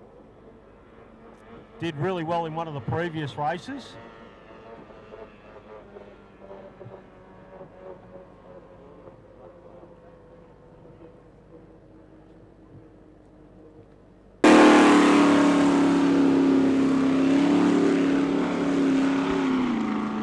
Okay, we've got a bit of a, I think it may be a bit of an easterly as it blows up the inside of the lake, so just a little bit of chop coming up, which is great. Gives a lot of these boats that little bit of lift that they require just to get them up and running. So it's going to suit most of these guys. I think we're going to see speeds, you know, up around that 130 odd, 40, 50 mile an hour even. So have a look at the white boat and how they accelerate against each other. We've got Brad Holland out of pole 2, the yellow boat, the Hydro, and on the far outside we've got R. Jackson Marine in the Formula 1 boat. So a real mix up here. Okay, looks like we're getting ready for a start. And the flag. So here we go, and they're away.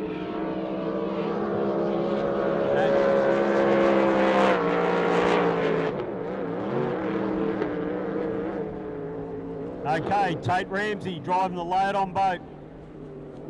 Brett and Margaret Layton own boat and driven by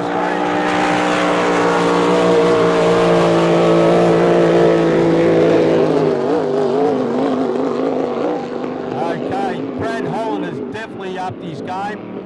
He's still out, holding out the outboard in the Formula 1, so a great drive from Brad Holland in second place. But have a look at the laid-on boat as he brings it down the back straight.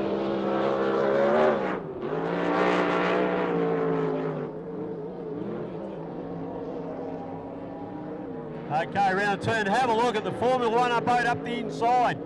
So a good race between those two.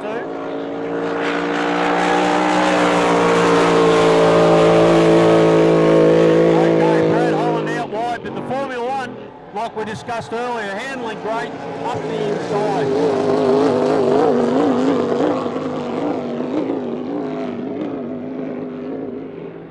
So again, down the back straight. The laid-on boat, and it is really running away from the competition.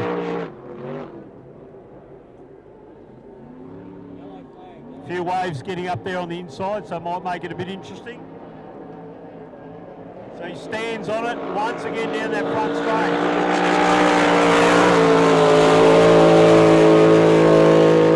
Formula 1 now, R. Jackson Marine doing a great job in second place, and Brad Holland not wanting to lose any speed, coming on the outside in the 6-litre Hydro.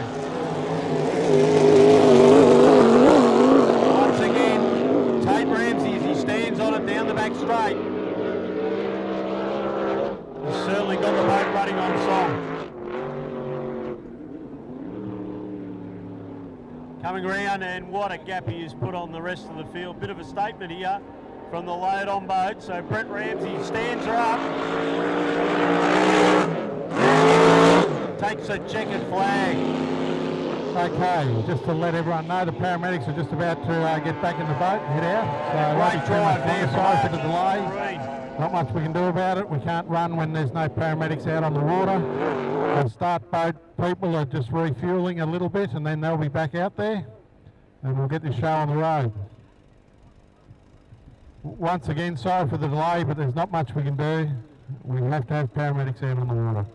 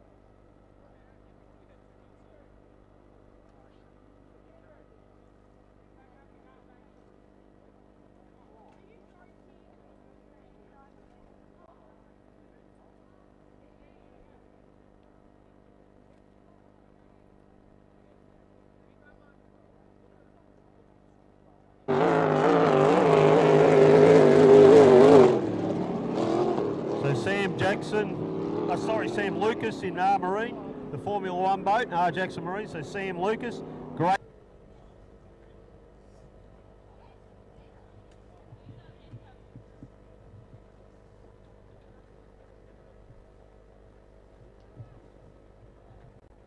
Okay, as I mentioned earlier, there's plenty of food up in the canteen. The ladies would be more than happy to help you out. Also helps the club raise a bit of money to run events like this. So we should have Aquasonic, No Problema, Supernaut, Phoenix, Pit Boss and Addicted 2.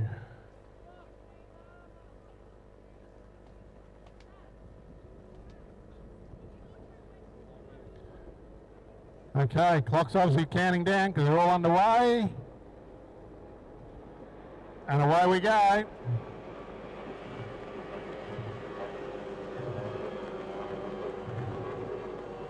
So obviously the 550 is going to have the legs on the 25 horsepower guys.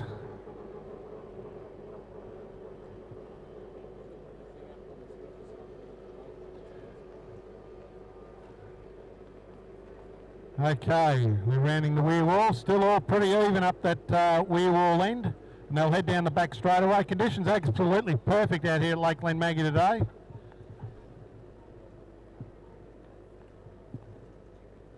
Looks like we've got Addicted 2 on the outside, who's just a little bit in front of Aquasonic.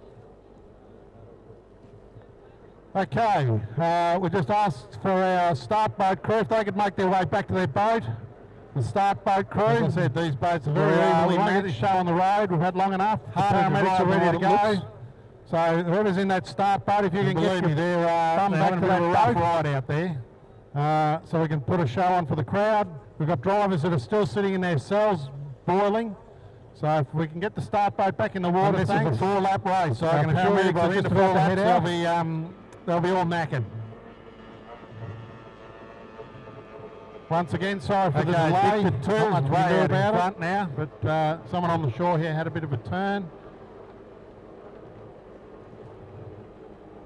So all I'd ask is just crossing the line now. If you can make your way back to your start boat and get in the water straight away.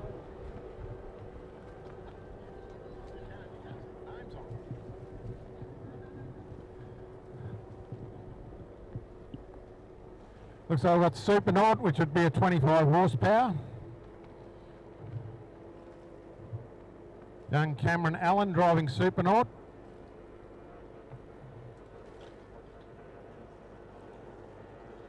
Still looks like Addicted 2 out in front. Driven by young Max Seacombe. Showing a clean pair of heels.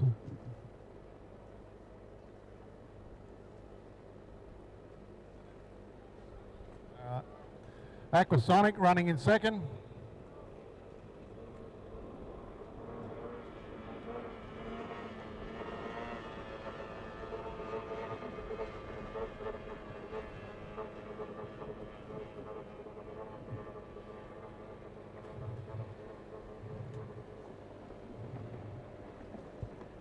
Okay, next race, we're going to swap this around a bit. The Stannard Cup will be after the 85 mile an hour. No problem. So we're going to have Freedom, Tickle Pink, VO42, Ranger. Taylor and Jake Jackson. That'll be Shiver. And Ricochet. Bailey Canara. As I said, once again, sorry for the delay. We're just waiting on the start boat to get back out on the water. His father. I think Jimmy always used to run last. 85, race 2 of the Vic titles. Oh, second last, I should say. And then Supernaut just crossing the line now.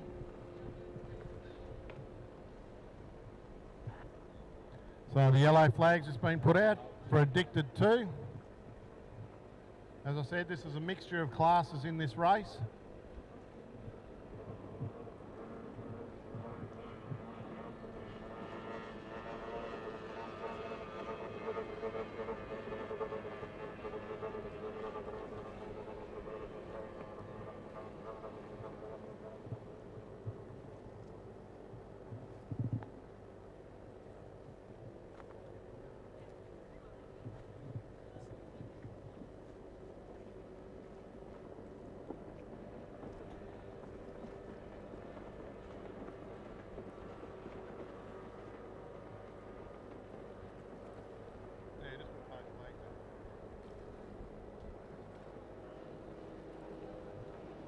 Okay, we just had Phoenix and Shiva go across the line.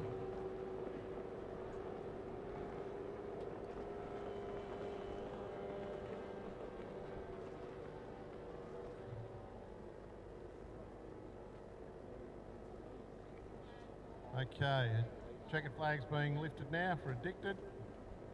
As I said, 2 classes in this race. That's why there's a big gap.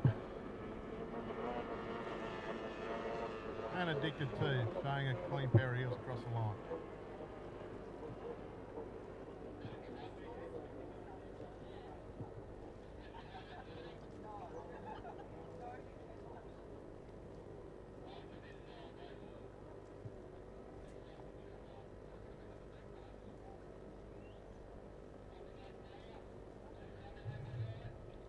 Okay, just waiting on a couple of the other boats to cross the line now. This will be Aquasonic, Tyler Scott.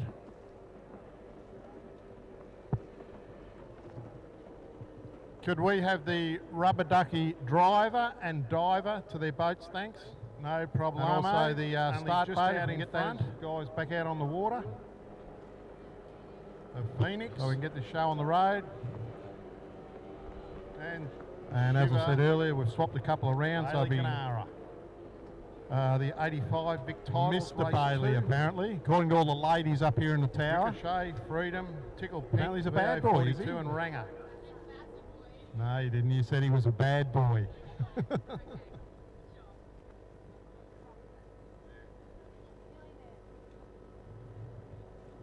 Now this 85 mile an hour class, normally very close competitive racing. We've got a father and son of Bob and Andrew Reid out there. Bob's been racing for like 100 years. Okay, the red flag's been out. Freedom boat. I remember Bob racing back in the early 90s. Some of our other sponsors for the day, we'd like to thank TTMI for all their Bob for many years tractors that they've supplied. Get back into the racing himself. So good to see a father and son combination out there. Okay, our start boat's going back in the water, so very shortly we'll be able to put the racing back on for you. Sorry again for the delay. And this will be a 3-lap race.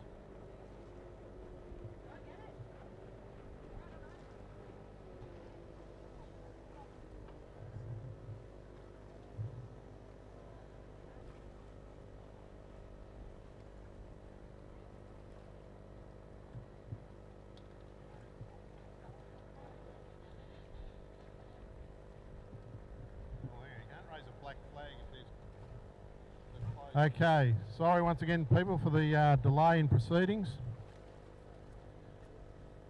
but we are governed by certain things we can and can't do, and unfortunately when the crews are off the lake we have to stop proceedings.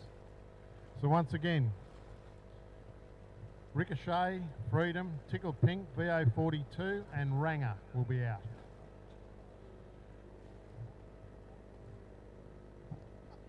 Okay, unfortunately our rescue team have had to come into the shore. Something's happened up in the clubhouse, so there'll be a slight delay. The paramedics are just making their way up there now. We will be running the Stannard Cup directly after this race. So if we can get all the boats back in. 2 of the Stannard Cup will be directly. Try and stay away from the main, so if you're in the jetty area. Cup, if you can start getting yourselves organised, because as soon as this race is finished, you'll be in action. So Ricochet, Freedom, Tickle Pink, VO42 and Ranger. I see we've got a few in the water up the end there, so just waiting on a couple more and we'll get this race underway. Bud Light's already in the water. It'll be competing in the Heat 2 of the Stannard Cup.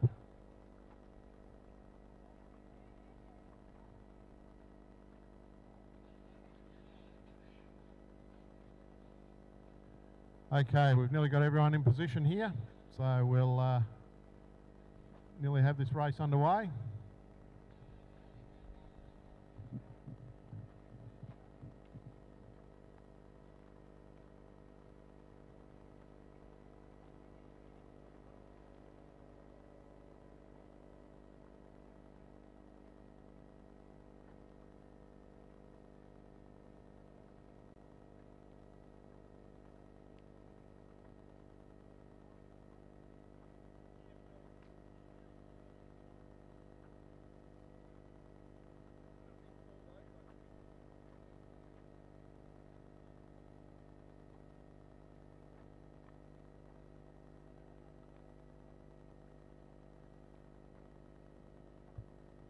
Okay, we're ready to go. White flag's been raised in the tower, so drivers, whenever you want to take off.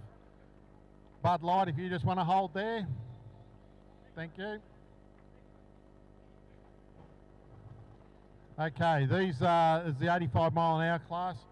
Very competitive class. It sort of took over from the old 4.2 days of having competitive close racing. So we've got Ricochet, Freedom, Tickle Pink, VO42 and Ranger. Reasonably cheap class to get into. You can probably buy one of these boats second hand for about 20 grand and go racing. As I said, limited to 85 mile an hour, which makes very close racing. You can still run an open cockpit.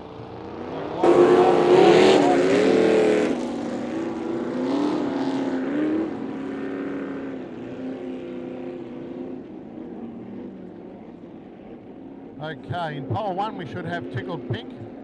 Pole 2 will be Ranger. Pole 3 will be Bob Reed in Freedom.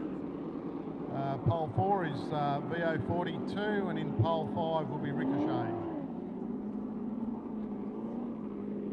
I can see 4 boats out there.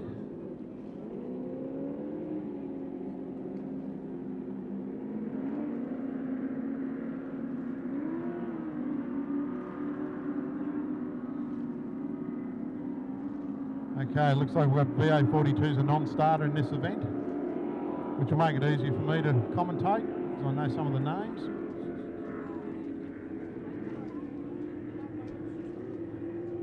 As I say, this should be a nice, close race. Andrew Reid that's just got back into the sport. Tickled Pink in 1, we've got Ranger in 2. Looks like Bob Reed in 3. Flags down, away we go.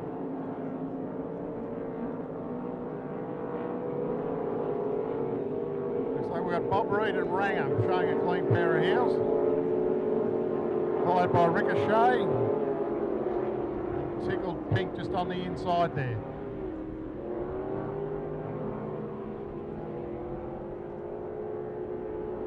As I said, folks, these are normally very close, good races.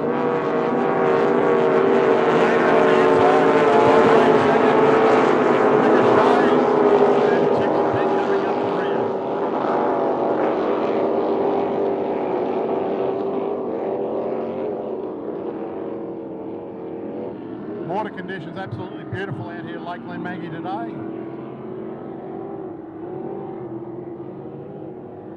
It looks like Ranger showing a clean pair of heels, but as I said, this is an 85 mile an hour limited class.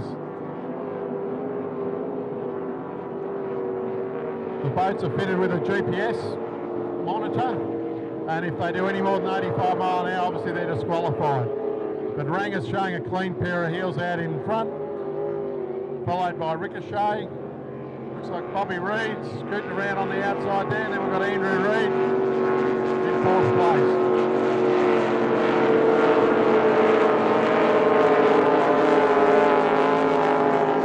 As I mentioned earlier, nice, reliable, cheap class of powerboat racing. The guys get out there, they have a lot of fun.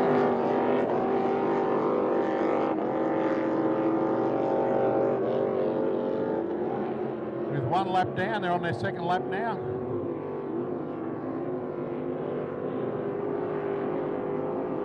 Field is spread out a little bit, but as I said, don't just go by who crosses the line first. If they break their speed, they'll be disqualified. Okay, the yellow flag's coming out now, indicating 1 more lap to go. Still Ranger out in front, followed by Ricochet.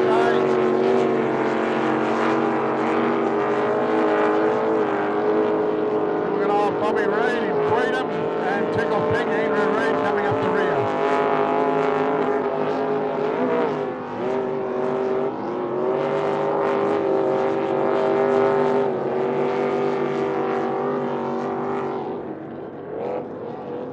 Okay, so they're on their final lap now of the race. Checkered flag will be raised pretty soon in the tower.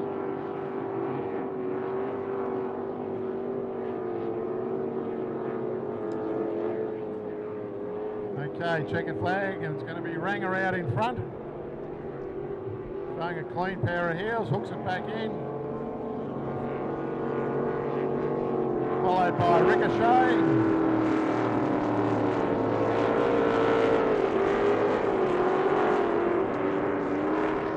Then we'll have Bob Reed in Freedom.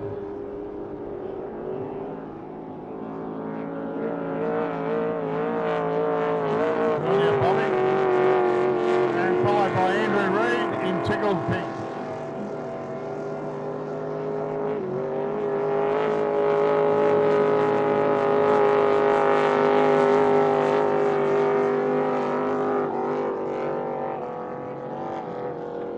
Okay, we'll get these boats back in off the course, and then it will be heat 2 of the Stannard Cup.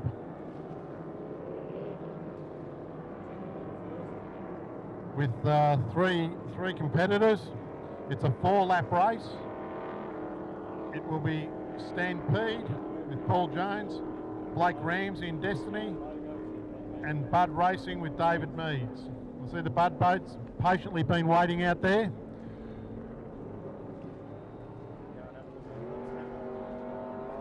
I see the Destiny boat is in the water, so very soon we'll be able to get this race underway.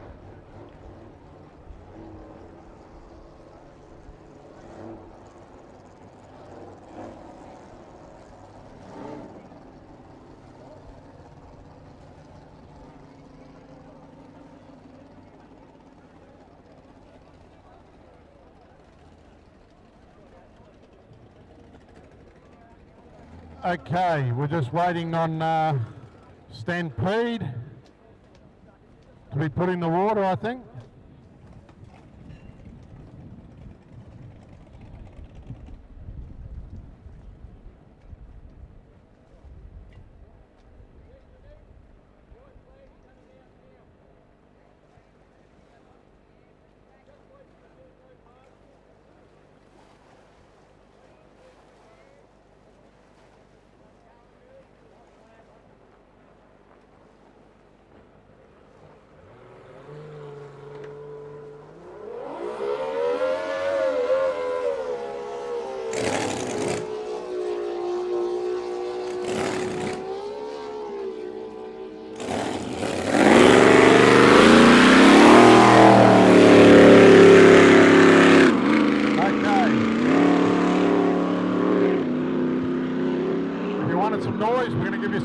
Destiny just taking off there, driven by Blake Ramsey.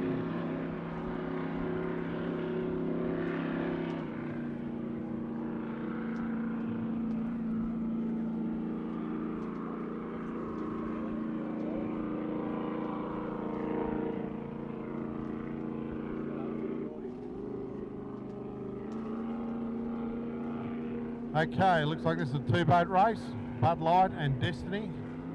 My money's on Destiny. The ladies up in the tower, they reckon Bud Light's the winner, and I don't think so. And away we go.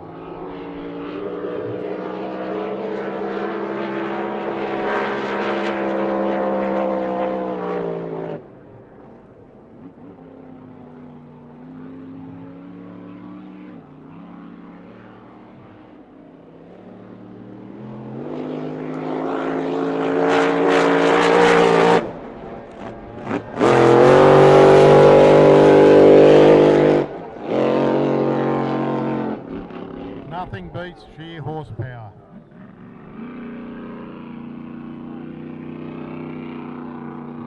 You know, these boats run big engines, will be pushing at least 140 mile an hour and take a lot to settle out of the corners. They're not as easy to drive as what people think. Blake's doing a terrific job out in front. Obviously the water conditions are ideal for him, running out in front like that. I think he's just pacing himself.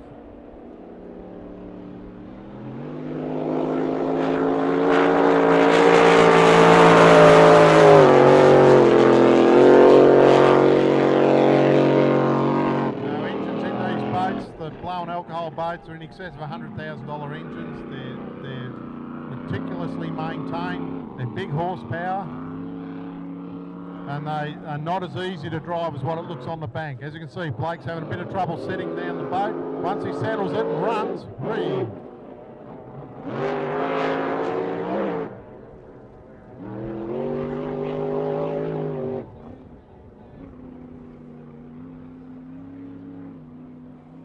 Okay, yellow flag's out.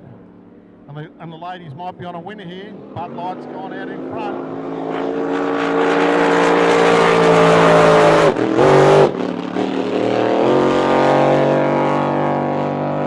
So those boats are running 140, 150 mile an hour. Very quick boats. The Bud Light boats though, they can turn on a dime. And as you see when he comes out of the corner, he'll have a bit of time to settle the boat, young Blake. And that back straight's always been a lot rougher than it looks here on the bank, I can tell you. I can tell you that from experience.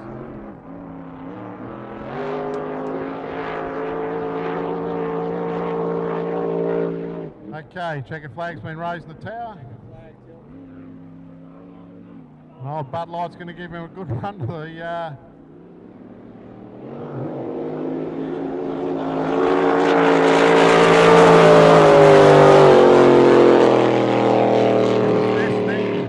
by a boat length, so good race.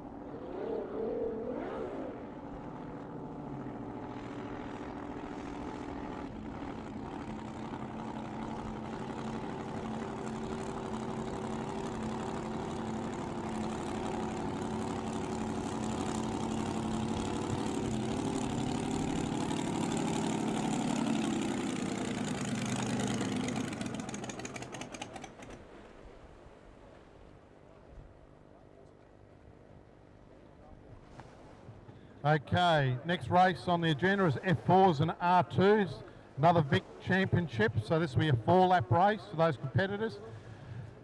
We have Epic, Go RV Marine and Addicted 2. So if you guys want to get ready, if you need a grader, or, not a grader, a tractor, well you might need a grader for home, but if you want a tractor, just raise your hand, we'll get the tractors over to you as soon as we possibly can. It looks a bit quiet up at the canteen. If you need anything, there's alcohol being served now. If you're feeling a bit peckish, make your way up to the canteen. I'm sure the ladies can help you out. So this is race 17. It's an F4 R2 Victorian Championship race, so it's 4 laps. Great to see such a crowd out here today enjoying the sunshine. It's always sunshine at Glenmaggie apparently. As I said, thanks again for our sponsors, our crane, P&D Rigging out of Terrelgan, TTMI for all our tractors, beautiful case tractors, doing a beautiful job today. Thanks for our tractor drivers. And it's a good show. Apparently the Fury boat is going to be rectified tonight, so it'll be competing tomorrow.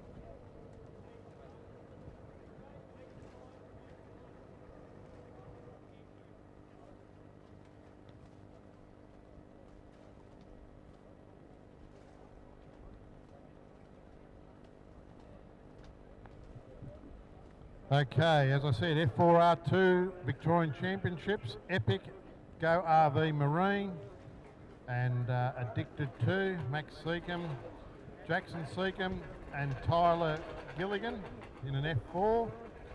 This will be a 4-lap race.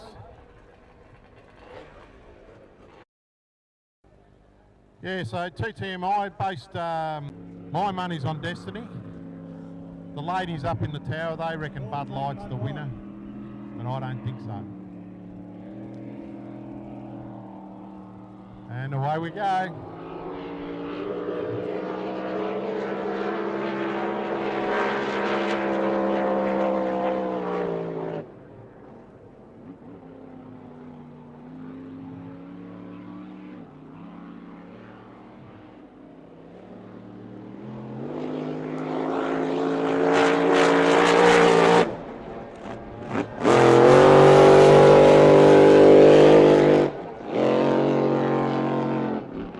Nothing beats sheer horsepower.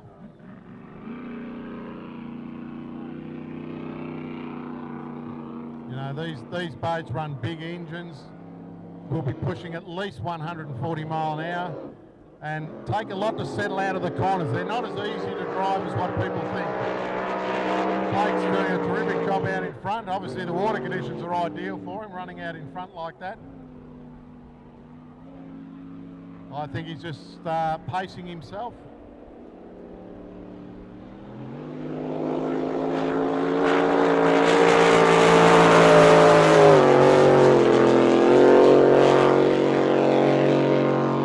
Now, engines in these boats, the blown alcohol boats, are in excess of $100,000 engines. They're meticulously maintained. They're big horsepower. And they are not as easy to drive as what it looks on the bank. As you can see, Blake's having a bit of trouble setting down the boat. Once he settles it and runs, whee.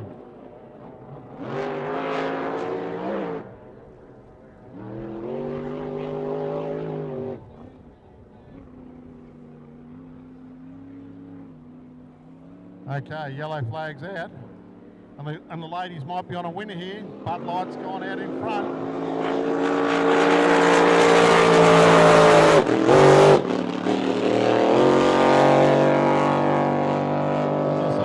Boats are running 140, 150 mile an hour. Very quick boats.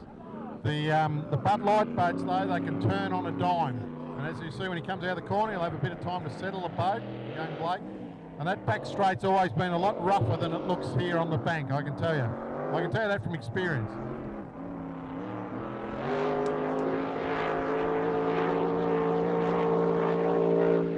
Okay, checkered flag's been raised in the tower. Oh, Bud Light's going to give him a good run to the...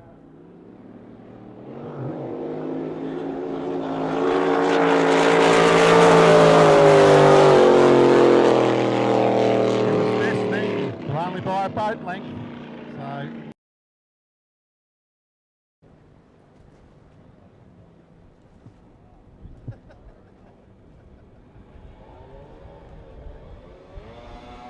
Okay. Addicted to, just taking off.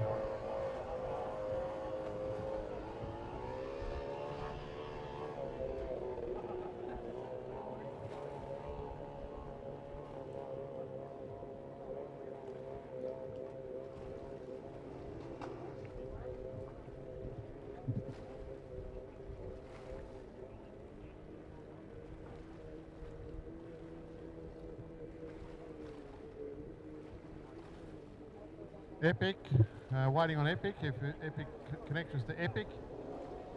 Oh, there we go. It's away, look at that. Okay, so this is the clock start.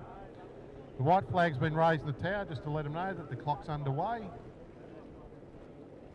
3 starters in this race. And it's a 4-lap race. Who are?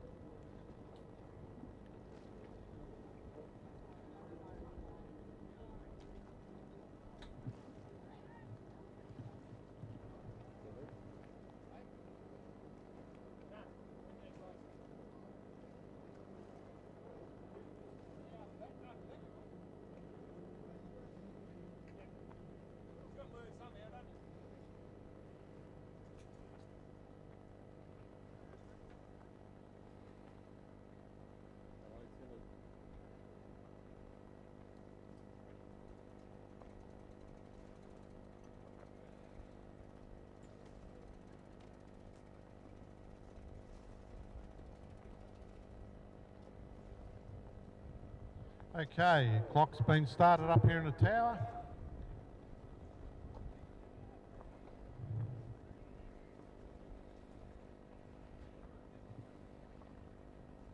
Three competitors in this race, race 17 of the program, 25 race program today, so we're getting through them slowly.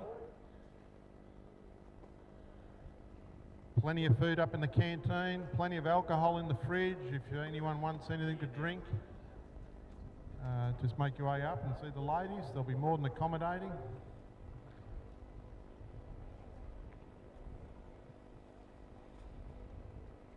As I said, I'd like to thank all the volunteers that have made the effort today. It takes a lot of people to run a race meeting like this. Okay, looks like we're underway. 4, 3, oh, looks like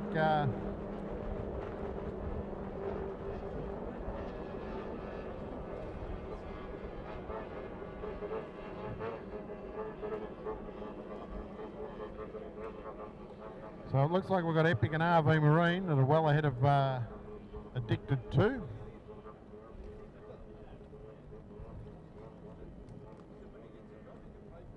As they make their way down the back straightaway. 4-lap race. Wind pushing them down.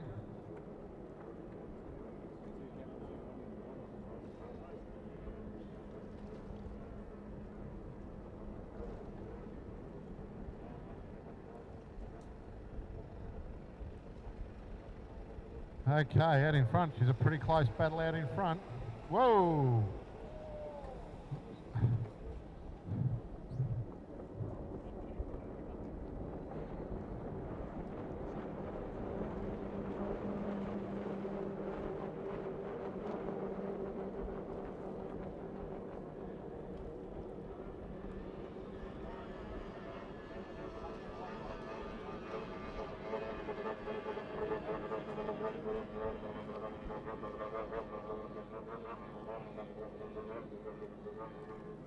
I'll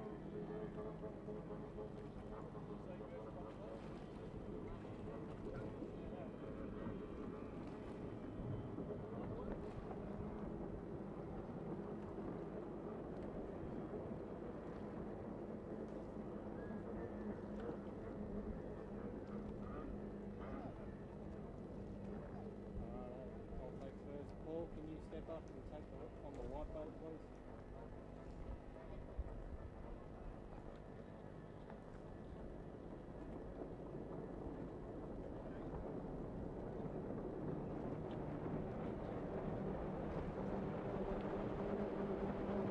Okay, as I said, it's a 4-lap race.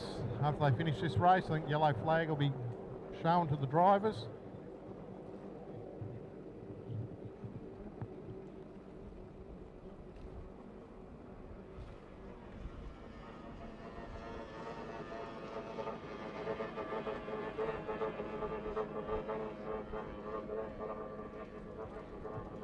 Okay, looks like we've got Go RV showing a clean pair of heels out in the front. Epic is right behind, driven by Tyler Gilligan. Yellow flag has been raised in the tower, and Addicted 2 still coming up the rear. As I mentioned earlier, these are 2 different classes of boats. And it's a 4-lap race, being a Victorian State Championship.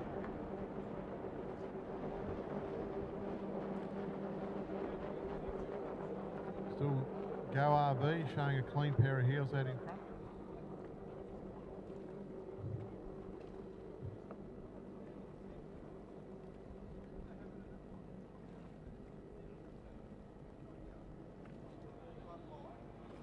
Addicted 2 just crossing the line now.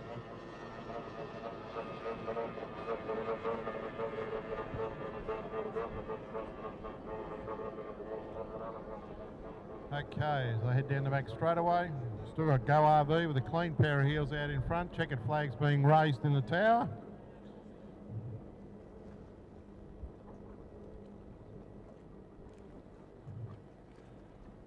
With Go RV crossing the line first with Jackson Seacombe. Tyler Gilligan in Epic will be in second place.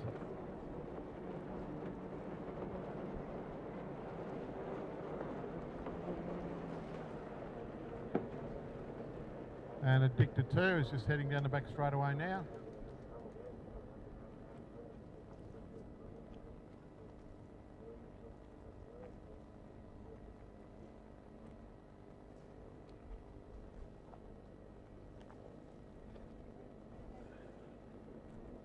Okay, Addicted 2 just crossing the line now in third place.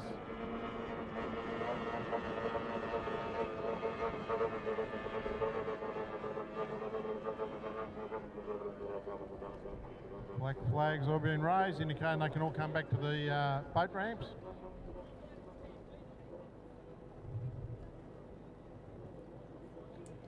And we will be getting our next race underway, which is a 105, I believe. So competitors in the 105 will be Enforcer, Tony Murphy, Ricochet, Moonshine Racing, Bud Light, Stampede, and Bad Tempered, or Bad Temper. That'll be race 18 on the calendar. It'll be a 3-lap race.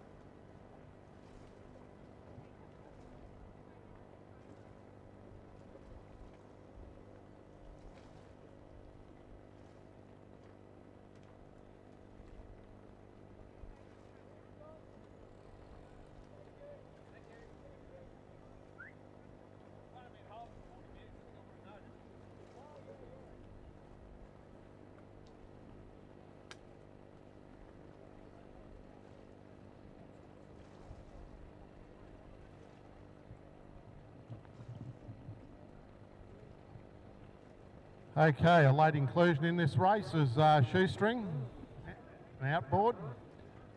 The girls reckon it's called G-string, but apparently it's called shoestring, ladies. And yeah, we have the Enforcer, Ricochet, Moonshine Racing, Bud Light, Stampede, Bad Tempered, and G-string.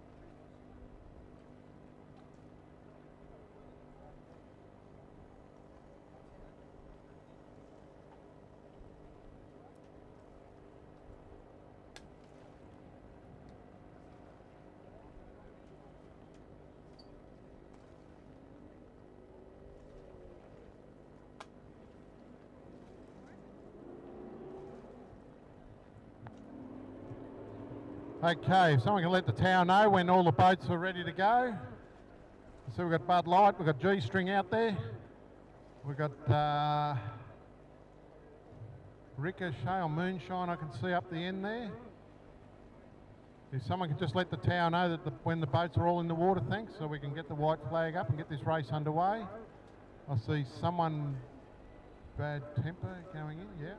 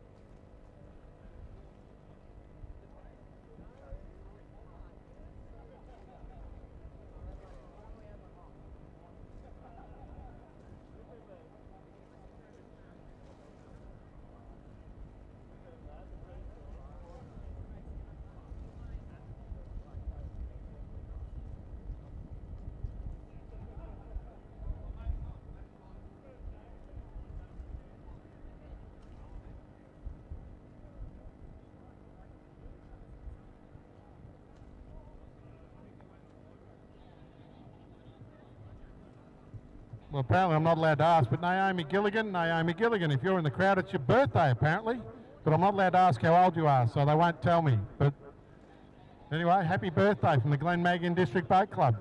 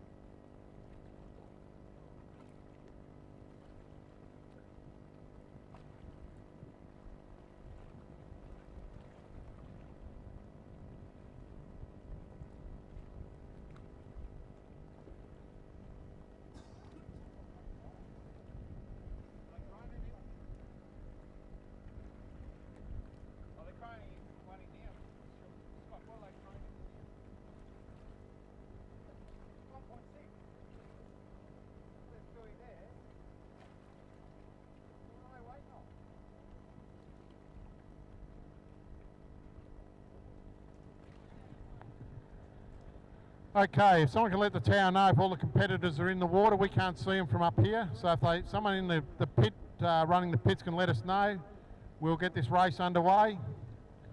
Bud Light's out there, G-String's out there, ready to go. They're getting hot in their boats, so if anyone can let us know. We're just waiting on Stampede. If the connections of Stampede could let us know if they're in or out.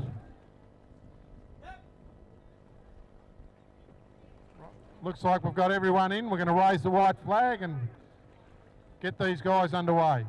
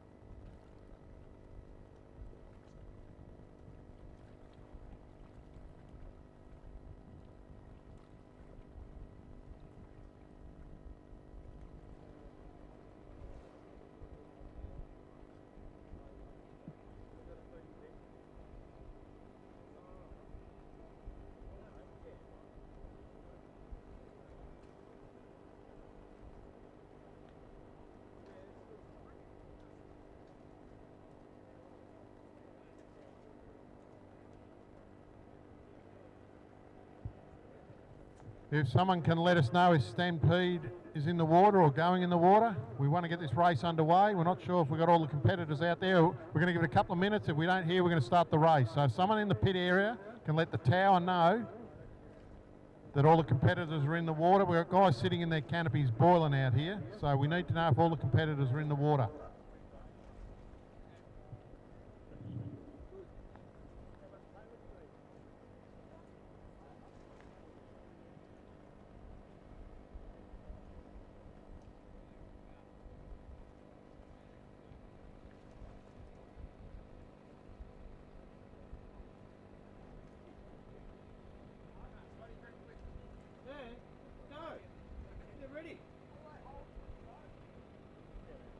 No,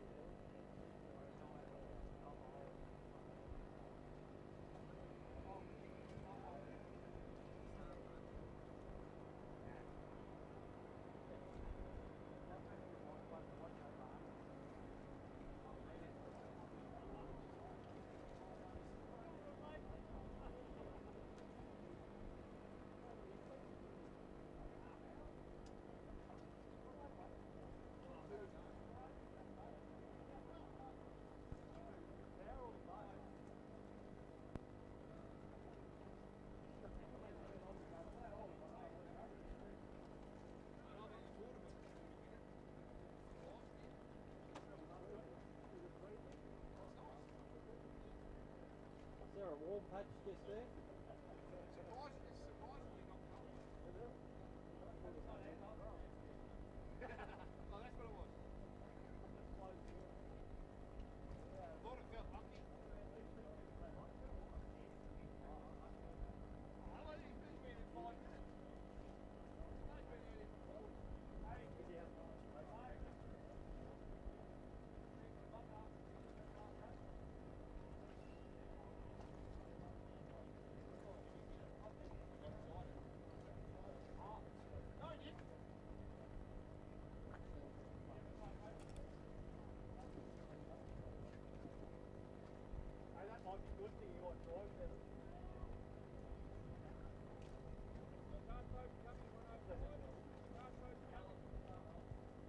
Okay, white flag's been raised. Get this race underway. Sorry for the delay. This is a 1:05 race. Bit of a combination of boats in this race. Once again, we'd like to thank all the volunteers for helping out today. The ladies look like they've got a bit of a lull happening up in the canteen. They've worked their asses off today. But if you're after a cold beverage, there is alcohol being served up at the canteen now. Okay, start boats, got the white flag out. This is a 3-lap race.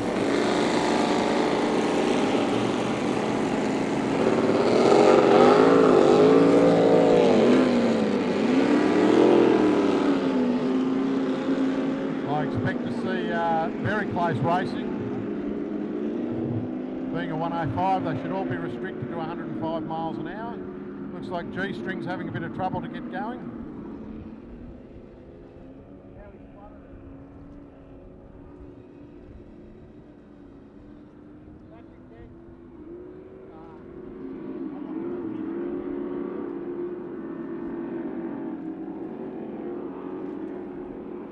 Okay, we've got the caution flag out. We've got a boat that's having trouble starting.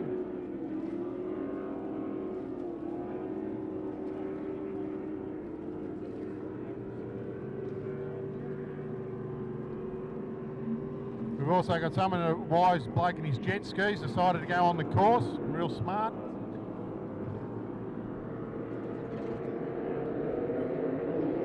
Okay, we're underway.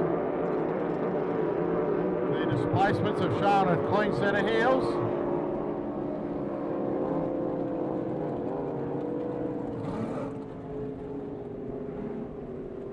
Okay.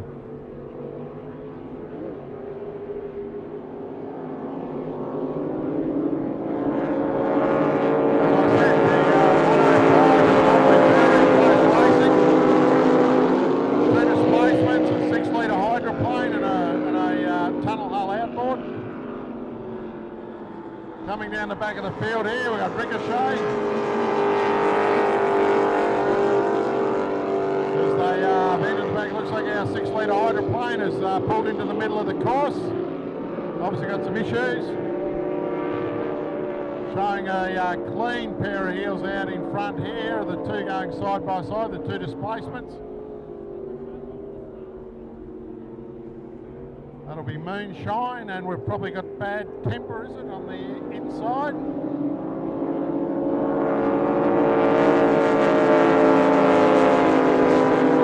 This is a very competitive, close class of racing. I think Ricochet is heading down the back straightaway. This is just a 3-lap race.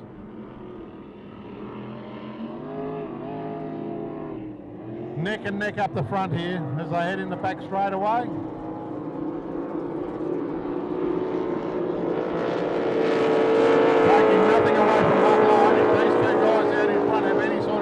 He'll be on them.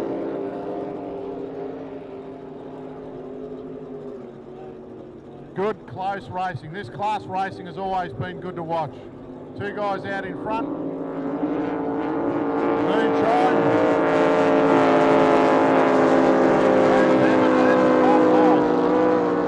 Yellow flag's been raised, indicating 1 lap to go. We have Ricochet coming down the back straightaway at the moment. Yet to meet the yellow flag.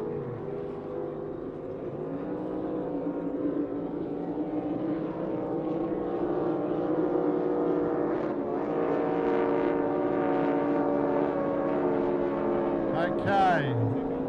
Ricochet just crossing the line now. The checkered flag's about to be raised. And it looks like Moonshine.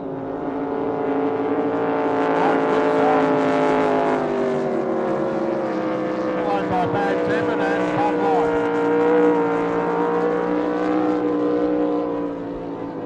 Light. Just waiting for Ricochet to finish his final lap now.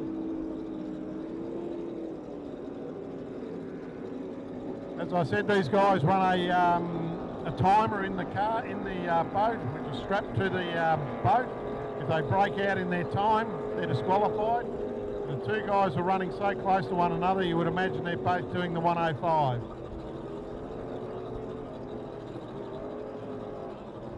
Which, believe me, 105 mile an hour in a boat is fast enough. Okay, as Ricochet just crosses the line now. Beautiful.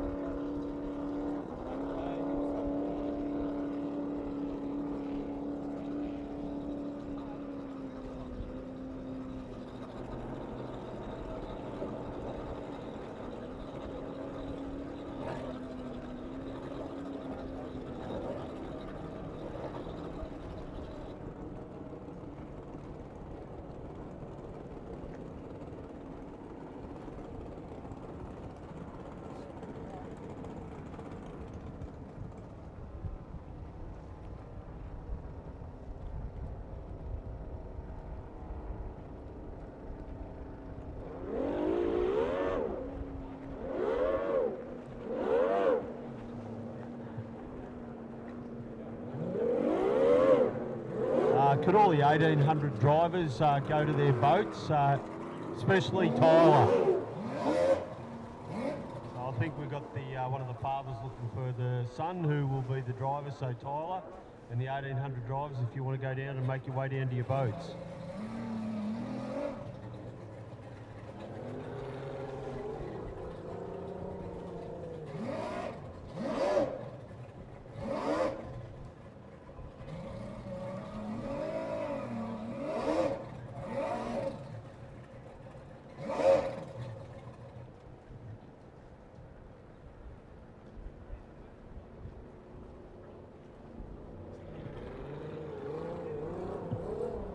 So we're just warming up now with the 1.6 hydros. They're just going out on the water. So we've got, it's a Vic title race. It's a 4-lapper.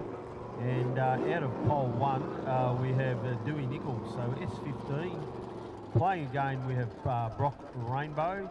And then Biohazard, which has been running really well. So Oscar Stevenson. And HBR with Jasmine. She'll be out of pole 4. So it looks like they're out in the water at the moment.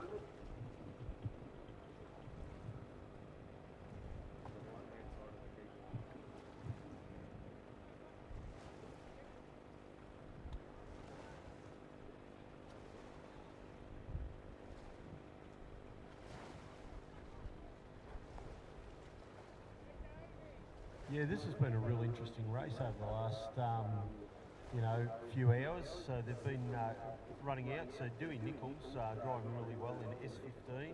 We also have Brock Rainbow playing again. So watch for that one out of pole 3. Biohazard ran really well in one of the previous races. Oscar Stevenson, and we've also got HBR with Jasmine, another good drive. So watch out for these guys. They'll be out shortly.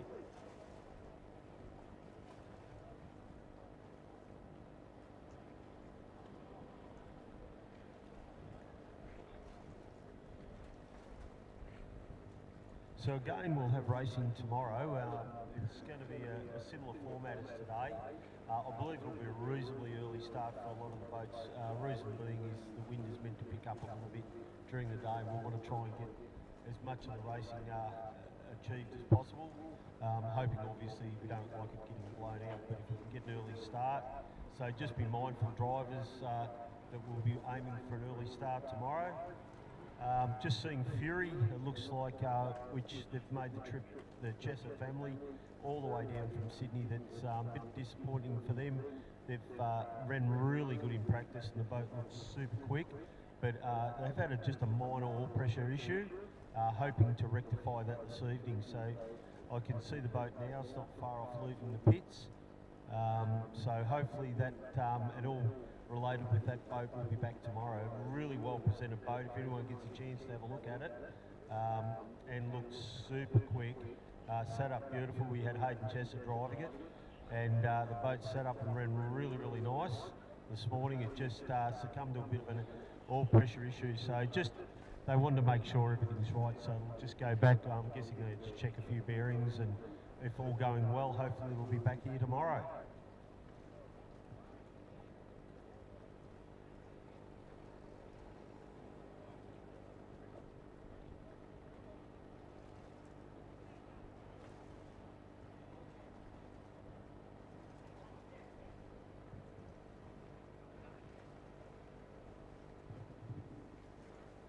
So immediately finishing this race, we've got the 1.6 hydro. Straight after that, we'll have the, which will be race 20 on the agenda. We'll have the 18, 2100. It'll be a round 2 of the Vic Championship, so it'll be also a 4-lap race, and a few really good boats in that. So that's another one to watch for straight after this race. And then don't go anywhere, because race 21, so in 2 races time, we'll have the final of the Stannard Cup. So it'll be a 4-lap race, the final of the Stannard Cup. So we'll be seeing, obviously, those 2 really well prepared blown boats. They will be back out in the water, so that's in 2 race time. So at the moment, we're just waiting on the 1.6 hydros. They'll be out shortly, then followed by the 1800s, and then the final of the Stannard Cup. So don't go anywhere. We want to see some very quick boats.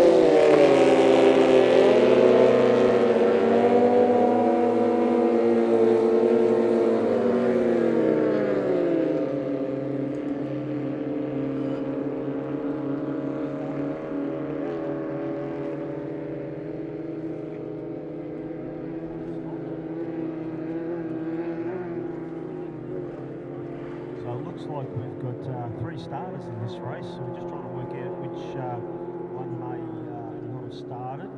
But so it looks like playing again maybe a scratch, and so a bit of a shame there for Brock Rainbow. So hasn't quite made the start. So we're going to have out there, we've got Dewey Nichols, we've got Oscar Stevenson, and Jasmine. She'll be out there in HBR racing.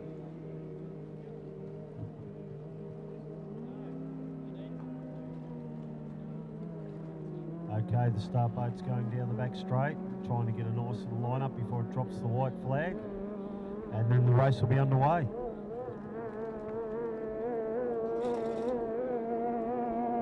Okay, and a great start there from the yellow boat. I reckon that might be Oscar Stevenson in Big Biohazard.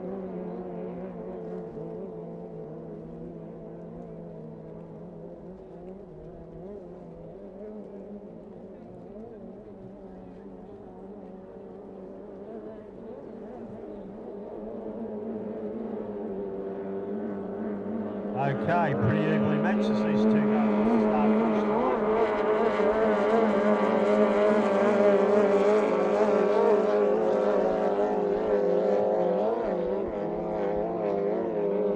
And around comes Jasmine in the HBR.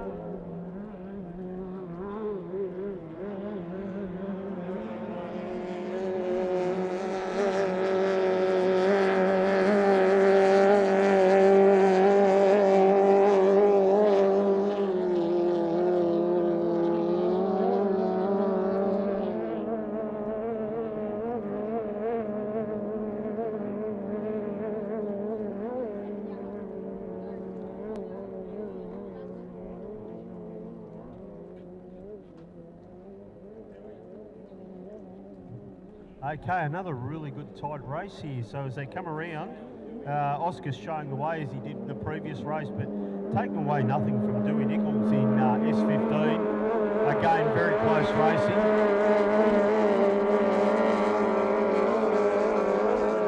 HBR. I'm not sure, she's just cruising at the moment. So Jasmine over there, I'm not sure, just taking a bit of a cruise because these boys are going to come around now to lap. So still showing the way out in front now, Oscar. But yeah, look, didn't take nothing away from Dewey. He's really given a bit of a charge, and it might make it a bit interesting. So not sure, Jasmine may be a DNF in this race by the look.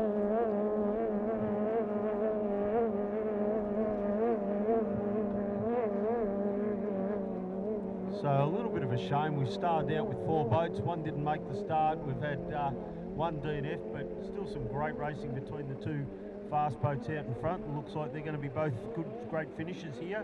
So Oscar Stevenson coming around with a great drive. So remembering this is 4 laps, so 1 more lap to go.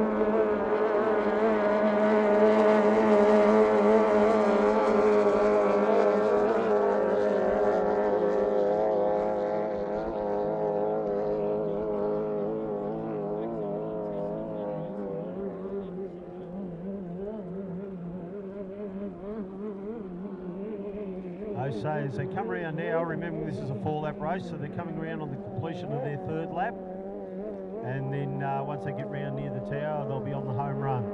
So at the moment, nothing's unchanged. We've still got Oscar doing a great job over Dewey. So again, not one I would want to muck up because I think there'd be an opportunity to pounce. But at the moment, there's still 2 running out there really well.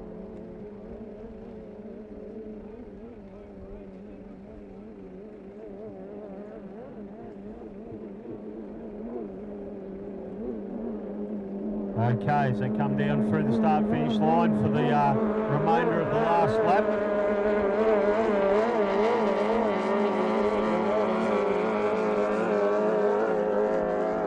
So first and second, it looks like if nothing goes wrong from this point, it will be how it's going to finish at the moment. But Oscar doing a great drive out in front. I think he knows where his competition is, and he's just running the boat to where he's comfortable and sitting up and running it lovely. But still got that little bit edge over Dewey. Dewey looks like he may have come up for a bit of an inside charge, but may just leave the run a little bit too late.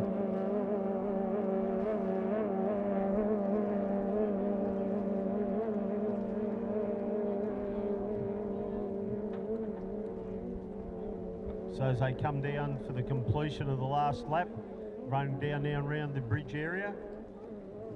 A great drive from Oscar as he comes around, lines it up for the checkers. So Oscar Stevens in Biohazard will take the win over Dewey Nichols in S15. So a great drive again from those 2 drivers. So up now we have the 1800s, and as I just reminded everyone earlier, don't go away because race 21, this is race 20 coming up now. Race 21 will be the final for the Stannard Cup. So I know there'll be a couple of bigger the blown boats in this. So they were the ones we saw earlier, and this is for the final. So with a couple of wins each, we've seen Lay It On. I reckon they're going to be a really good hot favourite. We've also got Lay It On's the driver of that, Tate Ramsey, will have Blake Ramsey, his brother, so going head to head. And remembering Blake had the win on the earlier race, so nothing between these 2 guys. Both the same sort of hulls, both use the same engine builders, so it's going to be on for young and old in that race.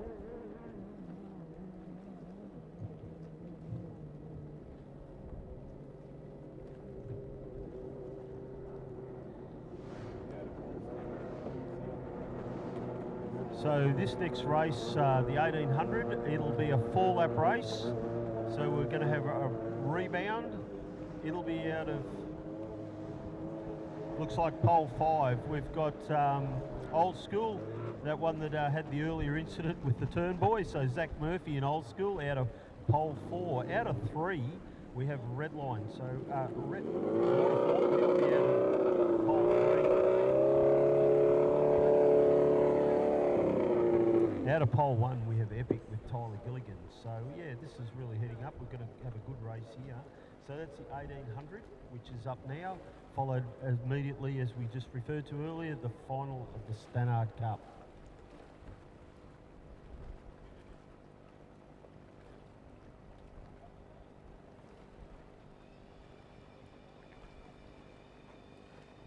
can see Old School going in now, Zach Murphy. He's certainly put on a good drive before, just got caught up with that turn, lead boy, but watch him sit that boat up. It's a great looking boat. It's all but retro. So when you see that boat, and he's got it sitting and running really, really nice. So watch that one, it's the blue boat, Old School.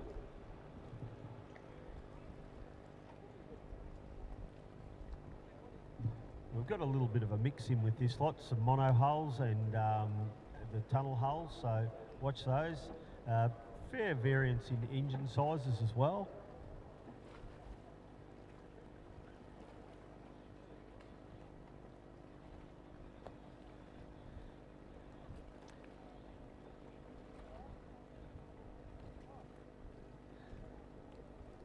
So I can see Charlie Kerwood just going out there in VO42.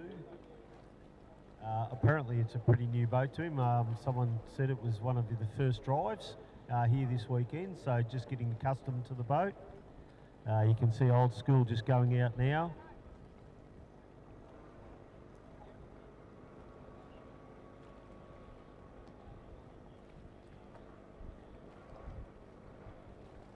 It's looking like we've got about 6 starters in this race.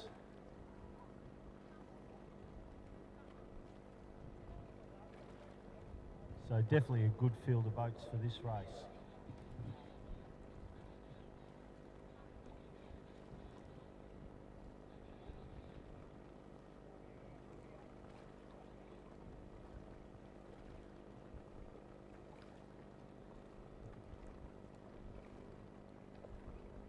So up now, yeah, race 20 on the calendar, a 4-lap race, and we've looks like we've got 6 boats down there getting ready for a start.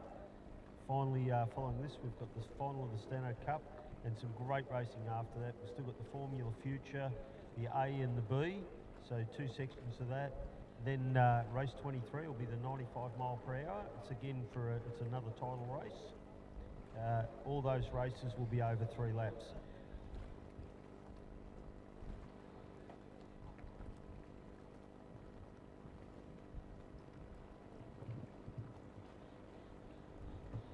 Okay, well, looks like we've got a white flag, so we'll shortly have a start.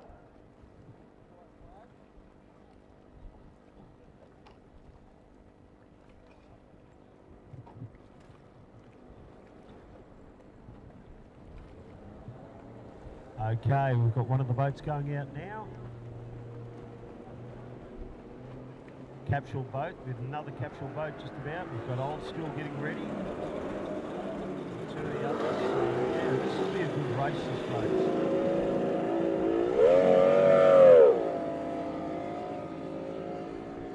Water conditions here at the moment aren't far off being ideal.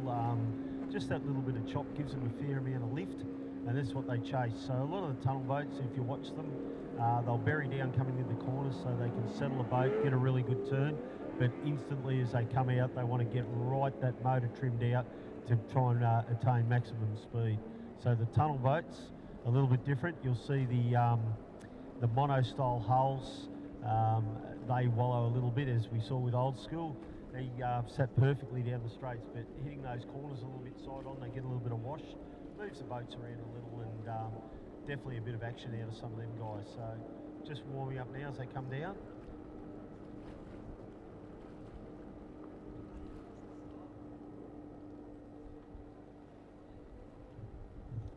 So again, this will be a clock start. So at the base of the tower, you can see the big clock. We've explained this throughout the day, but basically as the clock turns around, we're trying to get these boats lined up as best we can. So when you see that checkered buoy out in the middle of the lake, theoretically these boats should all be lined up in line when they hit that right on that 12. But obviously some get a bit excited and leave a little earlier than others, and obviously not quite ideal. So really trying to nail that start can end up with a victory in the end. So these guys are pretty astute with all this, and they'll be keeping a good eye on that clock. I'll wait and see, because that'll depict your position obviously at that start of the race.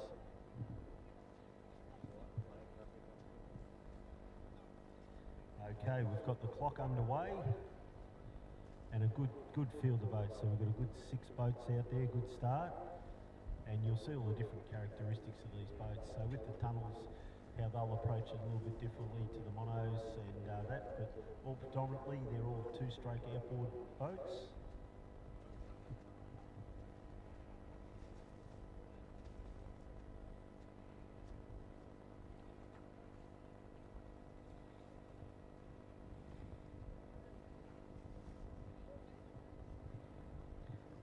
So it's a round 2 of the Victorian Championship race. So a lot of the officials will be watching this. They've got to be spot on. They don't want to go too quick and blow themselves out, but looks like they're all setting themselves up now. As that clock slowly comes up, we'll see who can nail this start. Okay, they're away, and another absolute hole shot here again.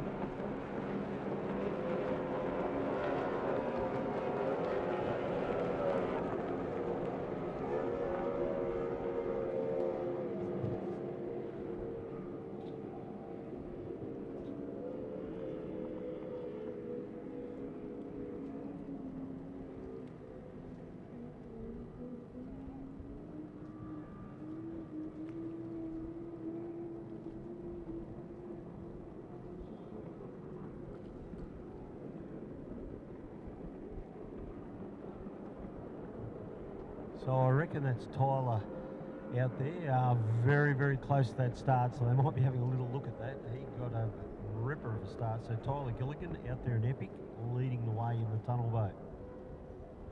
So certainly wasn't going to miss that start, but yeah, very, very fine on that one for Tyler.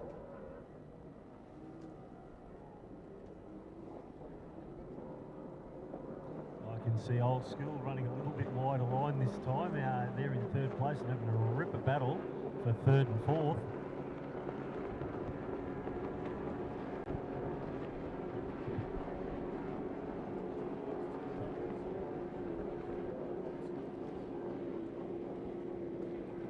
Just certainly getting a little bit spread out now at the moment, but yeah, some good battles going on. So 3rd and 4th as they go around the end top turn.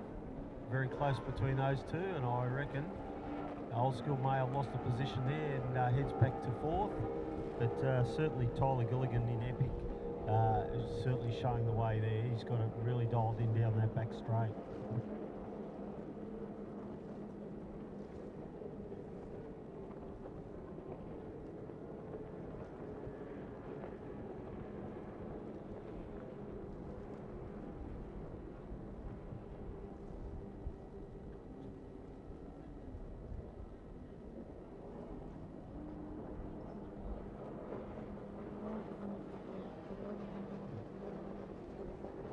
So I reckon Go RV Marine with Jackson Seacombe, he is in 3rd place, getting a boat really light. He had it lifted up right then, but look at Old School, he's making a charge back, so he's certainly got the boat up and running really nice.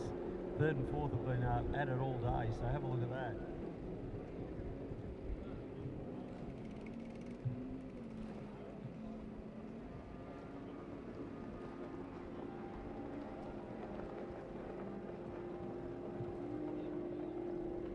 And I reckon in 2nd place is Rebound, but yeah, certainly a bit of a battle.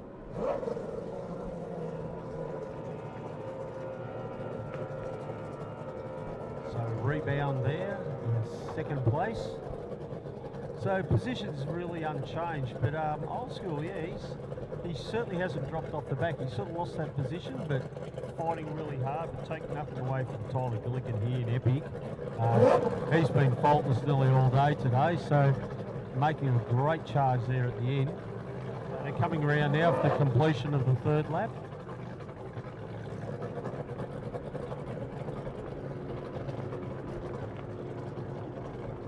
I can hear those boats already starting to warm up for the final of the Stano Cup. So that'll be race 21 on the completion of this race. Definitely the one, don't go anywhere, because that's where we're going to see some very, very fast boats. We've got that really quick Formula 1, that R. Jackson Marine boat, the Formula 1 outboard. I believe we'll have the other 2 blown boats, the Ramsey's out there. We'll have Layet on, so the Brett and Margaret Leighton owned boat. We have Tate Ramsey as we mentioned earlier today, he's the current Australian champion driver, and they also retain one of the top engine builders with a Brett Needry, B&R Racing. So they've got a fairly good combination. These guys, once they get this boat up and running the way they want it to, they've been tweaking with it over the weekend. I think they've dialed it back just a fraction to sort a few little things. I think they're trying a few things with the wing and so forth, but it's certainly showing a lot of promise, that boat.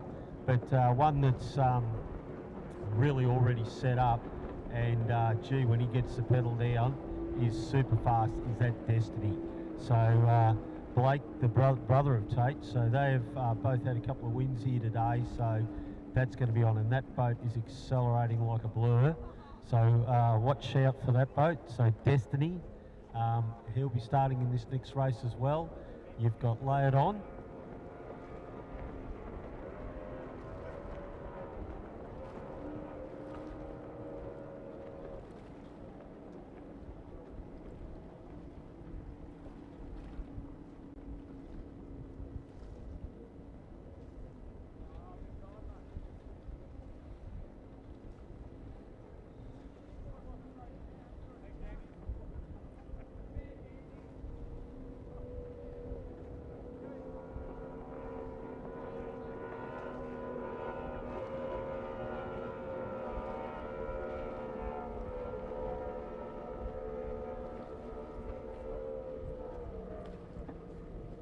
Okay, as they come around, a really good drive there from Tyler Gilligan in Epic. So he will take the win. So up next we've got the Stannard Cup, and it looks like we've got five starters for the Stannard Cup. And remembering this will be done on lap time, so obviously Lay It On has really picked up the speed. So Lay It On is going to come out of pole one.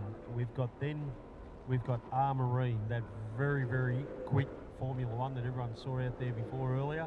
Hot off another race win there earlier today. We've also got Desperado, very, very quick 6-litre hydro. He'll be out of pole 3. Destiny, the one we just spoke about, a really quick boat, and it accelerates like a blur. Watch that thing off the line. So Destiny will be out of pole 4.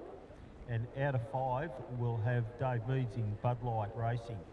So a very consistent boat. So we've got 2 Formula Ones, we've got a 6-litre hydro, and 2 blown alcohol displacements.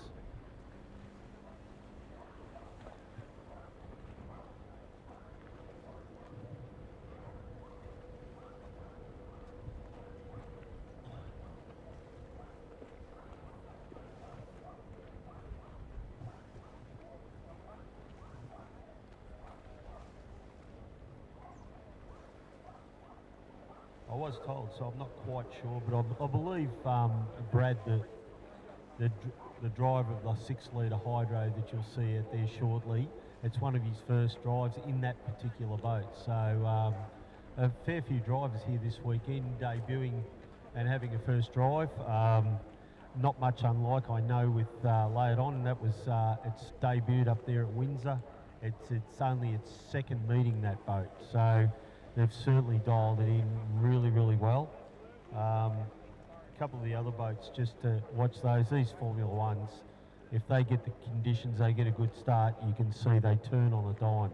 So you really can be real fast down that straight, but when you get that corner, you've just got to be so dialed in, and that's where these Formula Ones come into their own. So that R Marine and Bud Light, keep your eyes on those in the turns. They're going to be super fast. The displacements, when they can get that power down, certainly have got the acceleration, certainly got the speed. So a bit of a mixed bag, and then you'll see the where with the hydro's concerned, he has to carry that speed around the turns, and you'll see the big rooster tail out of him. So watch out for that big yellow boat.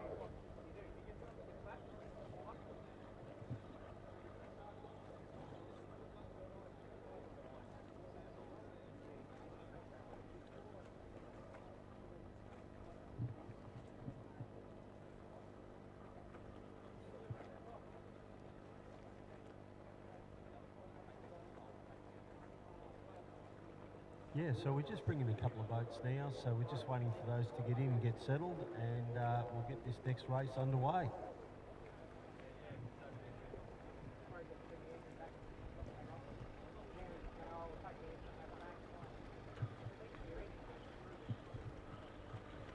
So I can see we've got Marine, Jackson Marine sitting down there. We've also got Bud Light, so he's just going, the driver there, David Meads.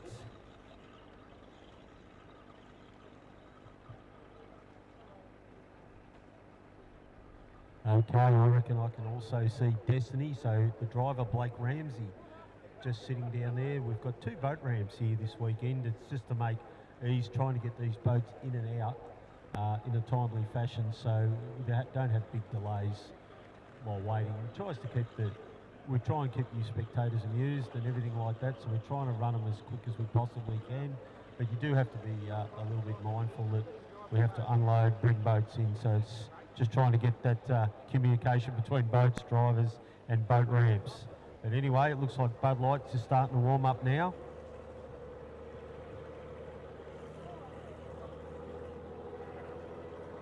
So again, just keep an eye out. Watch these displacements up against these Formula One boats. The Formula One boats usually do lag a little compared to those guys on the start, but when they hit the corner, they all but carry the same speed into the turns.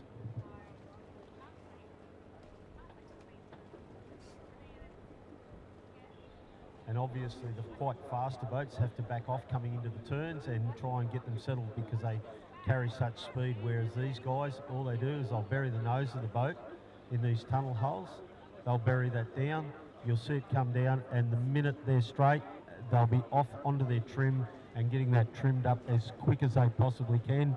The air then gets up under the hull and that'll keep it lively. So that's where they gain their speed, whereas with the displacements, they'll come off the cav plates, let the boats run, but due to their acceleration, they'll have to get a little roller or a little bit of a wave, it'll shoot them left and right, and I can imagine these tunnel holes, they'll be ready to pounce. So could be anyone's race, this next one. Water conditions are looking beautiful at the moment.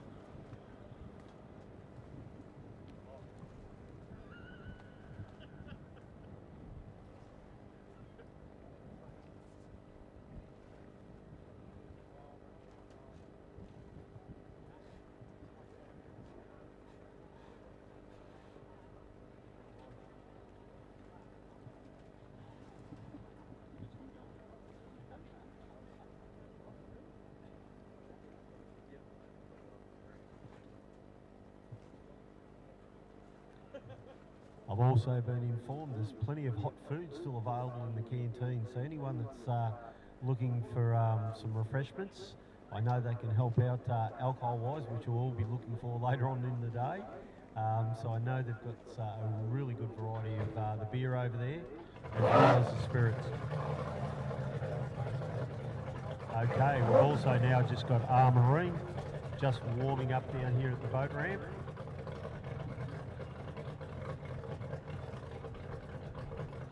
This boat's absolutely immaculately presented and yeah, it's absolutely run faultless this weekend. So keep an eye on that one, Marine, Jackson Marine. As we mentioned earlier, Dave Meads out there in the Bud Light boat. That's a really good looking boat. They've been around a long time, the Bud Light Racing. And yeah, David Meads doing a great job. You could see before him and Destiny just going at it, so not much in between those guys. And but I think this will be for a pretty interesting race. I think Marine may have the goods, so just keep an eye on him. And it's anyone's game between Blake and Tate because, as mentioned earlier, they've had a race win each. Those guys will be out maybe to prove a point, but what's the acceleration out of these guys?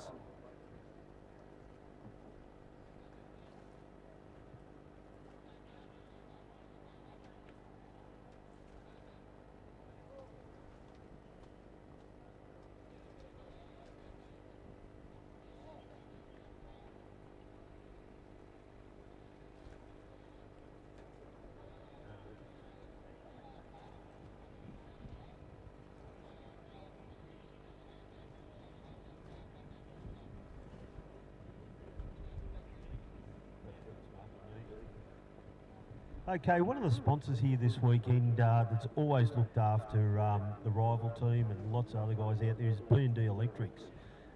They're located in Gippsland-based electrical company that specialise in reverse cycle and ducted split systems, energy efficient underground power sheds, and all those other commercial and domestic electrical installs. So B&D Electrics, they pride themselves on their excellence and advice, and very reliable. So anything you need to do, get some pricing and everything like that, go and see those guys. So B&D Electricals, good supporters of the club here. I know they've helped out the rival teams and they always put a great show on as well. So done a lot here over the weekend. They've helped out a couple of the interstate boats, which was terrific to see, with fuel and so forth. So big thanks and a big shout out there to B&D Electrical.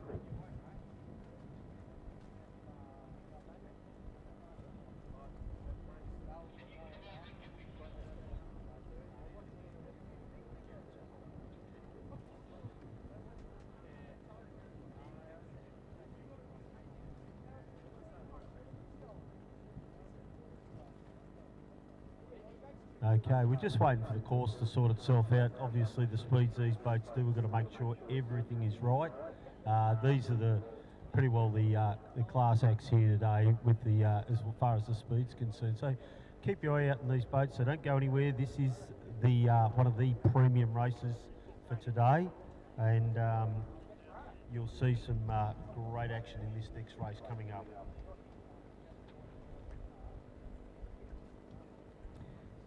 Incidentally too, like most races, it's usually a 3-lap race. This will be a 4-lap race.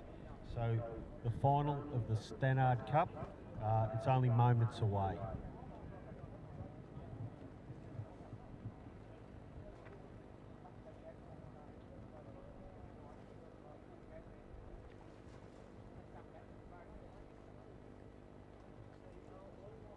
Okay, I can look down there and I can see both the blown boats, so both the Ramsey Racing Child's Play hulls, they're sitting in the water, so obviously those guys are ready to go. We've got the 2 Formula Ones, they're just milling around at the moment, they're just sitting out there, they're right to go.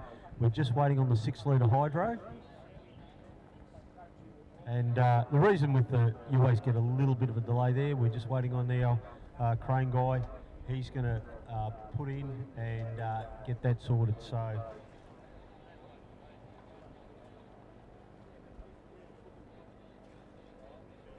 okay, looks like this main race is about to happen, so don't go anywhere. We've got a white flag, so we're only moments away. We'll get the start boat organised. Okay, we've got the start boat, we've got the white flag up. I can hear those blown boats starting to start up, so they're right, open away.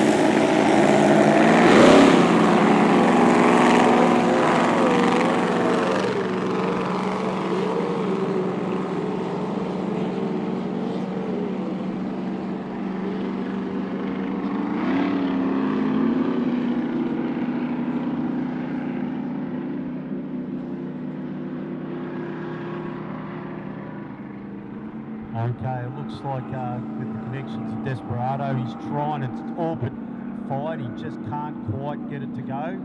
Very disheartening for him. No, it looks like the hatch is up, so Desperado, the 6-litre hydro, the big yellow hydro, will be a scratching. So it's outboard versus inboard in this race.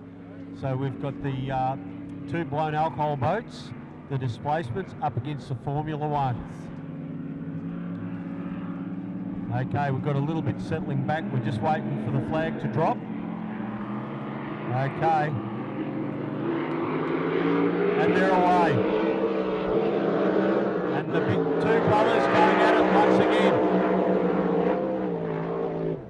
Whoa. And he looks like just dipped in there. So that was Blake just coming to the corner. Come around, and it looks like Brother Tate out in front up against the Formula One as the power goes down.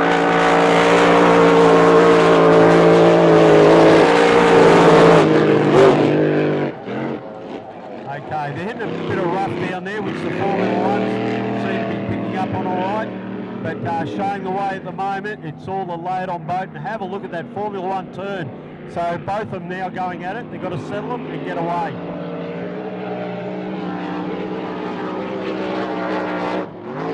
And another great race going on for third and fourth. Once again, they battled out in an earlier race, but have a look at these two boats. We've got laid on coming around now, and look at that Formula One boat turn.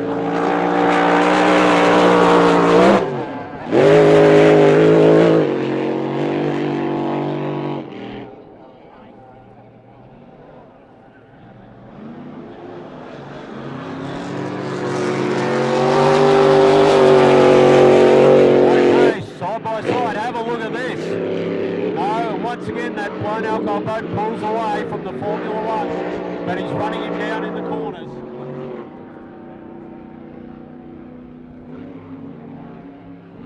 Here comes the Formula One once again. It turns on a dime, this thing, and have a look at it turn, but not so.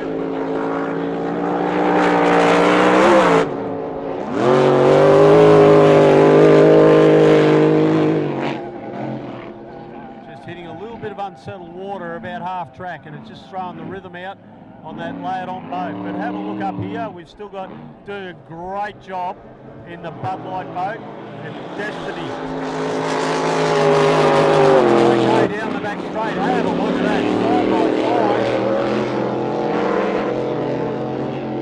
side. Remembering this is a 4-lap race. So we're on the last lap now, and there's nothing between first and second. Have a look at these guys as they charge around.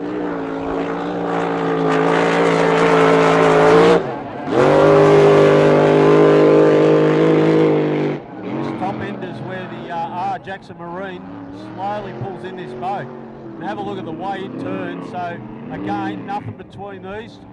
They turn around, straighten up. It's now getting the power down. A couple of launches, and I think the outboard is up front. So R. Jackson Marine.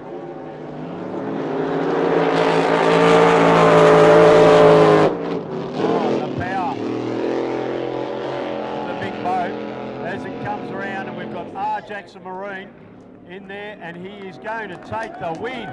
So he has run down the blind boat.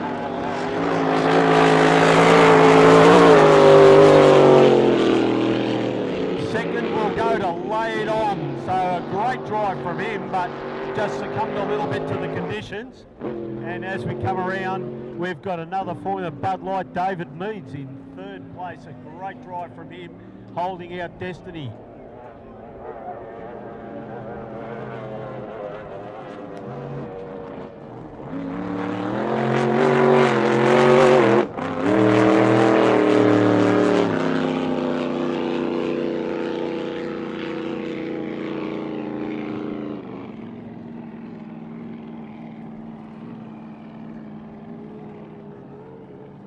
So a great drive there from R. Jackson Marine boat, and he'd be very, very pleased with that. Drove really well. He got those extra laps, and that's what made it count. He was super consistent, held his corner speed, and just basically wore down the boats, and that's what it's all about. The conditions probably didn't quite suit the blowns in this occasion, but again, that's racing. So great drive from him. He takes our first. We've now got Tate Ramsey coming round and laid on for second place.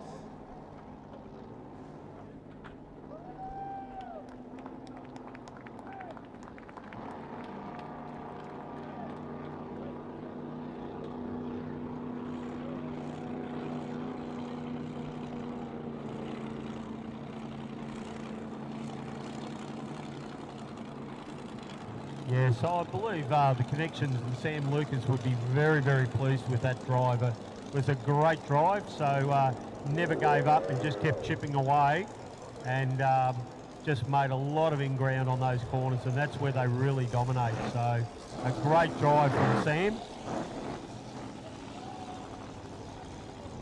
He's going to be super stoked with that win. So just down here, picking up the checkers.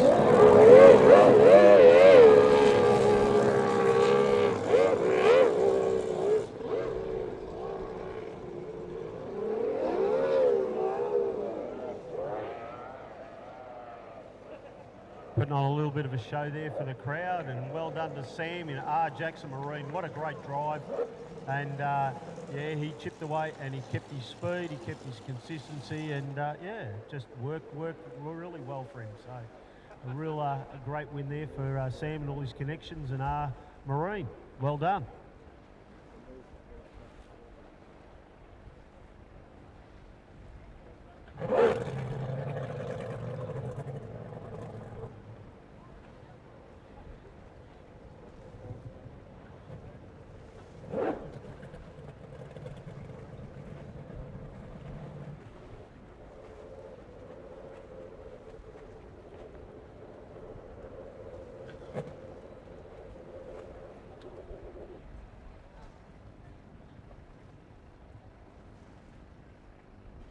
Okay, so coming up now after that was, that's going to be pretty hard to beat, but we do have another 5 races left. So we've got the Formula Future, which will be race 22.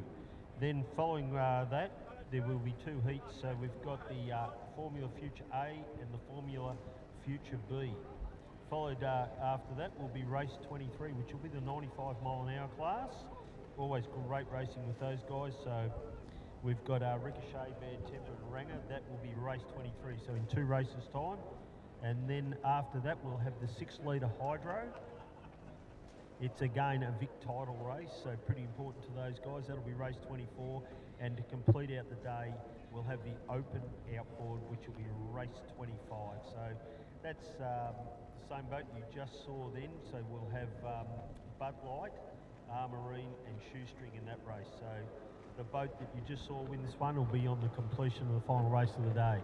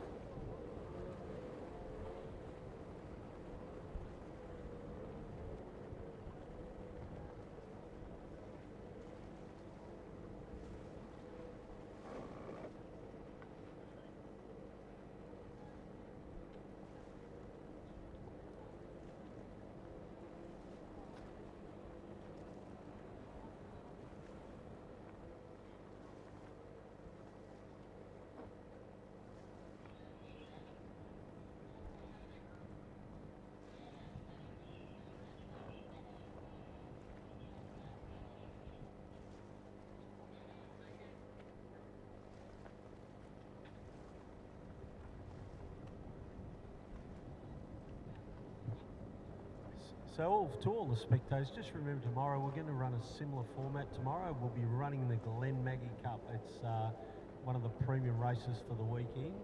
We're hoping that Fury may be back.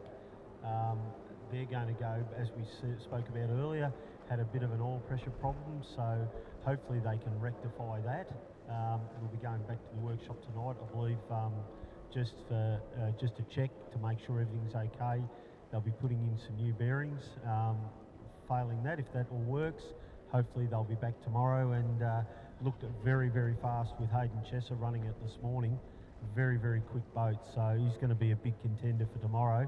And I think he'll lead up these water conditions.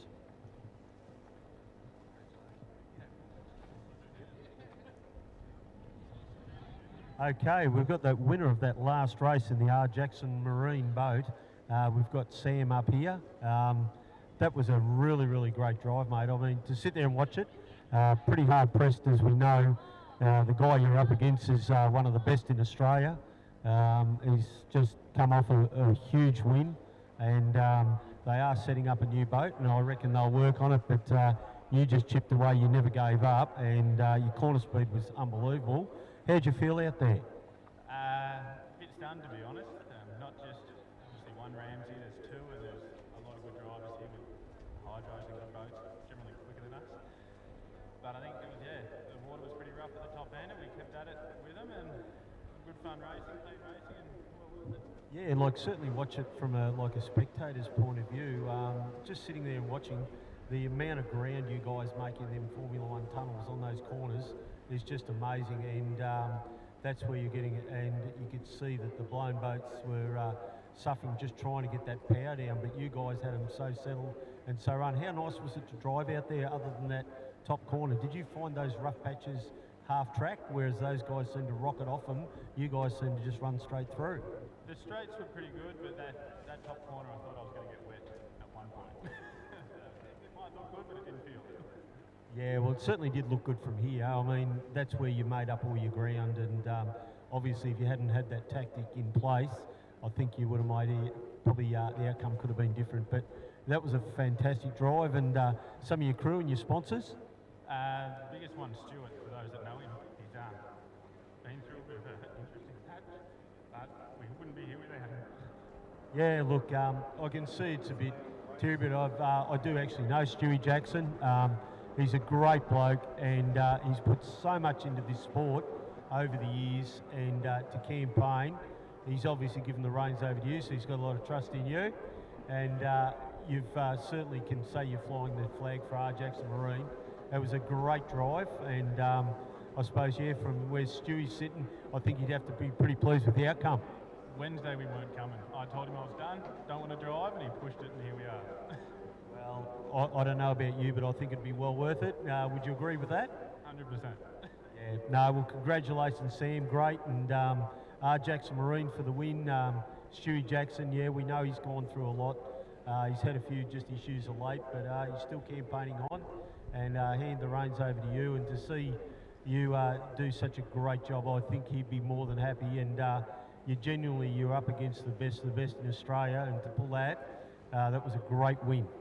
Yeah, it was. Thank you. No worries, Sam. Thanks very much, mate. Well done.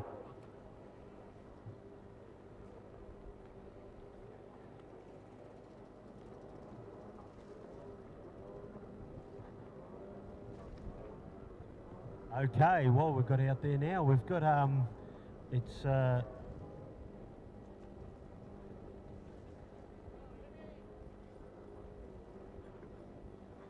we've got the Formula Future race out there happening at the moment.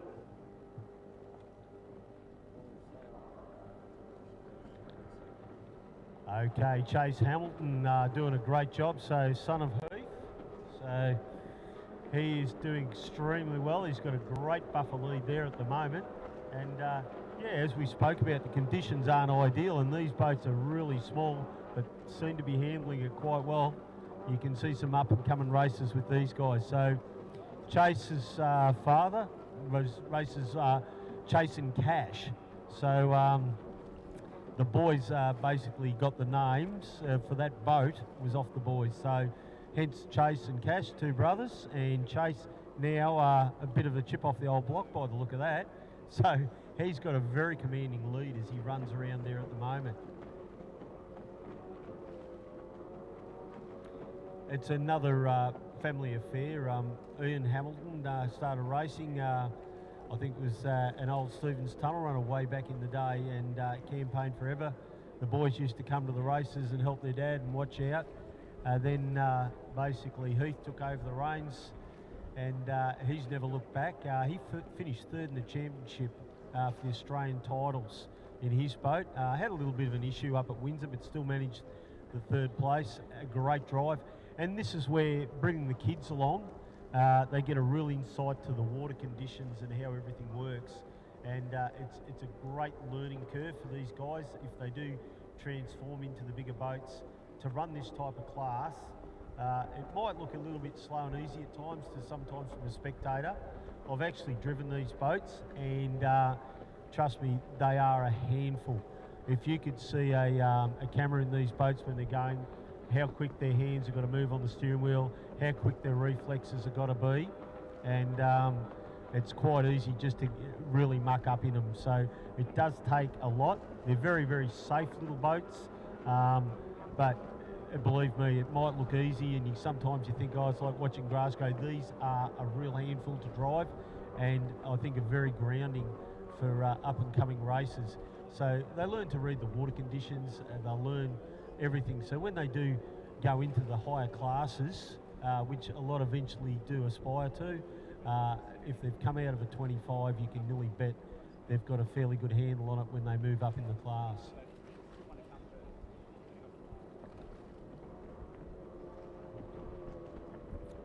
So Chase still coming around, leading the way. He's got a pretty commanding lead at the moment. He's coming around for a final lap. Oh, a little out of shape. That's that little bit of a rocky wave down that back straight we talk about.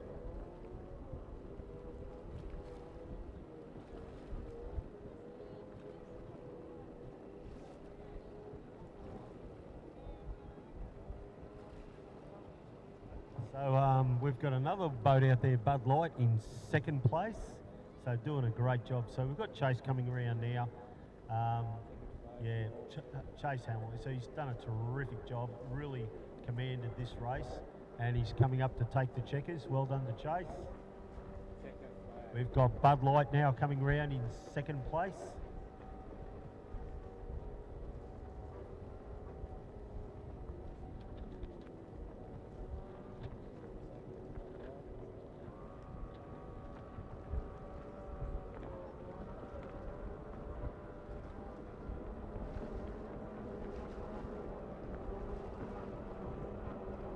So flat out Chase Hamilton will take the wind. We've got Bud Light Jr., which was Harry Meads, doing a great job.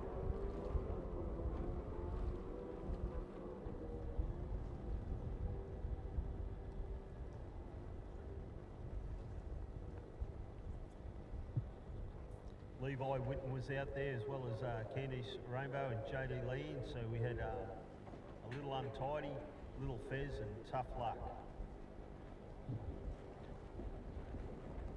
So almost the carbon copy for the next race. We'll have the Formula Future B. So very similar boats and racing to what you've just witnessed.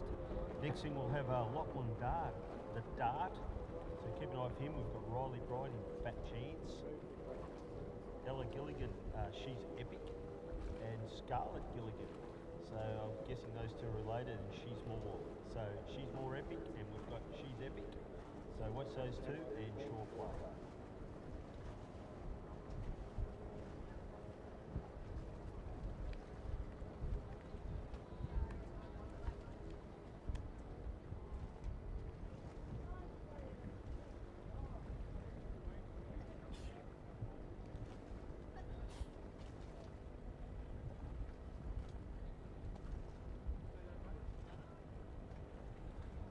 Okay, another clock start. So again, whoa, almost a little spit out there. Someone getting a little bit excited.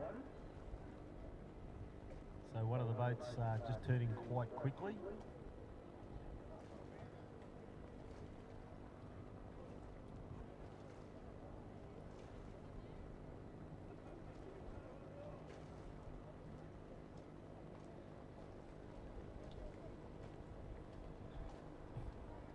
So again, in this race, we'll have Lachlan Dart, the Dart. We've got Riley Bride in Fat Chance, Ella Gilligan in She's Epic, and even She's More Epic, which is Scarlett Gilligan, which I believe will be the sister, and we have Shore Play.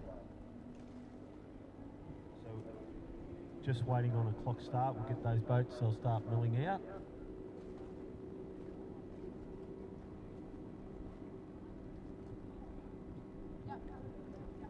So immediately after this race, don't go away, we've got a pretty well mainly inboard race there. We've got Ranger.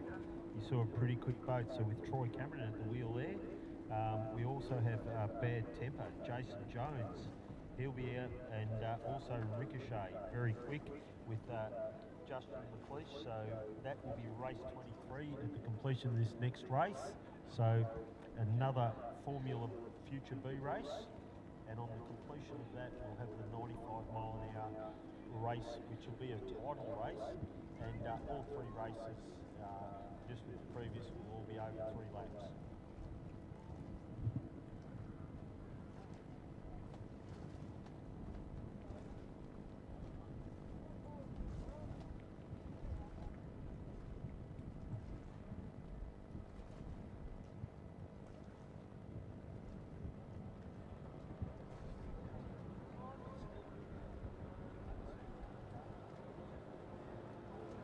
Okay, it looks like we're all going out of the water now.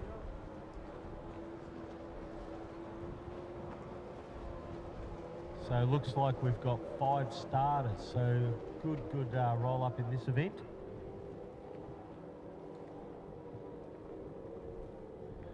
So basically they'll go down, run around, mill down towards the bridge end. Again, a clock start. And as these wind conditions pick up a little bit, it becomes pretty interesting for these guys. As I said, they do work really, really hard in these boats, and girls for that. And we do have a couple of girls in this race. They're governed by a 15 horsepower, predominantly a Mercury style outboard, same sort of engine you'd find fitted on the average tinny. They're allowed to do modifications to the nose cone. There's no exception there, and with prop as well. They can change a little bit of a jacking plate to lift the engines up and down, just to trim the boat and that type of thing. So it's designed to keep it very affordable and very standard. So yes, if you had a 15 horsepower at home, yes, you could put it and build something like these guys. They've got a lot of these ones that are just going now, they refer to them as a wing boat. Terrific little hull, and as you can see, like the way they skip through the water, they'll be working that steering wheel just off tap as they come around. But now they go down the bridge end, they'll mill up, so we're just waiting on another one to come down. So we'll have 5 starters for this race. They'll be eagerly watching the start time clock.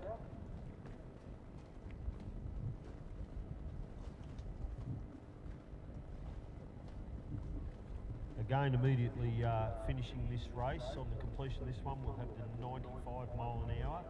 So they'll be stepping it up a bit now in speed. We'll have Ricochet, we'll have Bad Temper, and we'll have Ranger. With drivers out of Ricochet will be Justin McLeish. We'll have Bad Temper driving, which will be Jason Jones, and Troy Cameron out with Ranger, the orange boat. So watch those guys, and it'll be 3 laps as well. Okay, we've got a clock start and it's underway, so these guys will be watching this clock. Again, as that hand reaches to the top of the clock, as soon as they can line up, they'll start moving up the course. And basically when they get in front where the tower is, directly out from that, you can see that checker start finish buoy. That's where they've got to come across the line and hopefully pretty well be lined up when they reach it. If one of them gets a little bit eager, a little bit keen and goes a little bit early, they get penalised. So ideally they don't want to do it. We've got someone here that reckons he knows how to read it.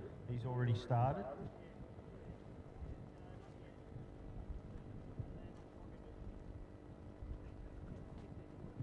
Heath Hamilton also, if you could wander down to the front of the tower. We've got Ski Scott down here. He just wanted to have a word with you. So Heath Hamilton, when you've got a chance, if you could wander down to the front of the tower.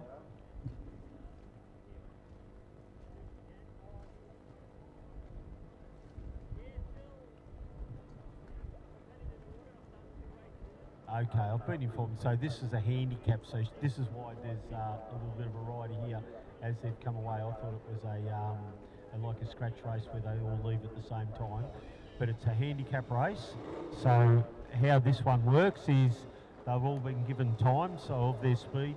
So pretty well you'll see the fastest boats leave last. So looking at that, our fastest boat will be that one at the very back. And his aim is to run these little bit slower boats down and try and finish it and cross that finish line without breaking his time. So it does get a little bit complicated, but if you watch it, it makes for some great racing. The first couple of laps, you'll see them run around. Positions won't change greatly, but as you see the quicker boats come through the field, and sometimes water conditions can play a little bit on this too. You get the quicker boats that handle really, really well in the lot better conditions, and what happens as they come around, you'll find they can't quite make up that ground. So at the moment, we can see that boat that started last is already, he's in 4th spot. So keep your eyes on him. He's really looks like he wants to get to that pointy end, but he's only got 3 laps to do it in.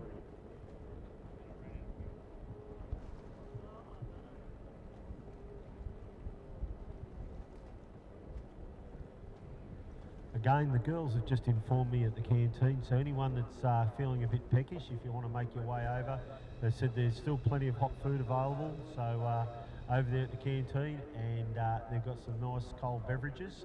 So I believe they've got a really good array of all the top beers on hand, as well a few of the others. So if you want to make your way over there, the bar is definitely open.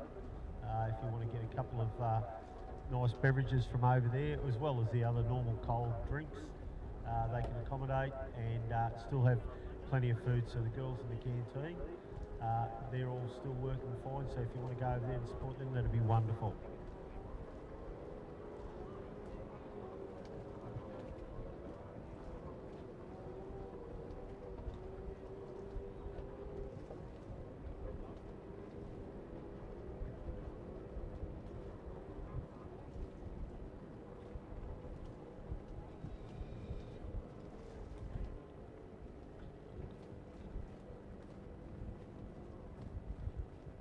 Okay, we can see the positions now and have a look at, he's snuck up from 4th, now up in 3rd, and this is how it always works. So I don't know how he's going to go catching that front runner, but looks like he might be ready to slot himself into 2nd place. So the hard charger coming up in 3rd place, ready to make a pounce there on 2nd.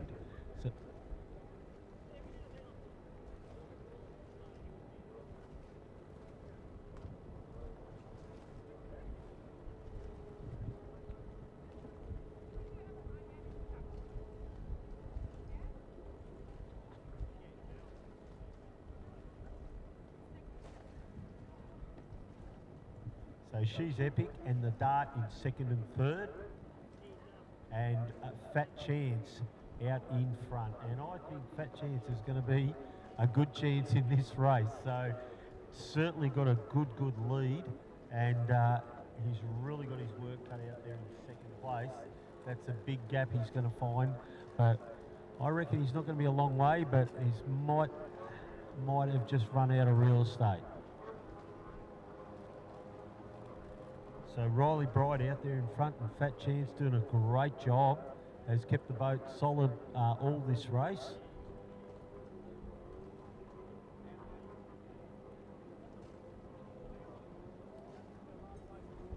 So Fat Chance with a real commanding lead at the moment, going around and doing a great job and sort of definitely reveling in these conditions.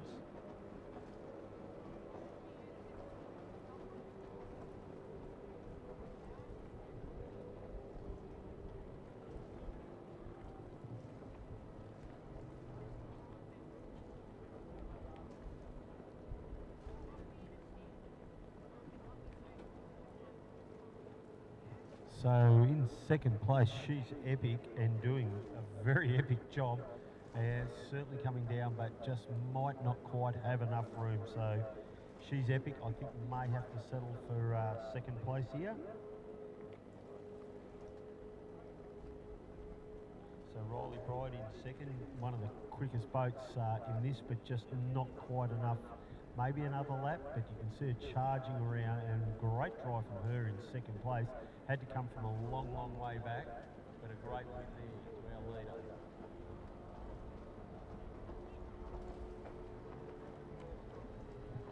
Okay, as we mentioned earlier, this race, which will be race 23 coming up now, is the 95-mile-an-hour class. So it's a title race, it's race 2, and Ricochet, Bad Temper and Ranger. So 3-lap race. So with these conditions, there might be a bit of action out there at the moment. It's just picked up a little bit, the wind and the breeze, so it'll give these boats a bit more lift. It always makes for a bit of an interesting race.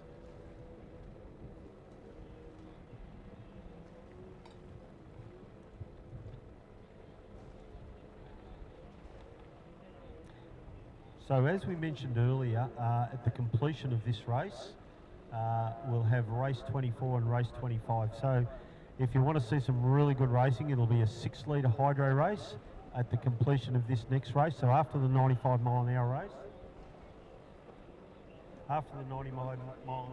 we'll have race 24, then followed by race 25. So race 24 will consist, we've got, it's a Victorian race, so it will be the 6-litre hydros, and then immediately following that, we'll see that race winner that took out a great win in Jackson Marine. So Sam, he is going to be out again.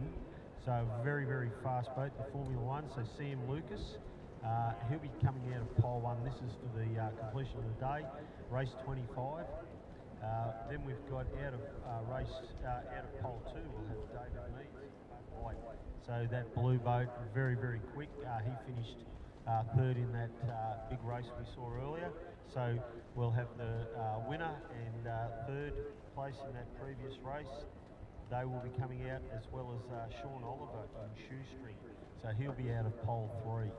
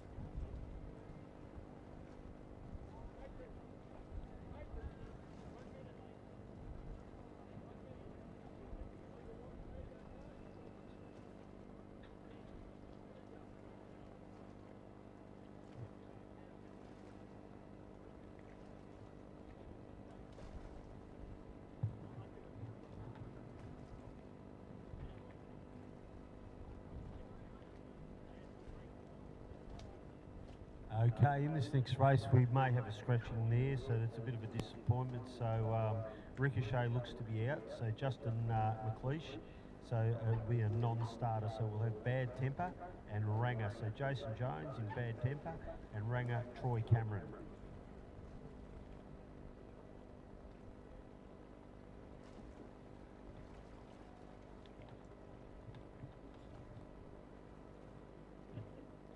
Immediately following this race, we'll have the 6-litre hydro race. I believe maybe the enforcer, Tony Murphy, may be a scratching in that one, but 3 other very hot contenders. So we'll have Hot Cookie, which will be Peter McDonald. Looks like he'll then start out of pole 2, which will then forward him into pole 1. We have Desperado, Brad Holland. He'll be out of 3 by the look of that. Stampede, Paul Jones will be out of 2. So that's on the completion of this race, which will be the 95-mile-an-hour class. And then on the completion of that race, which will be race 25, you can come and see the Formula Ones run again.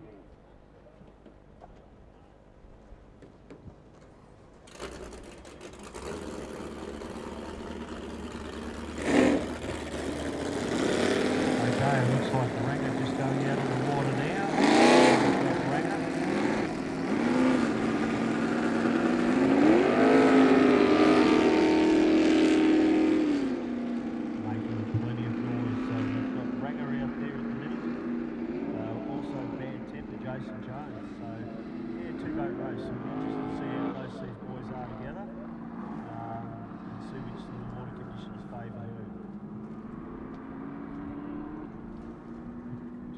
Start boat running down now, just down the front straight. They'll take them right out wide, get to near that far lead-in buoy. So you've got the lead buoy, the lead out, the yellow one basically. So looking from the bank, once they get to that, somewhere close to that yellow buoy, that white flag that you see up in the start boat, they'll drop that and get racing underway.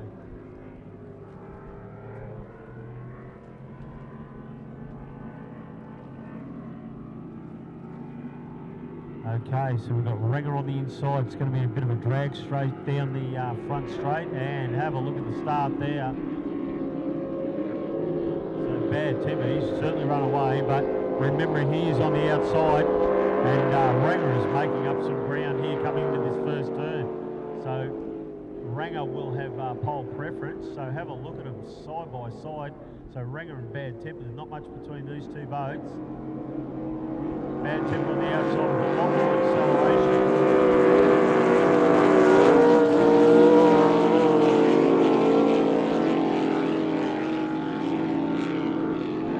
Certainly getting a little bit flighty down that far end of the course.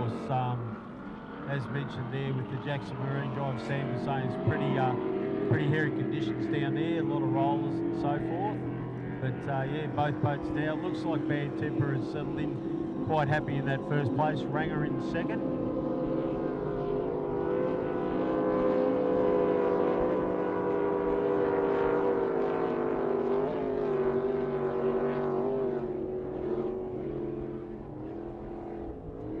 Okay, as they come around now, it's still Bad Temper all the way in first place, Ranger in second.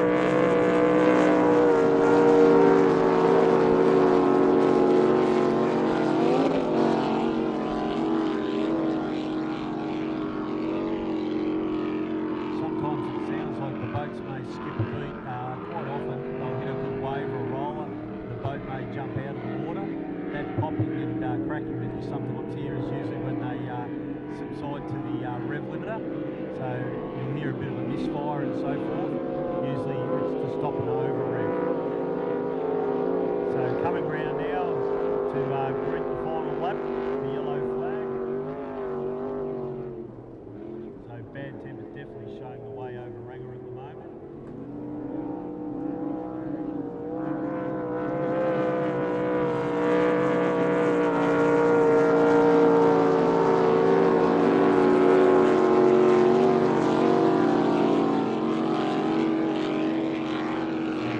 I don't think, unless he does something really silly from here on in, I think he might run away with a comfortable win over Ranger.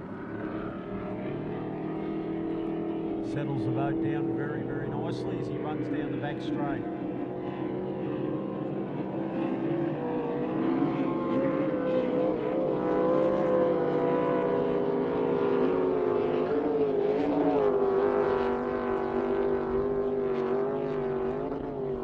The lead out boy for the final time as he comes around to greet the checkered flag. Gets a little bit loose trying to get the power down.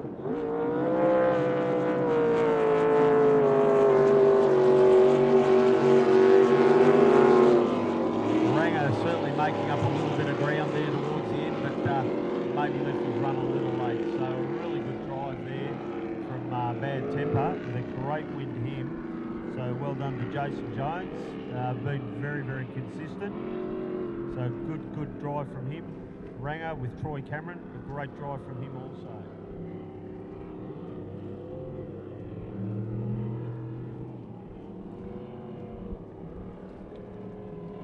Okay, we're going to see the speeds change a little now. We've got the 6 litre hydros, and I'd sort of generally believe they'll absolutely excel in these conditions.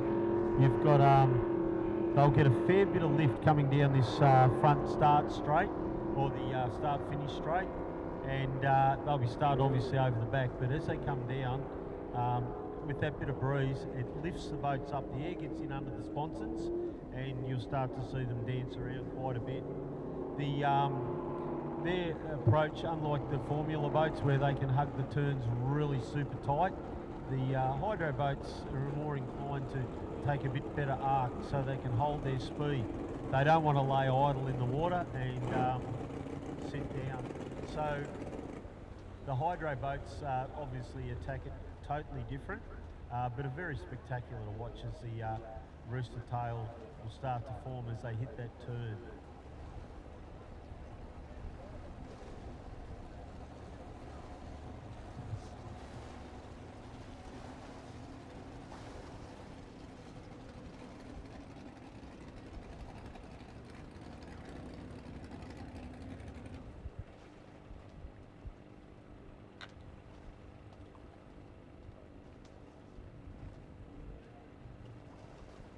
Okay, as we said earlier, we can see the crane organising a few of these boats. These boats, due to their design,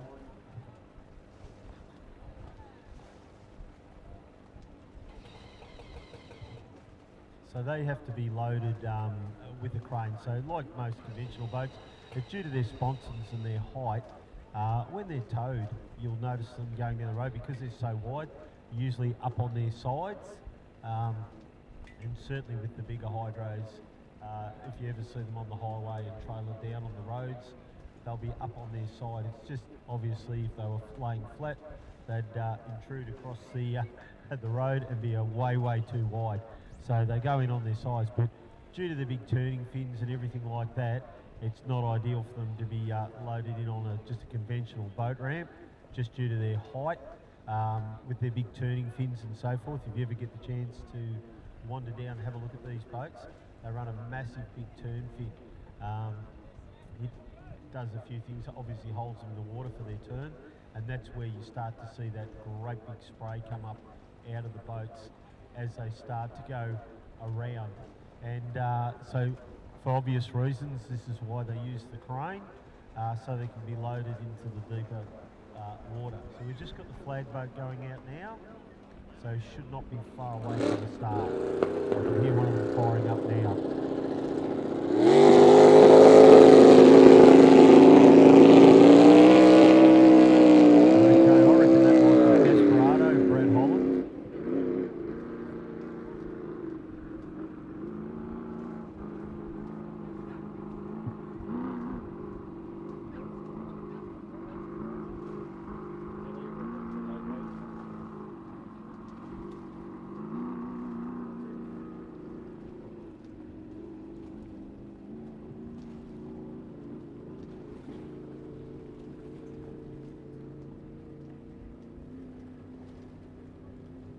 Okay, obviously some issues with the other boats trying to start.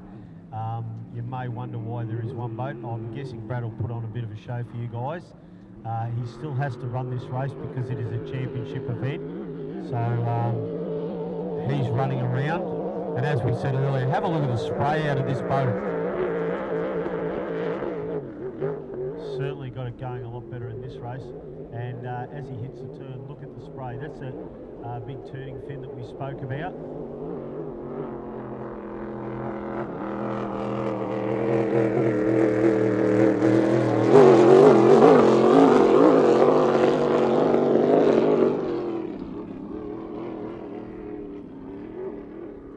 So Father Greg, who's raced for many years, has obviously been able to pass on a little bit of his knowledge to the boys, and his son, obviously Brad, has taken a duck to water like this. Now this hydro 6 litre, you can start to see it making speed now down the back straight.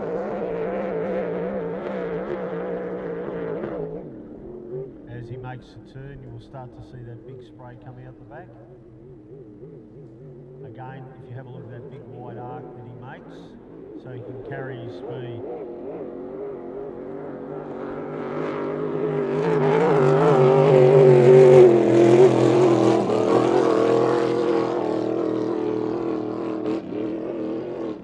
So Father Greg, who's been involved in boat racing for as long as I can remember, has always been around the hydro boats, and obviously his knowledge that he's learned throughout the years has probably put these boys into the box seat. So Brad doing a great job out there. He's been able to take that little bit better arc. Again, the reason the only boat out there, a couple have succumbed to some mechanical failures, which is probably obviously very disappointing for them. But to be eligible for this championship, first you must finish, and this is one of the things. Brad's gone reliable all day, and may be the last man standing.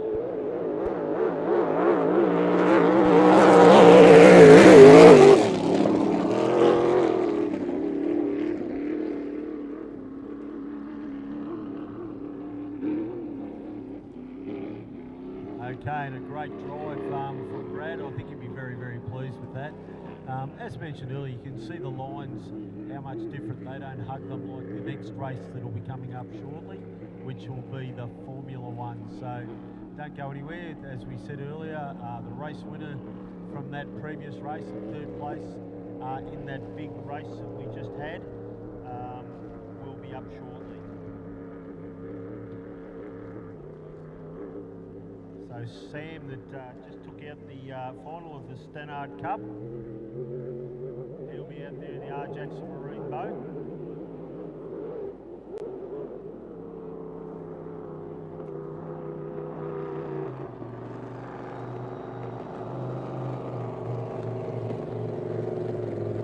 And a great drive there from Brad Holland in Desperado. So look, looks like they're fine-tuning that boat a little bit. I believe it is one of his first drives in the boat, as we mentioned earlier. There's a lot of guys out there today that are having some first drives in different boats, so sort of to coming to grips with them. But he's certainly taken a great handle to that boat.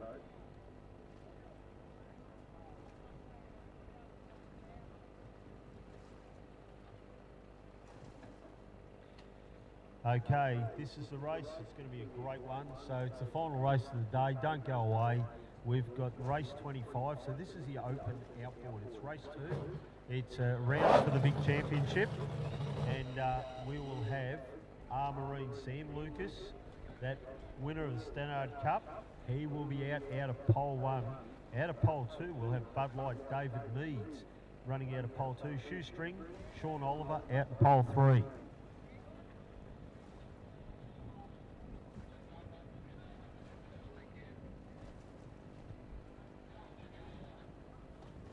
Okay, we can see Marine, he's just getting ready now.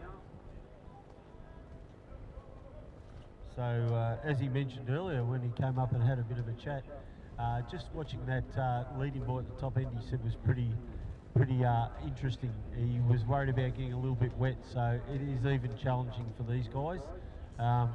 Haven't got a lot of room to see out of, so they charge into these corners with not much less speed that they go down the straight. They'll bury the nose of the boat. It'll take the air out that lifts them so they can turn. But as soon as they come out of there, they want to be up on the trim.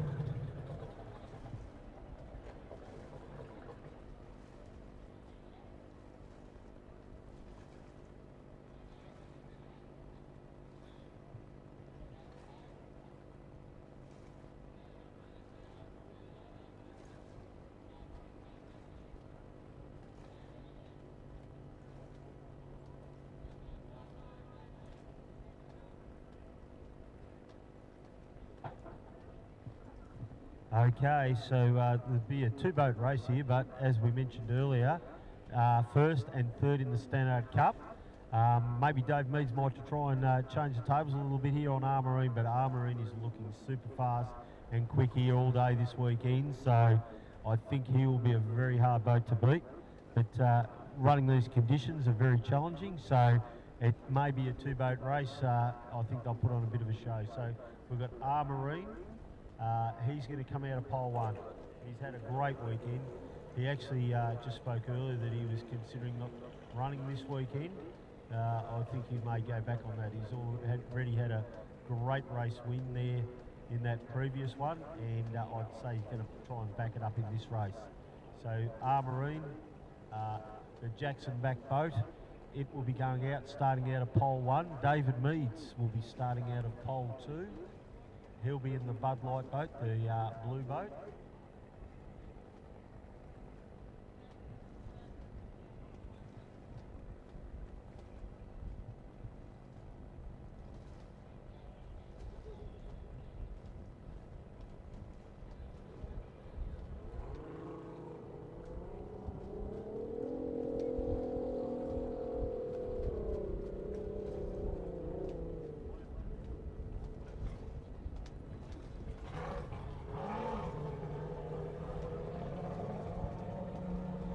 Okay, so how this one, it will be a start at the front. It is a 4-lap race, but they will be starting off at clock time. So David Meads is usually pretty handy on these clock starts, so we'll see how he goes.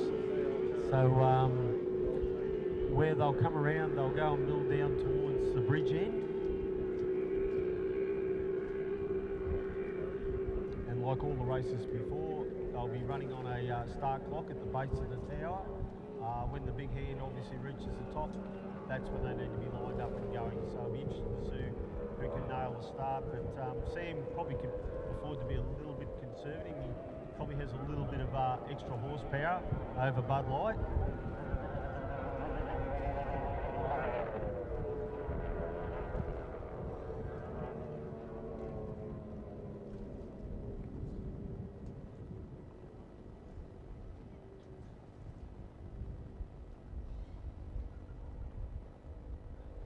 So you'll see them just mill down the back there towards the bridge end, and they'll be trying to get a good visual on the clock at the base of the tower. And we've got the clock underway, so as it runs around, you'll see it's about the quarter past position. They'll start to get sorted, warmed up, and they've got about 45 seconds to go. They're just trying to line themselves up with that start-finish buoy.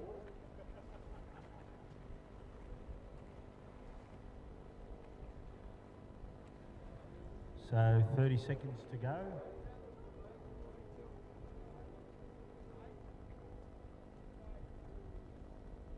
And we can see some great communication going on because a lot of these boats have got the radios inside, and the people on the beach, on the shore here can talk to them. So they're just letting them know the driver's out there, the 15 seconds. So now they'll be getting pretty warmed up. So there we go. And I reckon Bud Light is going to be right in there with a great start. So he nailed it. So we really didn't need to. But take nothing away. Have a look at Marine. It's just certainly got the legs. They'll hit the corner together, these two guys. But Marine has obviously nailed it, revelling in the conditions. So Sam Lucas just going to run away with this in a minute. Dave Mead's there in second place.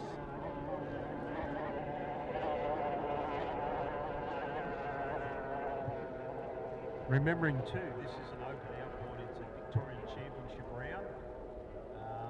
So as these two guys come around,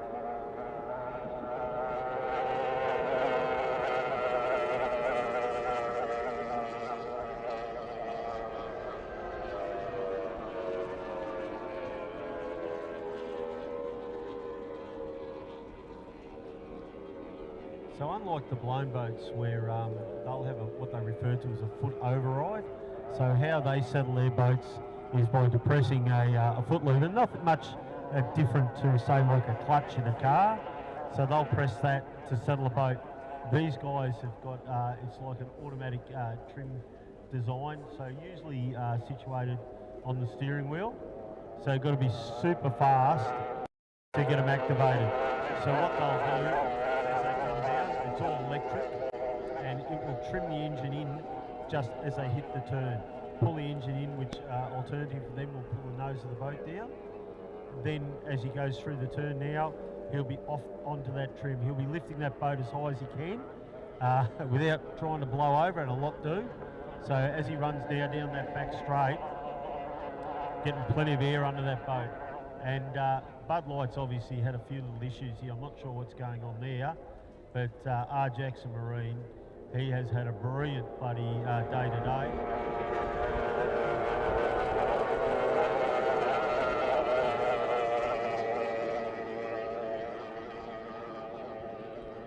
So maybe he's just wanted to wait to make a bit of a race here, but I'm not sure what was going on there with David Meads. But yeah, he'll put that trim down. He's going to push this boat as hard as he can. So not sure if David's had a fuel issue or something like that, but he's certainly picked up as well. He's getting that air and that lift, and a great advantage there for Bud Light as they come around now. So we've got the checkers out. It looks like he may end up having to do another lap because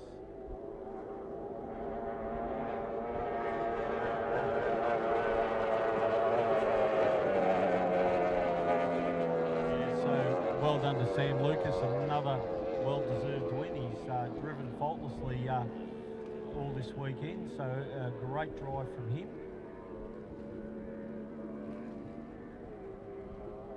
And obviously Bud Light just maybe with a couple of little issues there, David Meads, but seems to certainly have rectified it now.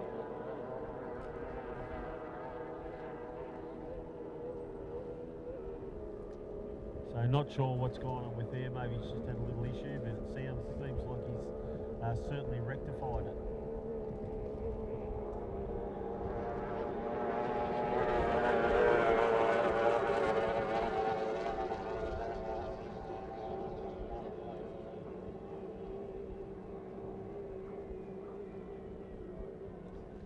So a great drive again, once again, to Sam Lucas as he comes around now in the Marine in the F1. And as we can see for the final time, Dave Meads there in Bud Light just going down the back straight. I'm not sure what went on earlier because he's certainly got the boat sitting lovely now.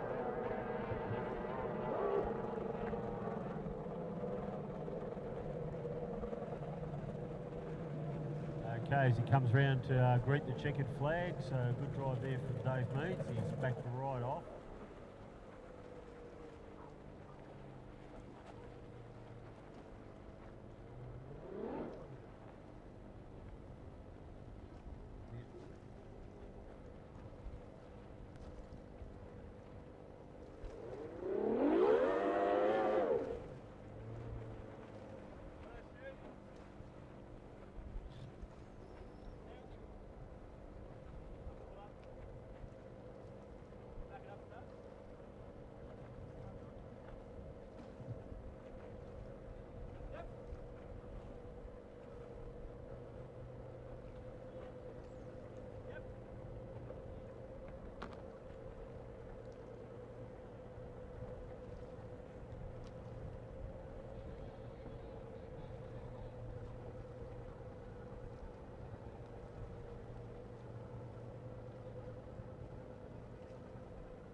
Okay, we're just having one more little run out there. This is a completion of the day, so it's a 25 combined with the 550 class. So with these conditions, they're trying to run it. It's not looking overly promising with a lot of wind there tomorrow forecast.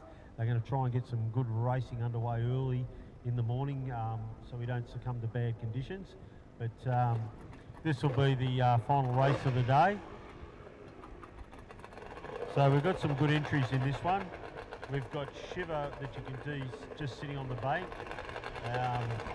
Jimmy Canara, the connections there, that's his young bloke racing. So watch young Bailey Canara, he's been very consistent all weekend in a really nice, lovely presented boat.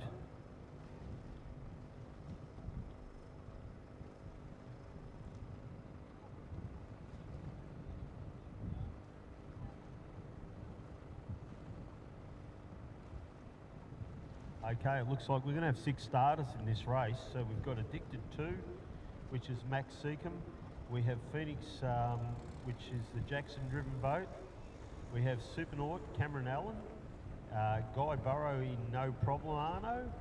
And also Aquasonic, so Tyler Scott in Aquasonic. And Shiver, as we mentioned earlier, Bailey Canara.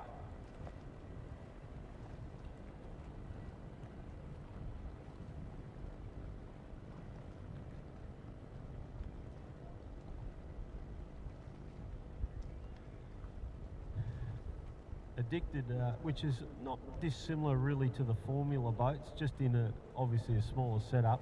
I think he will revel in these conditions, just getting that nice lift as he runs down that front straight.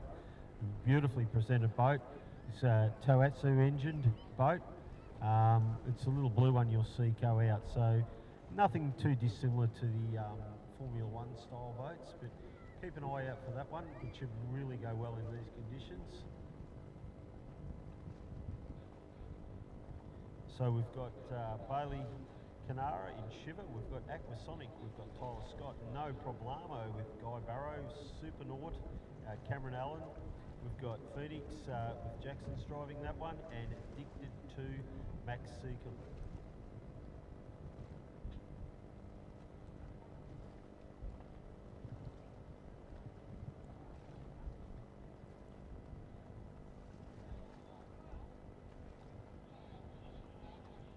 So how this one will work out, it'll be another clock start, so they'll go down and mill down towards the bridge end. Again, it'll watch the clock, but unlike one of the previous races where they did a handicap, this will be a scratch race.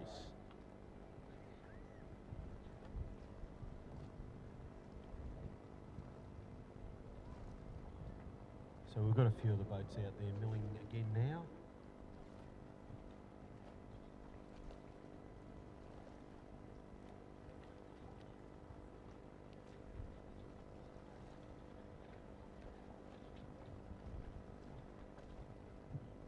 Okay, just once again, while these boats are just getting sorted, a big shout again to the sponsors. I know from spectators they get a bit sick of everyone rambling on, but honestly these events just do not happen without sponsors, and especially one of the big ones here this weekend, P&D Cranes Australia PD Limited. I mean, look, they're the supplier of the crane. That 6 litre when you seen Desperado go out there earlier today, and just before, you can thank the crane guy for getting them in and out. So they operate, they're a supplier of all the cranes. They'll do all the hire, and they'll do up to a 220 tonne lift. So they've got some really serious gear, these guys. So P&D Cranes, if you're about, they're in Traralgon, so support these guys like they support us.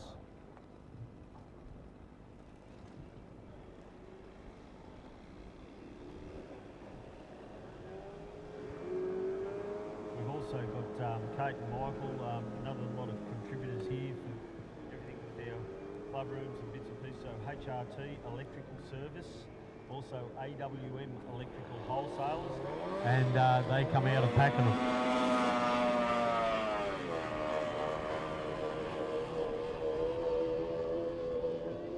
We mentioned Lucas Tree Service. So those guys, what they're all about, they'll get there, they can knock down those unwanted trees, they can stump grind.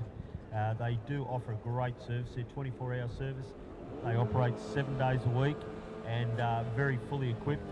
They do all the tree pruning, tree removal, and that stump grinding. So anyone that needs any of that style of work done, want to have a clean up around the yard, look these guys up. So Lucas Tree Service, great guys to deal with. So that was Sam Lucas. I bet you, I think we can know he's involved with some of these boats here. So also the Mafra community, in there, it's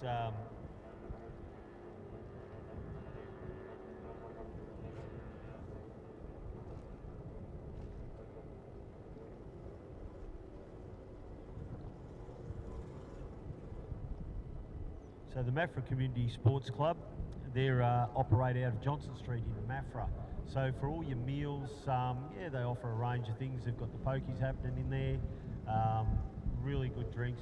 That place has been renovated and is unbelievable. It was set in an old style. It's always been a great old pub throughout the years, but has had a really big revamp. You can get some real top quality meals there, lovely venues that they have. I believe you can hire upstairs if need be for functions and stuff like that. So anything that you may have on, look those guys up.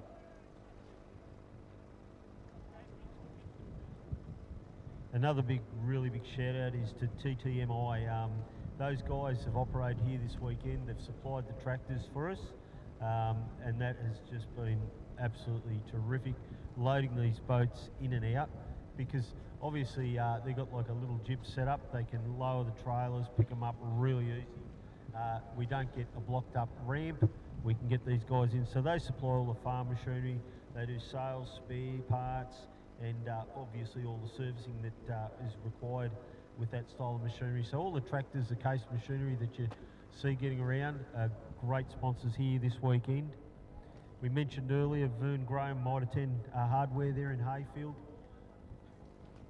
David Graham, been a great supporter over the years of this club, and is still obviously supporting us. All your power tools, power equipment, timber sales, Suzuki motorcycles, mowers, go and see those guys there in Main Street in Hayfield.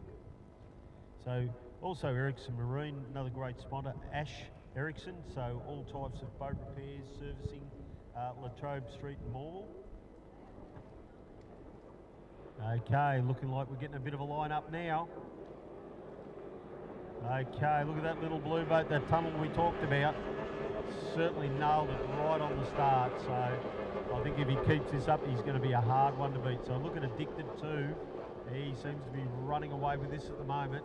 Got a blinder of a start.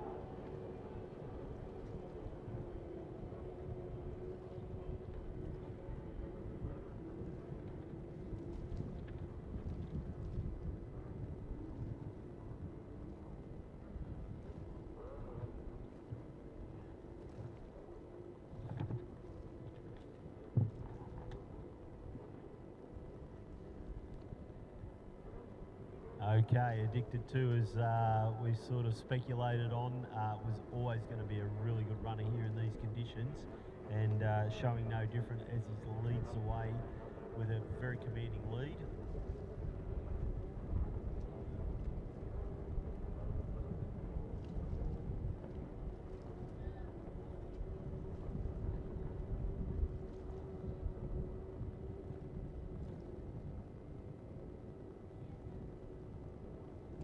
So Steve Scott's young bloke, I reckon that will be. So we've got Aquasonic in second place, having a great battle there, second and third. Take nothing away from Addicted, he's definitely running away with this race. But look at the Hard Charger in third place, trying to come up the inside.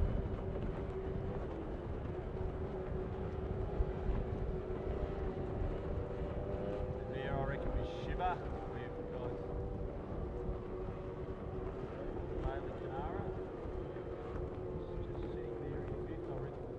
might be playing a fair handful now.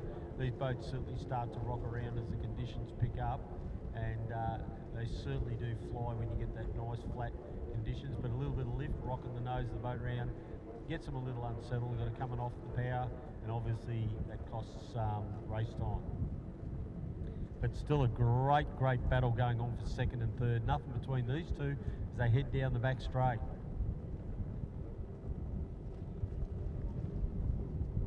So Addicted 2 making a great run now as he comes down. He's got a very commanding lead at the moment.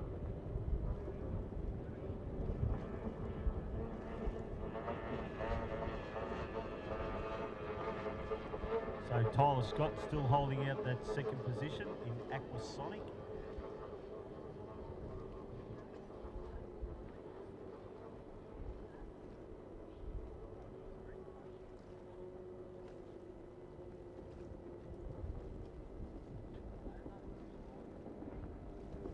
Okay, we've got Jake in Phoenix and doing a great drive.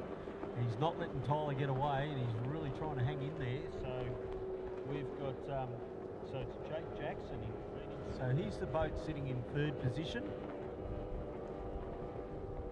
So he seems to make a fair bit of an in-round there on with young Tyler Scott, so in Aquasonic. So the boat in second. So the gap certainly closes up when they hit down this far end, but Tyler is doing a great job and he's holding a pretty commanding second spot. So as we come round now, Addicted, he's just all but near got half a lap on the rest of the field, and certainly showing the way. I did pick him as a bit of a race favourite, but I didn't expect him to be that far in front.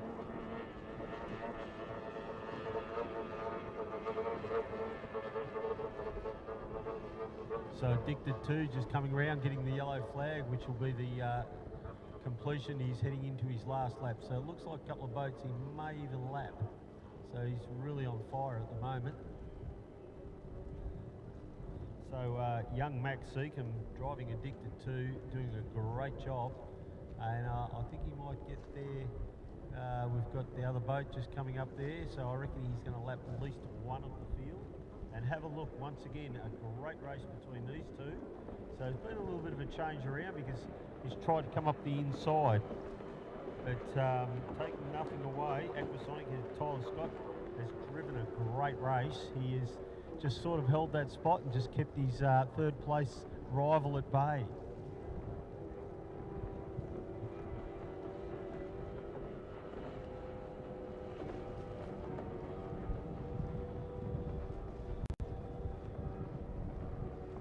Okay, as they come round now, and we're going to get the checkers, so a great drive there. So Addicted 2, Max Seacombe, very good drive, and certainly a commanding win for him. But have a look at the battle still going on here for second and third.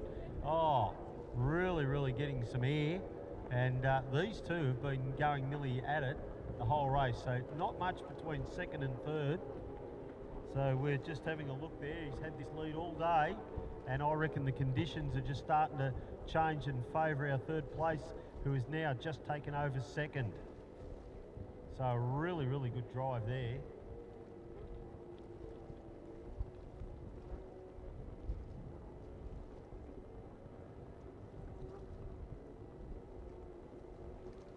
So Jake Jackson in Phoenix, I reckon he's going to outdo Tyler Scott. So perseverance. He chipped away. What a drive from him. And have a look at these two boats. You're not going to get much closer finish than that. So what a brilliant drive out of both those drivers. So Tyler drove basically faultless all race.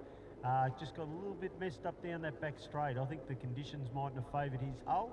And take nothing away there from Jake Jackson. Great drive from him, chipped away, never gave up, and he pulled off that second spot. So remembering it is a Vic Championship round, so every bit of points in this is really valuable to these guys. So very, very good drive from both of those drivers. Okay, thank you everybody for attending here today. We've had a great roll-up and really pleased the way the spectators and everything ran today. We're hoping to replicate this tomorrow. So again, we'll have the big boats out and racing will get underway in decent time because they've forecast a bit of winds later in the day. So if they're going to make a start, it will be a good early start tomorrow.